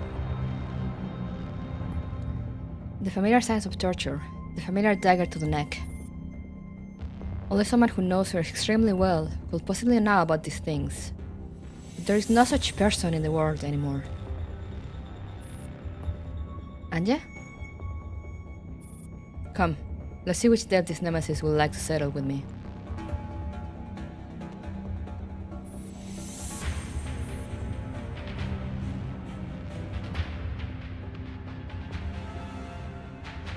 Captain Ganglari, as you expected, the target has forced her way out of Griffin's encirclement and is heading this way. Send a forward squad to draw her to her forces lying in ambush. We have done that, but she seemed to be able to tell where she will be ambushed along the way. She evaded all the traps. The two dogs accompanying her are also completely unarmed. The target seems to know your tactics very well. That makes it a lot more interesting. Vengeance would be boring if it's just a one-sided beatdown. The man is standing on the crumbled window frame with his arms open. The wind blows against him. We are finally going to meet, Commander Angelia. I can hardly wait to grind you into bolognese. Why that wording? That sounds so not threatening.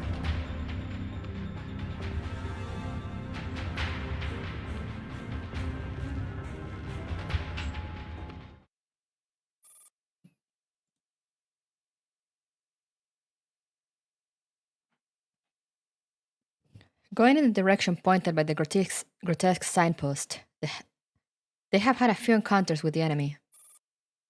After clearing the battlefield, the Wolfpack piled several enemy corpses together. He has a way with words.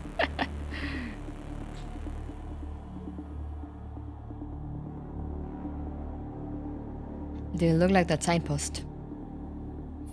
They are neither doll nor human, but amalgamations of human flesh and machine. Judging by the human parts, assembly occurred after the humans had died. I don't understand the purpose of creating them. I also haven't been able to figure out how they are powered. It's so gross. Anja squats down by one of the corpses and studies the camouflage uniform and military insignia on the enemy intently. She tears its collar open. A dog tag. It doesn't seem to be a shoddy counterfeit. Anja, you're looking a bit scary. Anja's fingers brush over the insignia etched onto the dog tag. It's my old squad. From what I know, the unit you were in was disbanded during the disarmament. Even before that, they were... Anja suddenly falls silent. Her face looks even more grim. So, these enemies of unknown origin are dressed and armed like soldiers from a human military unit that no longer exists. But they are human and machine spliced together. I don't understand the rationale. Neither the appearance of human soldiers nor the spliced parts improve their performance in combat significantly. Only a lunatic could do such a thing. I will not forgive whoever did this. AK-12 flips a corpse over and back again. This may just be discarded rejects. Rejects. From what I can tell, they're all shoddy counterfeits. Anja, a new signpost. Anja looks at where AK-12 is pointing, as is the humanoid signpost in the distant ruins. Its decomposing clothing fluttering lightly in the wind. Let's go. Should we do anything with the dog tags? No, just let them rot here. Okay. Anja, the abandoned city is just ahead. Radiation levels are high, and so is the risk of ambush. How do we proceed? Anja scans the ruins coldly, her lips slowly curl into a cruel smile. A perfect stage for vengeance, don't you think? Though who will be the one to suffer retribution is still open to question. Anya takes the lead and slides down the slope. Under the Wolfpack's cover, she makes for the signpost in the ruins. Written on the wooden sign is, Angelia, you killed 2. 2. That must have narrowed it down significantly. It looks like the enemy is luring us in with such information. Yeah, they must be getting pretty impatient. Angel looks in the direction pointed out by the necrotic signpost and finds an abandoned building tilted to one side. Oh, they desperately want us dead. Let's keep going. Anje, I cannot detect the enemy signals. We mustn't rule out the possibility of an ambush. It's a no-brainer. Prepare for battle. Roger. Another battle? Oh, okay. Oh, water. I need water. There we go. In the center of the empty foyer stands 2 corpses. Their wooden signs read, one who loved me as a brother, one whom I loved as a sister. Are they hinting at the fact that the 2 deceased had familial ties? So our skulking nemesis is a family man.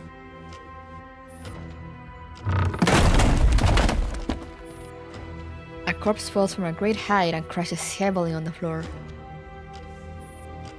Stay alert. Why does she have to say it like that? Roger. The Wolfpack raise their weapons in unison. Under I-94's cover, AK-12 slowly approaches the corpse. Angel looks up at where it fell from, but there is nothing but empty darkness. The word written on the wooden sign on the corpse is Sana. Looks like a name. Sana?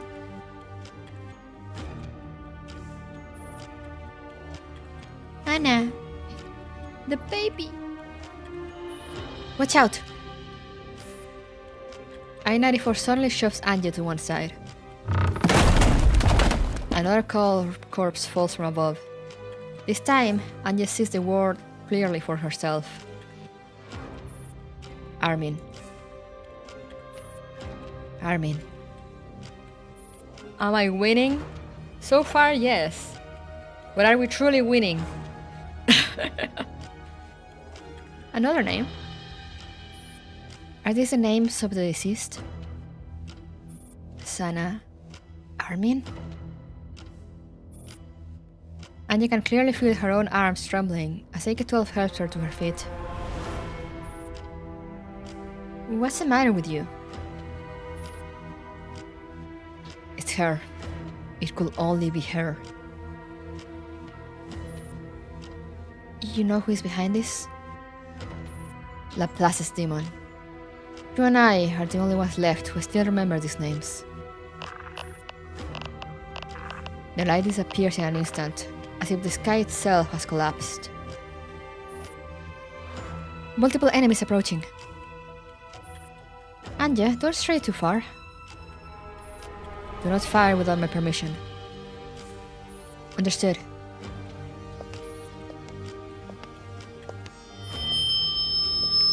The sound of echoing footsteps, followed by the ear-splitting groan of some metallic sharp objects scraping against the wall. A flat voice speaks from above them. Commander Angelia, we finally meet again. Who are you? Did Maynard send you? Me? I'm just a dead soul who should have decomposed in my grave. But teacher gave me a chance by resurrecting me. I knew it. She's behind all of this. And I shall seek revenge on you with my mutilated life. Whoosh! 3. Something slices through the air and hurls towards Angie at an incomprehensible speed. Boom. She feels the earth shake beneath her. Get down! Angelia, do you think you can face me the way you are now? The enemy's on the 3rd floor. Angie, please keep the order. Get them. Angie spits out 2 words through gritted teeth.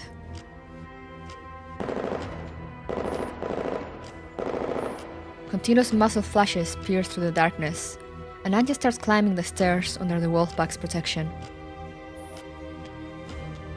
Upon reaching every level, a horde of countless patchwork corpses swarm towards them from seemingly out of nowhere. You hear the blade effect sound? Yeah. We're surrounded. Where did the bastard go? We can't detect the enemy signal. Looking for me? The voice is incredibly clear, even in the cacophony of gunfire. Where is Maidner? Get her to come and face me. Commander Angelia, you disappoint me.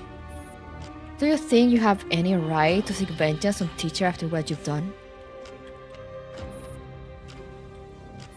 This is between you and me. She has nothing to do with this. If you dare refer to Teacher in such a disrespectful manner again, I will... A steel rebar flies towards a 94 at breakneck speed.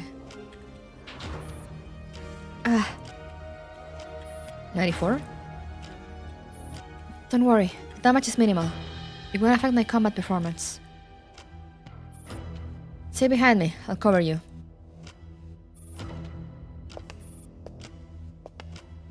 The footsteps of the person who spoke fade into the distance. More Russian. More cursing, something like fag. Stop right there! Commander Angelia, if you want to learn the truth, come to the rooftop. That is, if you can make it up there in one piece. And another one, I'm gonna assume it's pretty much the same. Damn!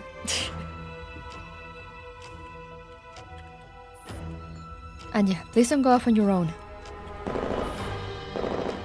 The patchwork corpses' movements and attacks are not particularly fast, so they are not difficult for the wolfpack to dispatch, but they have the absolute advantage in numbers. Whenever the wolfpack eliminates a row of corpses, new ones take their place. Slow them down here. I'll go after that one by myself. But... that's an order. Trust your commander's judgment. Angie, do you have a firearm? You're not planning to go charging in with just a small knife, are you? No, give me one. AK-12 tosses Angie her sidearm. Try to last till we can get to you. Right. Relying on the faint light, Angie feels her way up the spiral staircase. Round and round she goes, her thighs slowly grow numb, and even her head is getting a little fuzzy. At long last, a door comes into view. Angie throws herself at it without any hesitation.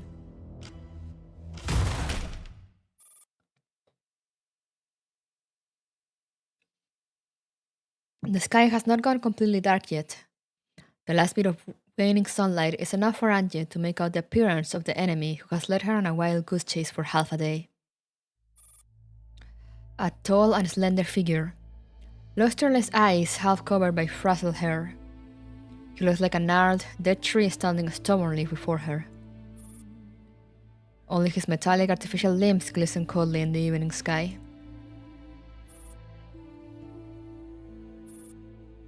The moment their eyes meet, Angie's finger freezes on the trigger. It's you. Should I Google voice say the Russian cars? I don't know how. Because I'm using the camera thing, so I don't know if it gives me an option to read it out loud. It's you. Commander Angelia, It is a pleasure to see you again. I hope you still remember me. I am Ganglari. Ganglari? The pistol suddenly feels incredibly heavy in Ange's hands. She grits her teeth and aims it at the wiry figure. Why are you... Who did this to you? You were dead. You died right in front of me. Oh, death. The gates of Abaddon claim me. But Teacher held out a hand to me. It's her. She's the one who did this to you? Indeed. Otherwise, I will not have the chance to seek vengeance. He mutters softly as he slowly approaches Ange. She immediately notices the poor feet of his artificial legs. They are too heavy for him, and they produce an ear-splitting screech with every step he takes. Long in this body, he pushes Ange closer and closer to despair. Enough. He stops a few steps away from Ange, his lusterless eyes staring unblinkingly at her. Then his stiff lips curl into a grotesque grin.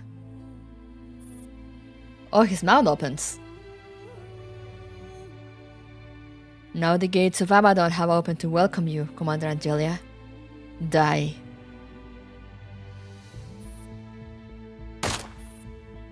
Ange evades the shot he fired without warning. You look more like a resident of Abaddon yourself. My sister Sana and my brother Armin have waited too long for this day. They're both dead. No. He interrupts Ange mercilessly. At the same moment, a grenade hurtles toward her. Ange barely manages to dodge it in time. She dives sideways, but is still caught in the shockwave of the blast. There is only the beginning. Death is death. Teacher will bring them back to my side. Engrossed in his own melody, he launches a series of frenzied attacks. Anya tightens her grip on her pistol and darts from cover to cover on the not too spacious rooftop. He's the Lulu, for real. Why? Why give me a second chance? With her back against the shaking obstacle that Anya is using as cover, the memory of Ramsan's death plays out once more in her mind. No matter how many times it takes, I will make sure you can rest in peace. Sheesh!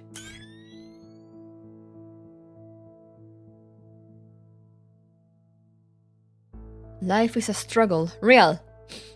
For you, however many times it takes. Alright, do I have time? Let me...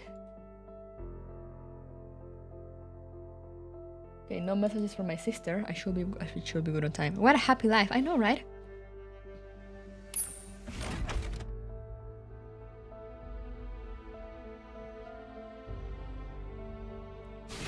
What a lovely person Martha is.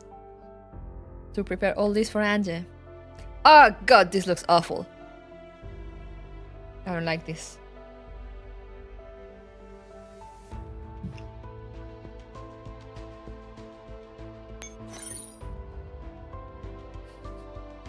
Kennedy?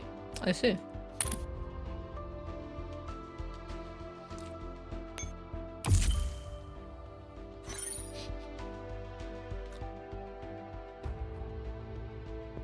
It's Leon Kennedy from Hit Game, Resident Evil 4.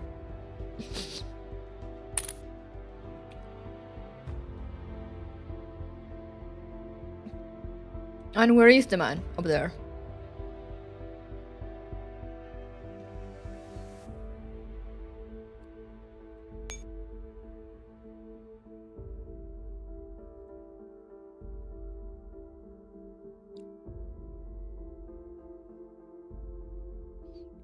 I'm assuming I should reassemble them to begin with.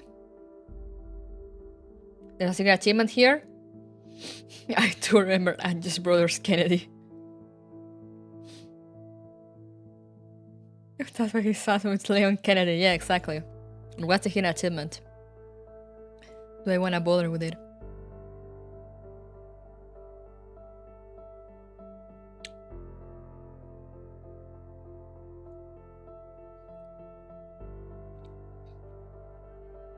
I'm assuming I should regroup with everyone.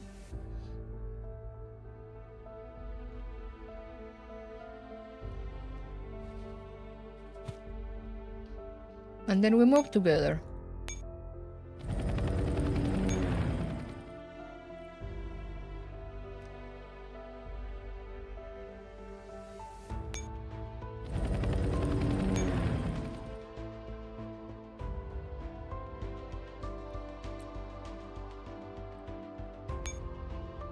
This will drastically increase heart rate.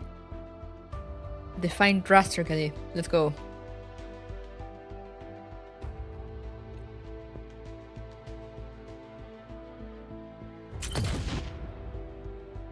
Oh.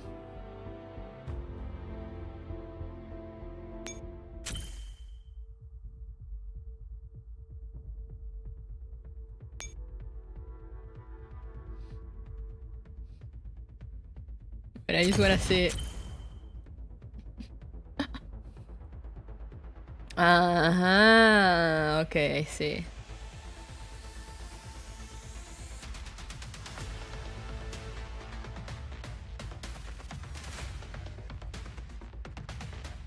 Okay, let's restart that.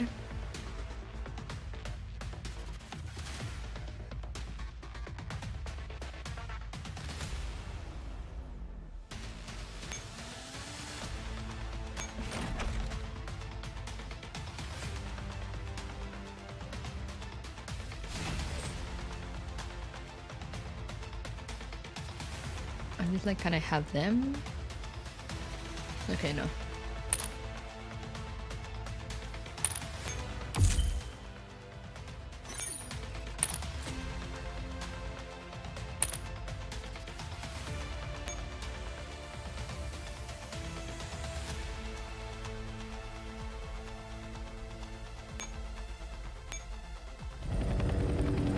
We move together strong.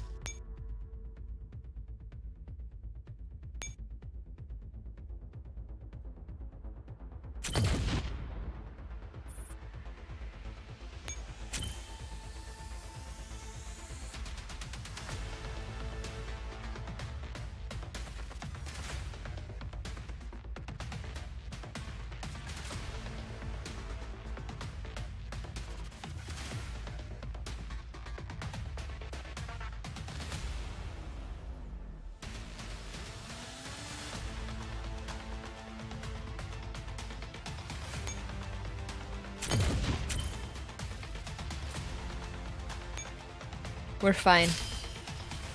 We're Gucci. Trust.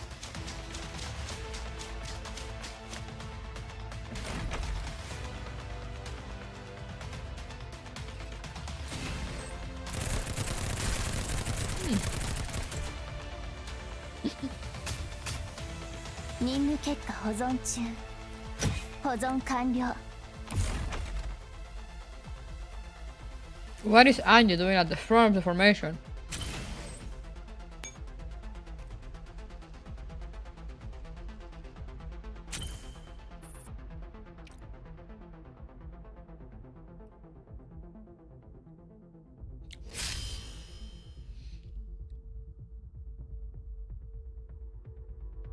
No, what does this thing have extra moves?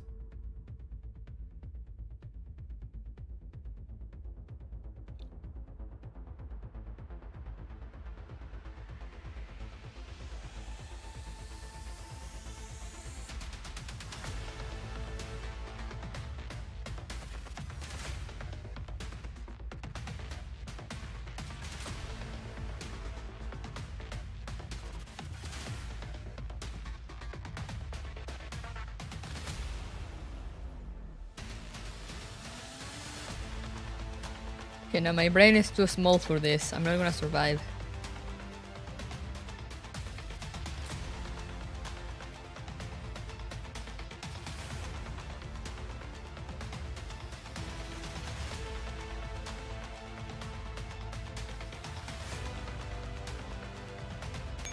God damn it.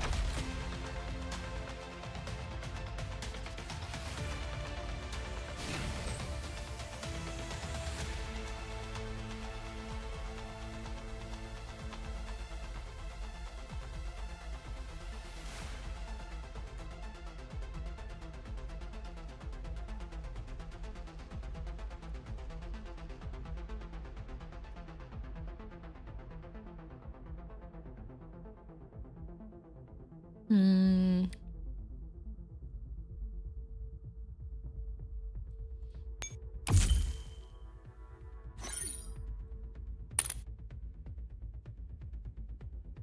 Mm.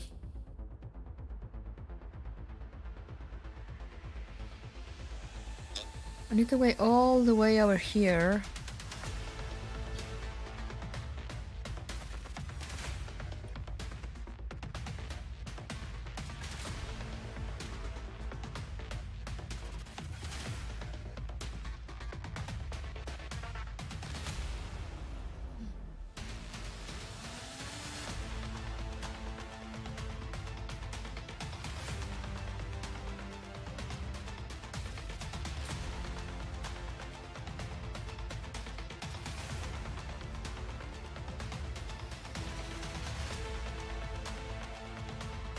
I am confusion. What am I supposed to do?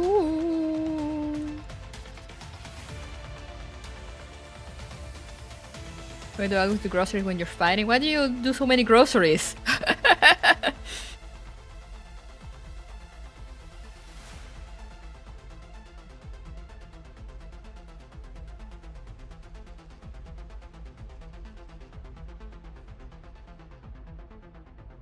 I was on the right track.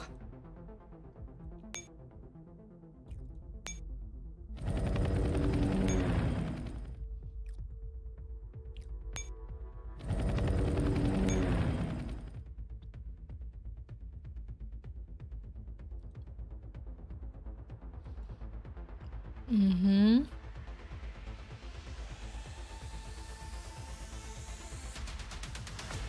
But how do I get there?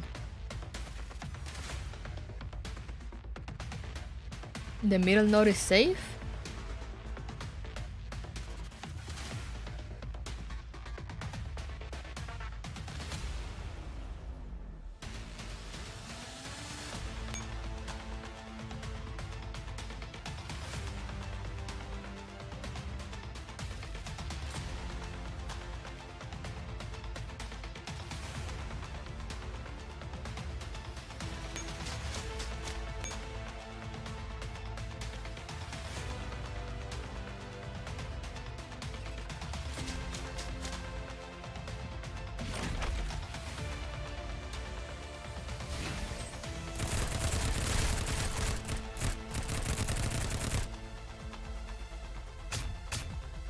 Yes.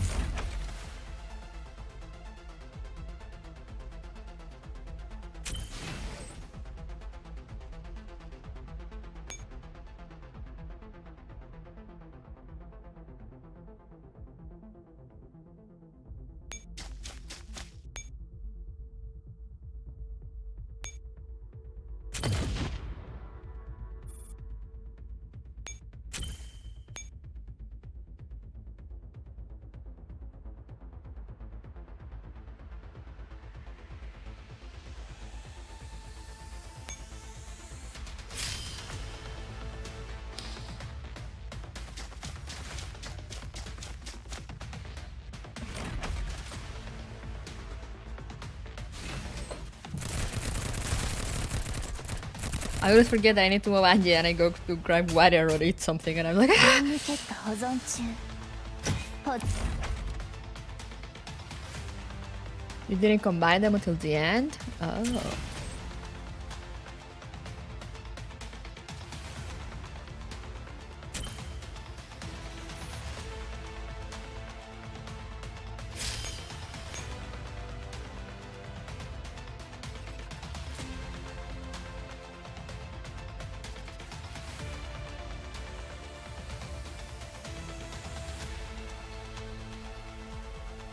Mm.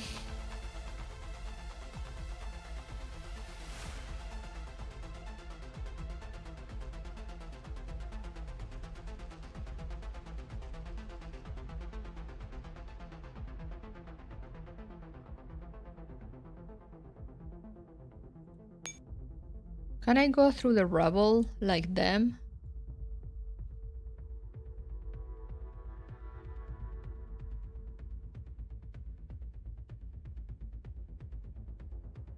Let's see. No, I can't.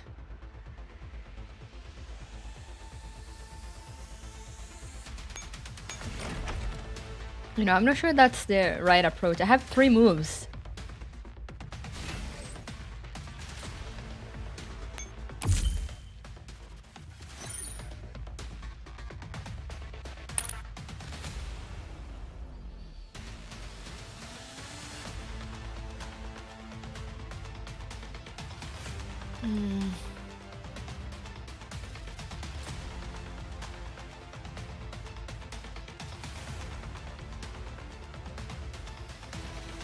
From the right and then up.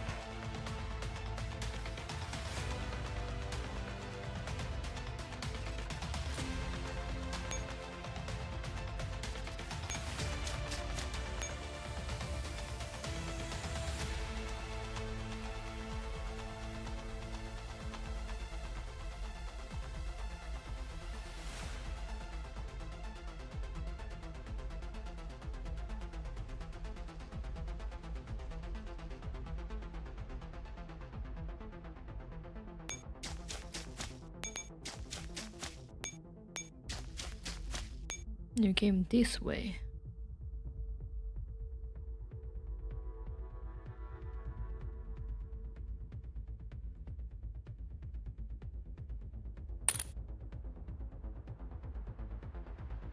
Oh, I can't. Oops.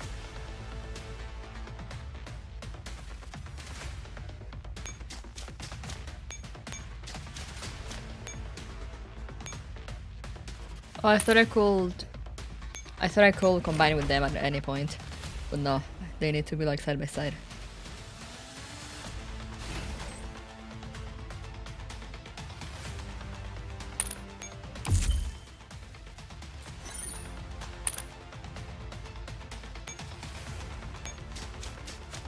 Alright, assemble.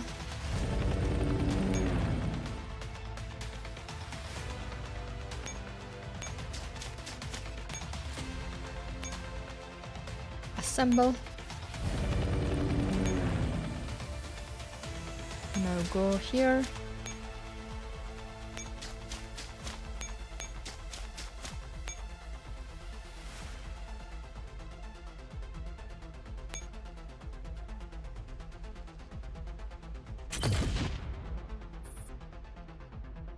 We detonate that boy, that bad boy.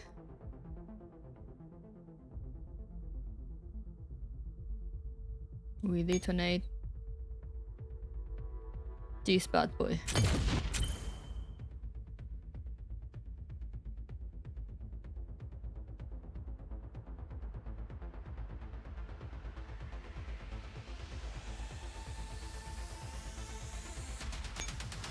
Have to write a report? Damn, how did it go? What do you mean block them?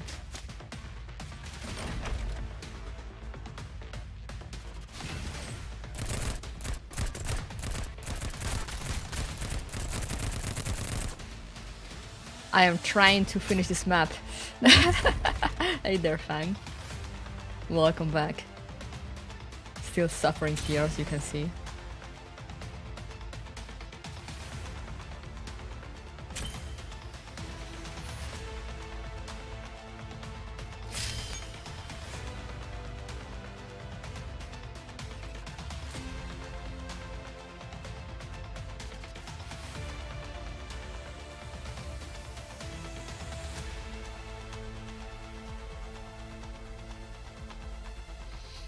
Okay, but see, now I can't run away from this one.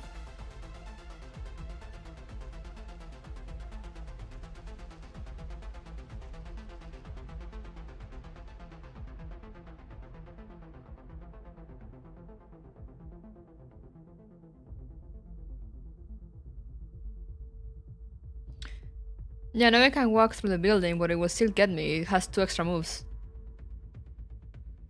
Oh, I think Ramsar engages you first.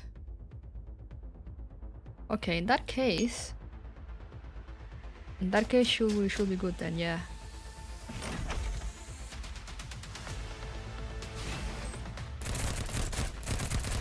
Yeah, if Ramsar moves first, we should be good to go. やれることをやった。それだけさ。指揮官こそお疲れ様。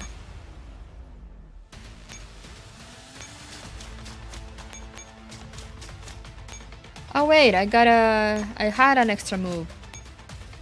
So now I can just detonate this.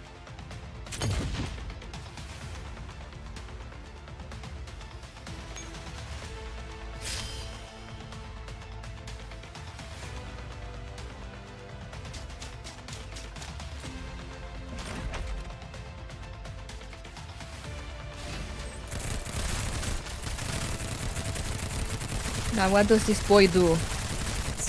Do I need to worry about anything? ダメージが規定値を超えます。 God damn! レーダースキャンスタート。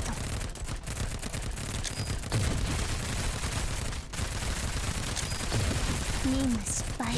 私にできるのはこれしかない。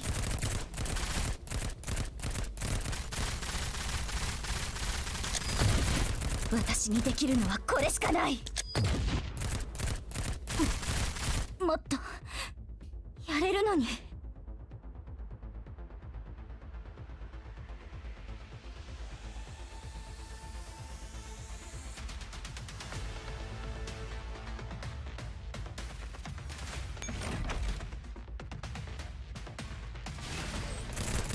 Can she tank?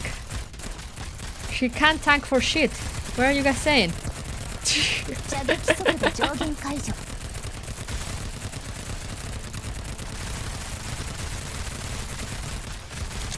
ダメージが規定値をレーダースキャンスタート。任務失敗。撤退するわ。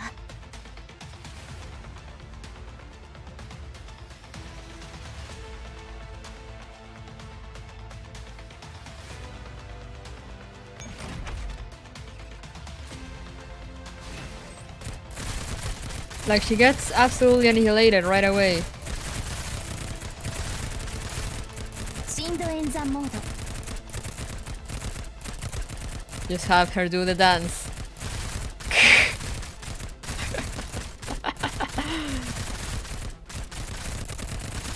深度演算モード。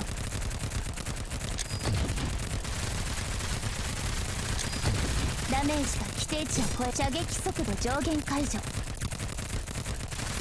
任務失敗。撤退するわ。もっとこの2発でOkay, Ramsan was almost down.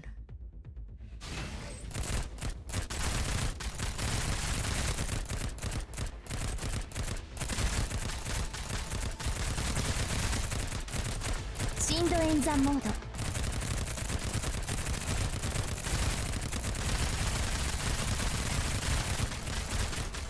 射撃速度上限解除。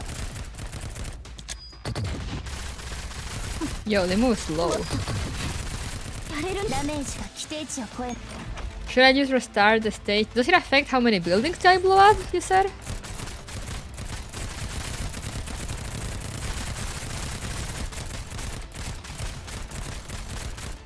射撃速度上限解除。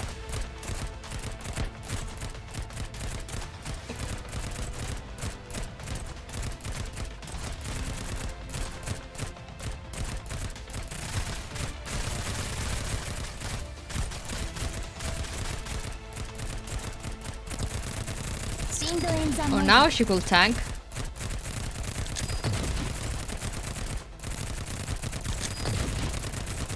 深度演算モード。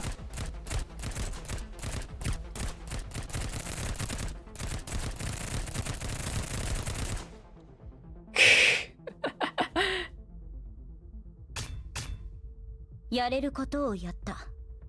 それだけさ。 Yay! 指揮官こそ。 Flawless victory! First try!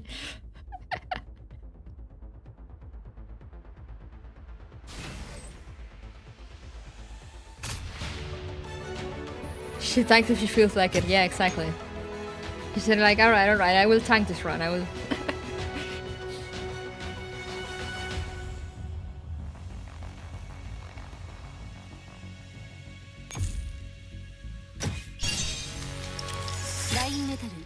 I let Anya die to win this fight. 指揮官の下でもっと鍛えてもらいたいです。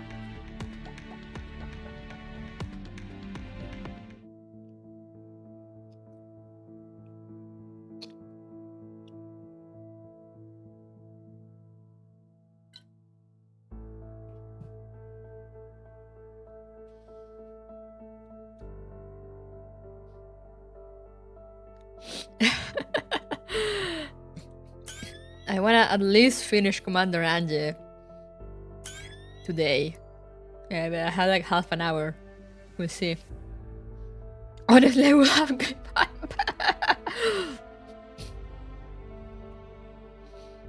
Fight me one more time, brother. Now. The Swan, Group 9, Number 6.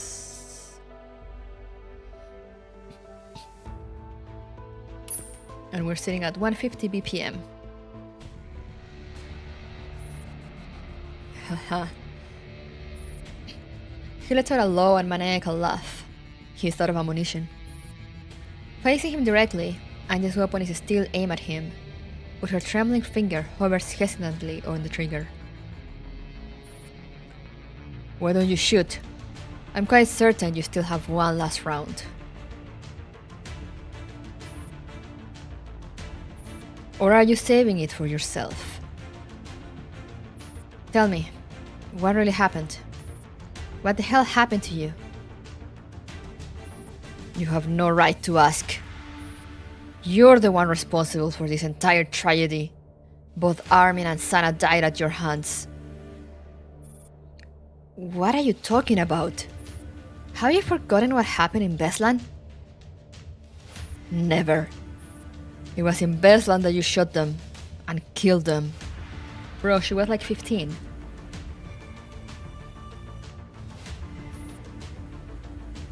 And why? Anja, can you not point the gun at me? I'm scared. Come on, man. I know you were like brainwashed, but like use your brain. Oh no, baby's coming. Wait, let me eat the rest of this muffin.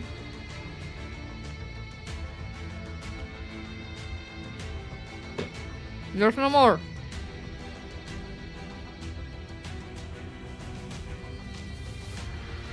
There is no more.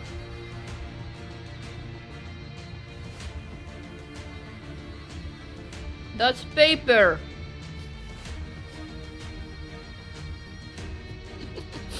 Let me get my plate out of here.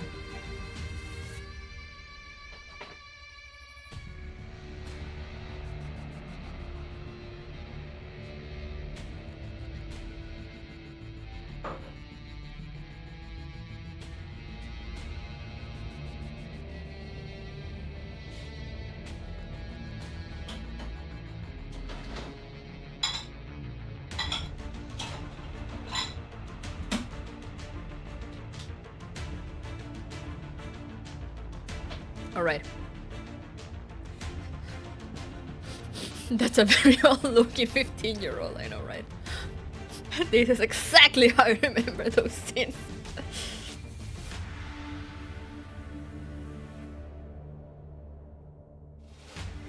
But yeah, sorry about all the interruptions today. I have learned my lesson, never again to eat when I'm streaming, unless it's something that I can eat in like 2 bites. I have nothing here, baby. We're watching a murder that totally happened. You don't want to see this.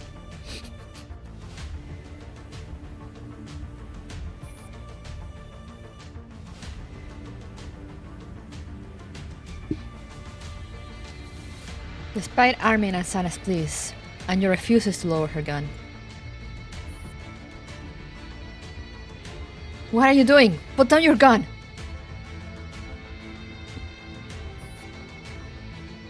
He even smiles while doing it, wow! Ganglari cries out furiously, but Angie simply turns and snickers.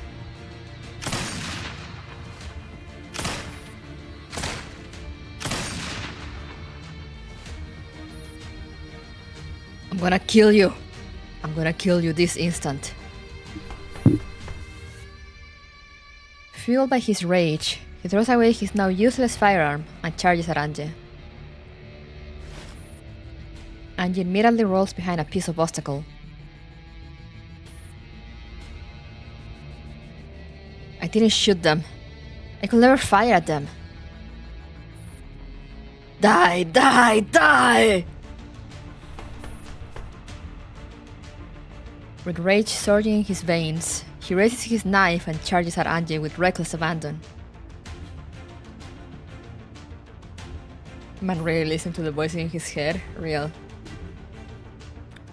What's taking teacher so long? She'll be here very soon. When do you have some milk first? It'll get cold if you leave it. I don't like milk. You drink it for me. The warm milk is pushed up to his face. No, Sana. If teacher finds out you didn't drink your milk when she gets here, she won't take you to fun places. That won't do. You guys are so unhelpful. Under Armin and his watchful gaze, Sana drinks up all the milk. Stop pinching me. I need to cut your claws. Sana was so young when you killed her. She was so innocent. Why did she have to die, but not you? Ganglari, is that really your name? Try to recall your real name. His face contours with wrath. He lets out a primal scream and throws himself at Angie behind her cover. Let me kill you, here and now. He raises his knife as he laughs maniacally.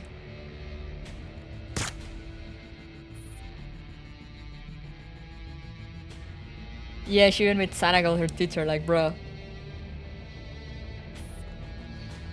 A small yellow bird falls, its head buried in the knee-deep snow.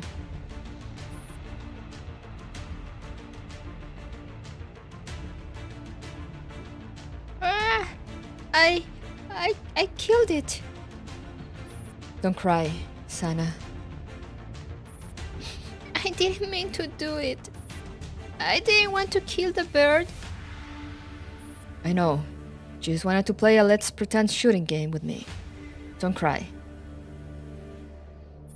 But I killed it by accident.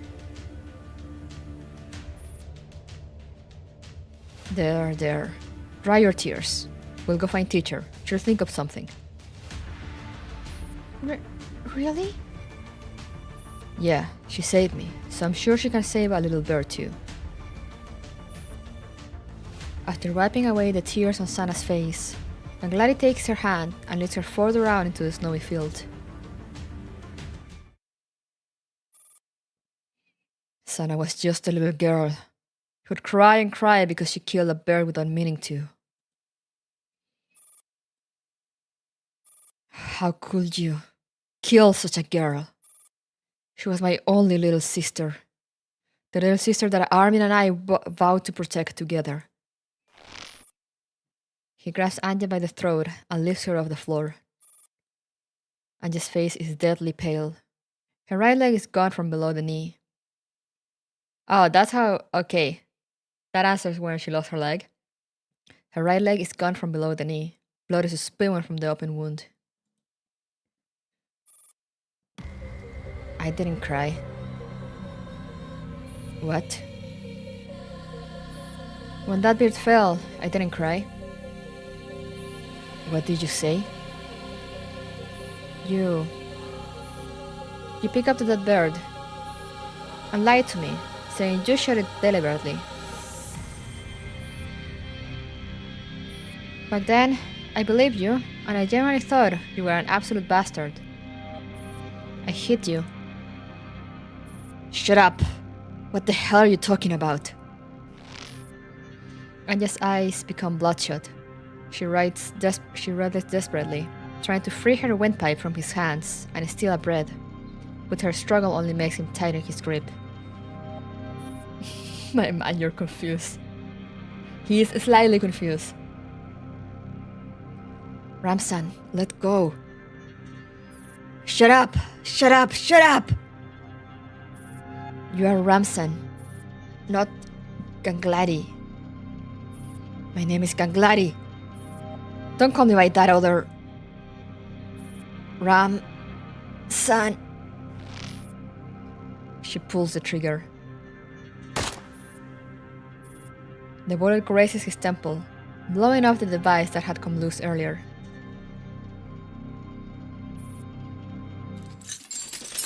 Oh no. As the device falls to the floor, a cacophony of sound crashes into his mind like a tsunami. A small yellow bird falls, its head buried in the knee-deep snow. Oh, the bird fell? I think I might have hit it. Anna goes pale. She bites her lips as guilt threatens to overwhelm her. Aren't you full of yourself? What? It was me, as if you could shoot so accurately. I only hit it because I've been taking aim carefully for ages. Why would I want to play let's pretend shooting games with you? You're such a lousy shot. It's more fun to shoot birds on my own. Is that true? Anna's pale face darkens. Yeah, what of it? Anna responds to Ramsan's mean gibes with a sucker punch. The two are locked in a scuffle until their elder brother comes along and breaks up the fight, just like many afternoons in their childhood.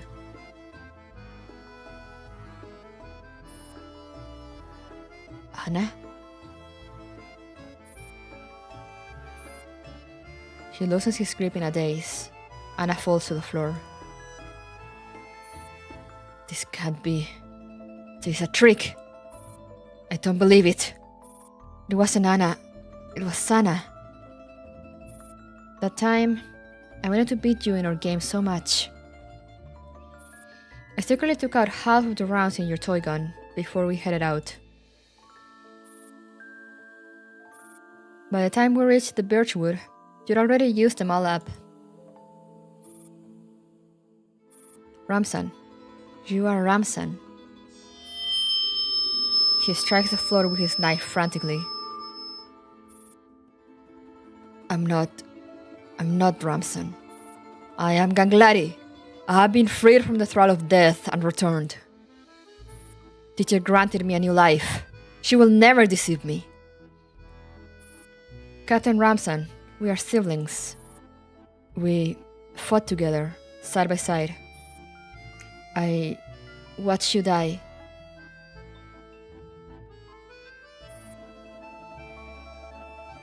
Hey yo, she gets a sprite? She gets a sprite? Oh, the symbol! There it is!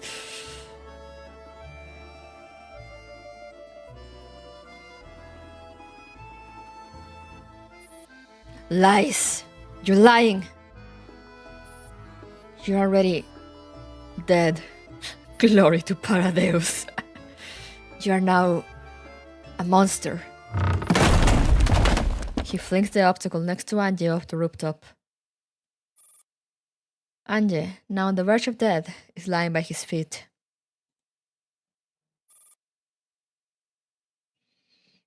Monster. Ramsan, I will not allow... No. How could you allow yourself to live in this pitiful state? For Sana. For Armin. No. Sana? Anna? Anna closes her eyes, fighting back tears. I love how the narration switched from Anja to Anna.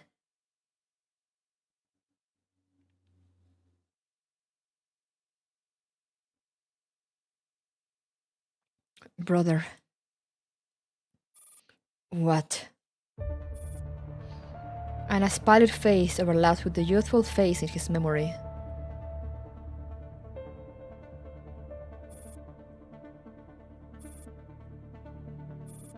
The two are standing in the snow outside a small cabin, staring at each other blankly. Ramsan eyes this little girl who seems to have appeared out of nowhere in bemusement. She is small and lean and wearing a uniform that's clearly not warm enough in this weather. Her eyes are flat and dull. She seems to be looking at Ramsan, or maybe she's looking right through him at something far away. Who are you? Russell. Someone trudges through the snow behind him. It is his brother with a cloak draped over his arm. Armin runs up to the girl and wraps the cloak around her. Ramsan, don't just stand there. Get inside and prepare some hot water and food. What's the meaning of this? This is Anna. From now on, she'll be your little sister. I don't want a little sister. Hey, don't be a brat now. Like it or not, Anna's your little sister from now on. And we must protect her together. Got that? Armin was so good.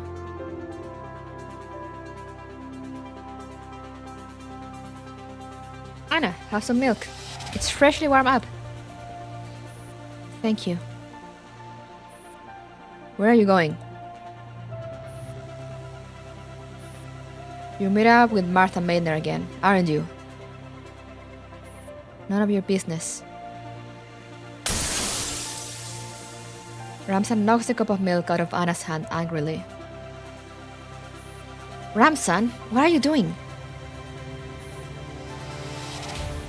I forbid you from saying that bastard. She's a Pindos. Anna ignores him.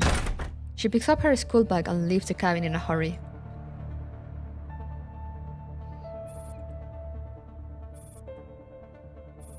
Just like when they first met, the two are standing across from each other wordlessly. This time in a ravaged classroom. The bloodstains on the floor have dried, but they haven't been cleaned up. They are both staring at the same puddle of blood. At least it was quick. I'll look at the body. The bullet went right through his brain. It was instant and painless. He was lucky compared to the others. Do you know how many died today at Bethlehem High School? Some got shot, others got trampled, and there were those who held on for a long time before finally dying in pain. So Armin had it easy. Then why are you crying? Ramsan is doing everything he can to swallow his sobs, but they still rack his body against his will. Ramsan. Anna steps towards Ramsan stiffly. She pulls him gently into her arms and strokes his back. This is how Armin will comfort us, isn't it? Ramsan recognizes her immediately, even in the uniform. Ramsan? What are you doing here? I enlisted as well. I explicitly forbade you from enlisting. I told you to stay home. You forbade me from doing many things. You never listened to me. What's wrong with living out your days in peace back at home? You have no right to interfere with my life. Anna turns and stalks off after giving him a cold salute. Ramsan gazes at her back and is struck by how unfamiliar it looks. The little sister he's trying so desperately to protect is determined to break free from under his wing. Armin, if you were still here, what would you do? Now! His right temple is pierced by another sharp pain. He can hear the sound of a building collapsing in his head. Anna. You're Anna. Ramsan smiles wanly and looks down at his blood-soaked hands. There's no going back.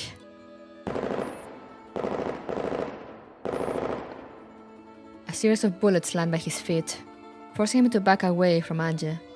The wolf pack has made it.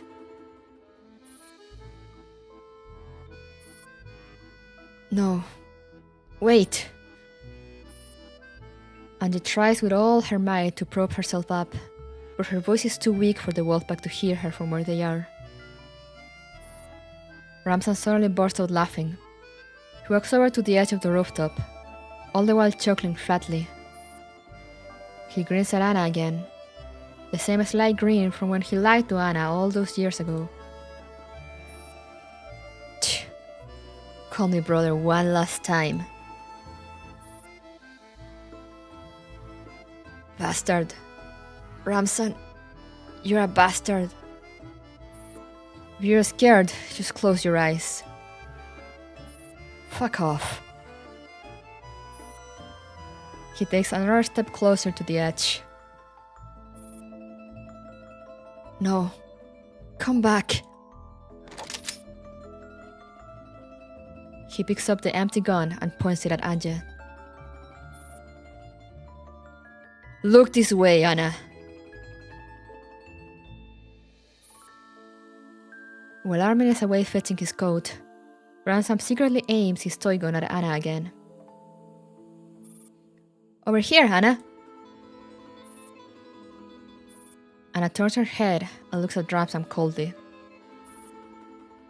Bang, bang! He pulls the trigger on his toy gun, and several plastic rounds land by Ange's feet. Hey, why didn't you run? No fun! The one who should be running is you. Anna fishes out a pebble wrapped in snow from her pocket and throws it accurately at Ramsan's hand.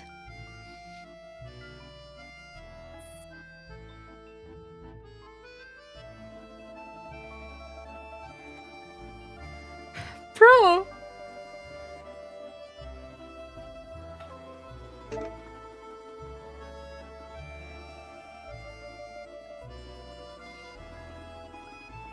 Bro! Alright, just this once. I'll do my job as an elder brother. I will avenge you. I swear I'll avenge you. Huh. And if I tell you not to, you wouldn't listen. Doesn't matter, that's just who you are. A baby sister who's always a pain in the ass and who never does as I say. He's still smiling at Ange. Ramsan. He remembers now. He died in that operation. He sacrificed his own life to snatch her back from the maw of death. After all, he promised Armin he will protect her little sister. He finally remembers. Anna threw herself over him and bawled. Her warm tears fell on his face, his hands. He can now recall that warmth. I genuinely thought I had clawed my way from Abaddon back into the world of the living, but I never actually got out. I don't want to play anymore. You're not even playing! Shut up! I'm the one playing. Ramsan holds out a hand to Andy with a gentle smile, just like he did at her graduation prom. I need to go.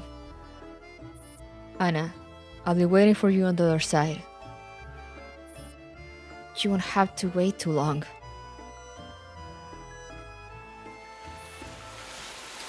A gust of wind blows by.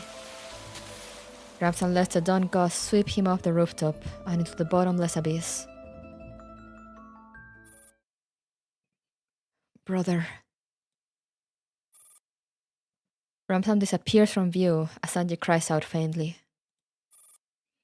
Dawn breaks on the horizon, bringing forth a surge of light. The pearly white light spreads throughout the darkness, expelling it. Angie, you've lost a lot of blood. You require immediate medical treatment. AN-94 helps Sanjay up apprehensively and tries to staunch the bleeding. 12. I'm here. Blow up this place.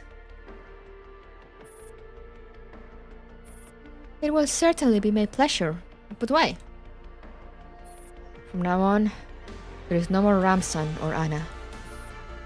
There is no more Ganglari or Commander Angelia either.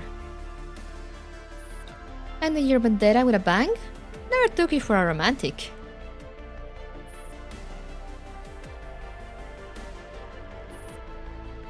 AN-94 hoists Angie up on her back and leaves the precarious building. AK-12 promptly sets explosive and catches up with them. I'm guessing you'll want to trigger the detonation yourself? Yes, give me the detonator. On top of the names you just listed off, I think we should bury one more here. What? Wolfpack. It's such an irksome name. Hearing it always reminds me of an unsavory character. Do you mean... Then let's go with DeFi. Anja closes her eyes and slowly rests her head on AN-94's shoulder. From this day on, we will be walking down a path of darkness, leaving the light behind. We will defy the rules and dogmas of the world and do as we please. DeFi? I like it. I have no objections. Anja smiles. Then she pushes the button on the detonator.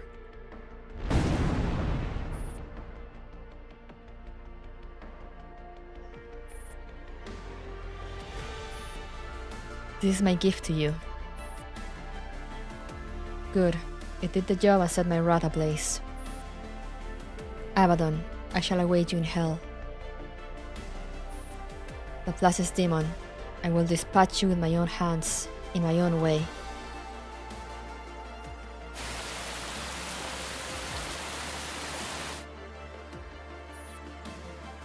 Bro, that was insane.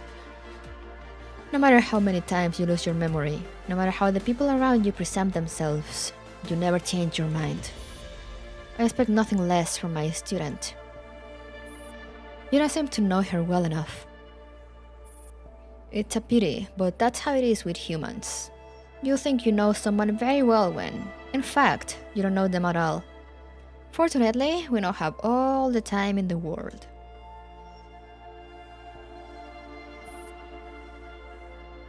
Ramson only appeared for 3/4 of a chapter and I already miss him. Real.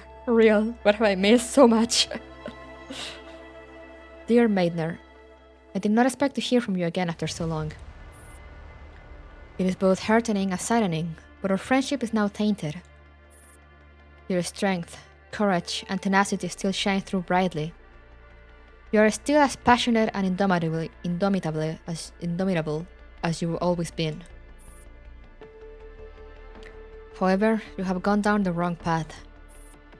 We are no longer fellow travelers sharing the same adventure. I'm sorry, but I must decline to participate in this project. I still miss our days at Hopkins University. Blackwell, Berlin, 2058.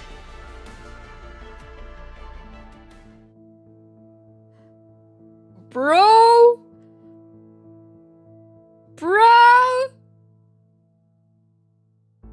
Man! Just from after all these years, it still manages to plant PTSD in my soul, real. And that was just Commander, and yeah, we're still missing Agent Anje.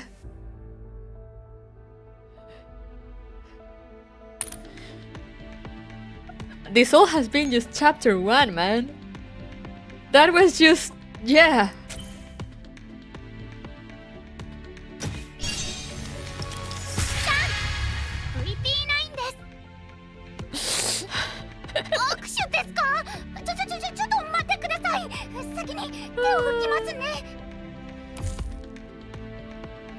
Hey, free stuff. Agent Ange's when things take a weird turn.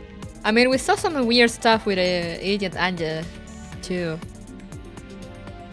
I mean, and Commander Ange. But it was mostly...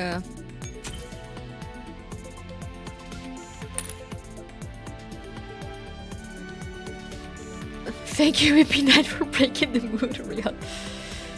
It kind of felt like we were looking like at the present for a second. And then it went back to more quote-unquote flashbacks, if they really are. The way you're trying to tell me it was Sevilla Cell, it was. It was. It truly was.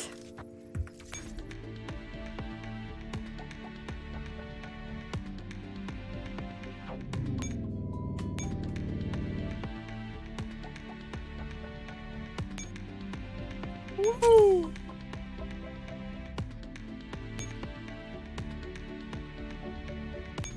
Woo!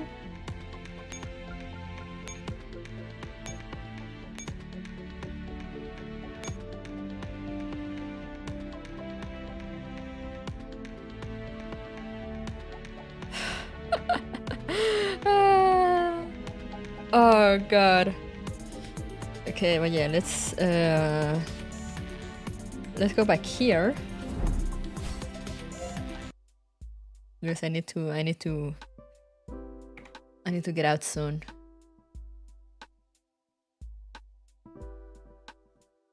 But man,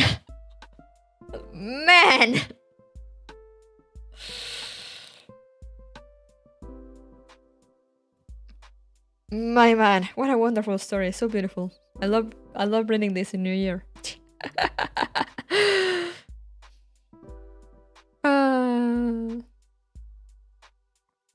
So many feelings. Oh god.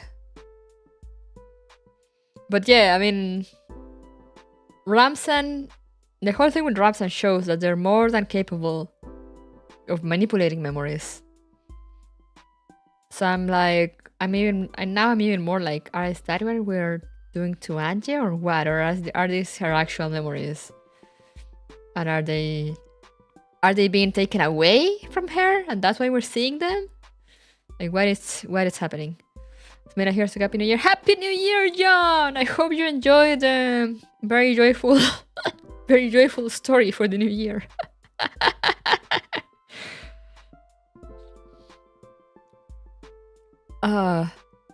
So many questions. Yeah. What a way to start the new year. Yeah. Ramson sent his regards. And yeah, continue to with the hard memory reading devices.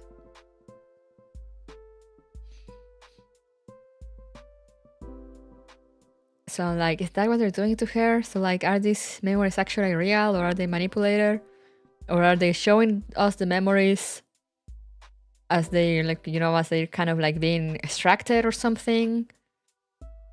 What is happening? What is happening? What are the answers, Mika? What do this mean? I can't believe we're still not done with chapter 1.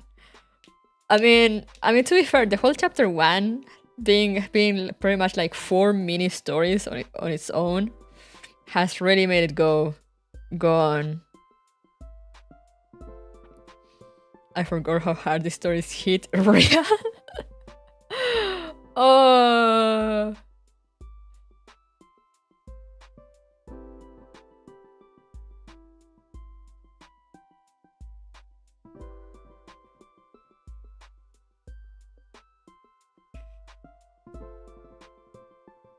Like, yeah, all the Naito ringleaders are probably on a similar boat. 22 out of 77. We're getting there. Yeah, we're so close, bros. So next weekend, two more sessions of Love and Hope. We're finally finishing chapter 1 and starting chapter 2. And then we'll see how things go from there. From what I guess, that they are reading through them as the operation goes on. Goes on Ange, but are they operating on all 4 Anges? Is the low shock fire real? Yeah, that's what I'm really saying. That's what I'm thinking now. Like, either they're modifying them, and maybe something here, some stuff we're being shown is actually not real, or those are actually her real memories, and they're just being shown to us as they're like literally extracted from her.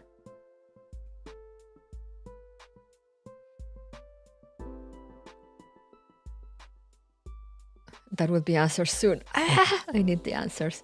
Because when we saw, there was the little bit with Commander Ange when they showed the present, you know, with this Nito talking to clearly not Martha. And she talks about how, you know, they talk about this, about human identity. And she pretty much says, like, you know, the body doesn't matter. It doesn't matter how they look. And that someone will wake up. And like, but like she clearly, I mean, not clearly, but it makes it seem like they have Ange's body there.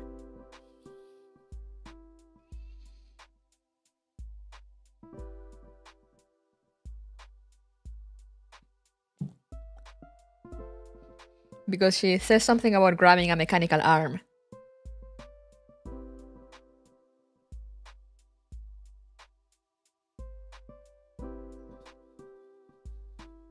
But your Ramson does have a mechanical arm too.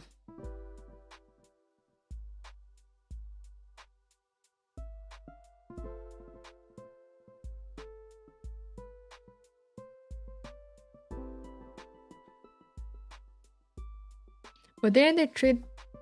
I will have to go and read again. Because didn't they refer to the test subject as a woman?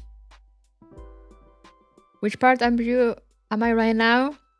I'm still stuck in chapter 1. I read Young Ange, Lieutenant Ange, Commander Ange, and I'm missing Agent Ange. So basically the last Ange before we can move on to chapter 2. I'm sure Ramson will have been one of those Paradeus robots in the 2060s. Yeah.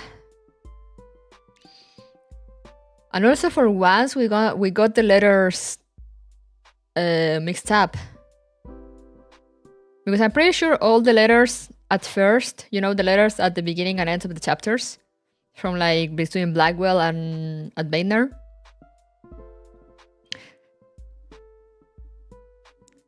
they were on 2051 at first, I'm pretty sure, but now we got one from Maidner to Blackwell from 2050, and then we got a reply from Blackwell to Maidner from 2058.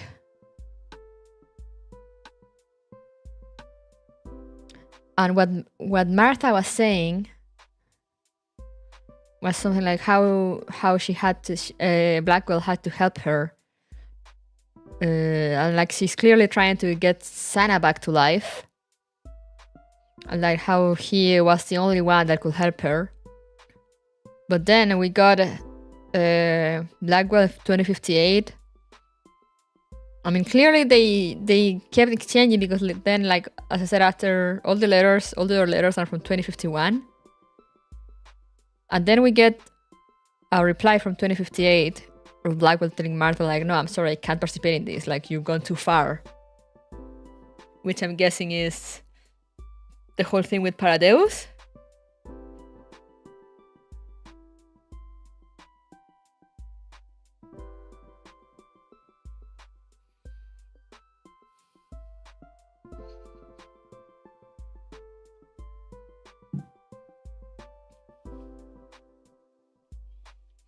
The timelines in between 2050 and 2058 answer in chapter 2 as well. Keep an eye on that. I'm like literally like the conspiracy man meme. Just with a slow shock, you know, trying to connect it to previous events and to previous knowledge and to things we know. I'm just asking questions as I go by. I gotta say though, I gotta thank everyone. I'm very thankful for everyone for always not saying anything, even though you guys have read ahead of me and just letting me suffer as I go. Truly the experience. But I love it that the last piece of the puzzle is literally dropped nonchalantly in a dialogue. Oh my god. Day 2 UX clear, gang. Let's go. Oh, I haven't. I mean, I know some of you haven't. I know there are some people that actually just do the event and just skip everything and then come to the streams to actually read the story, and I'm like, wow, I am honored.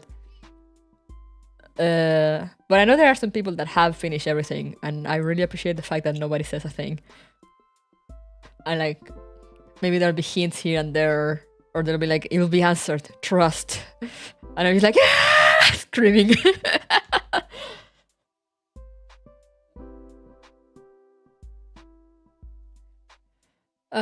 So much happened through. I'm rereading dual randomness to this event again. Yeah, real.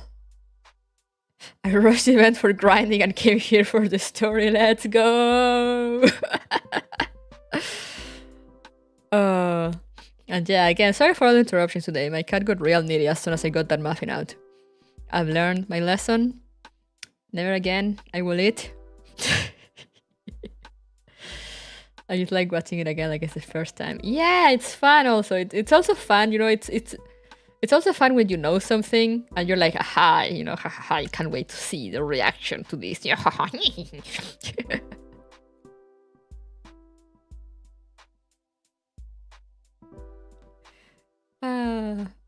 Oh god, I'm in so much pain.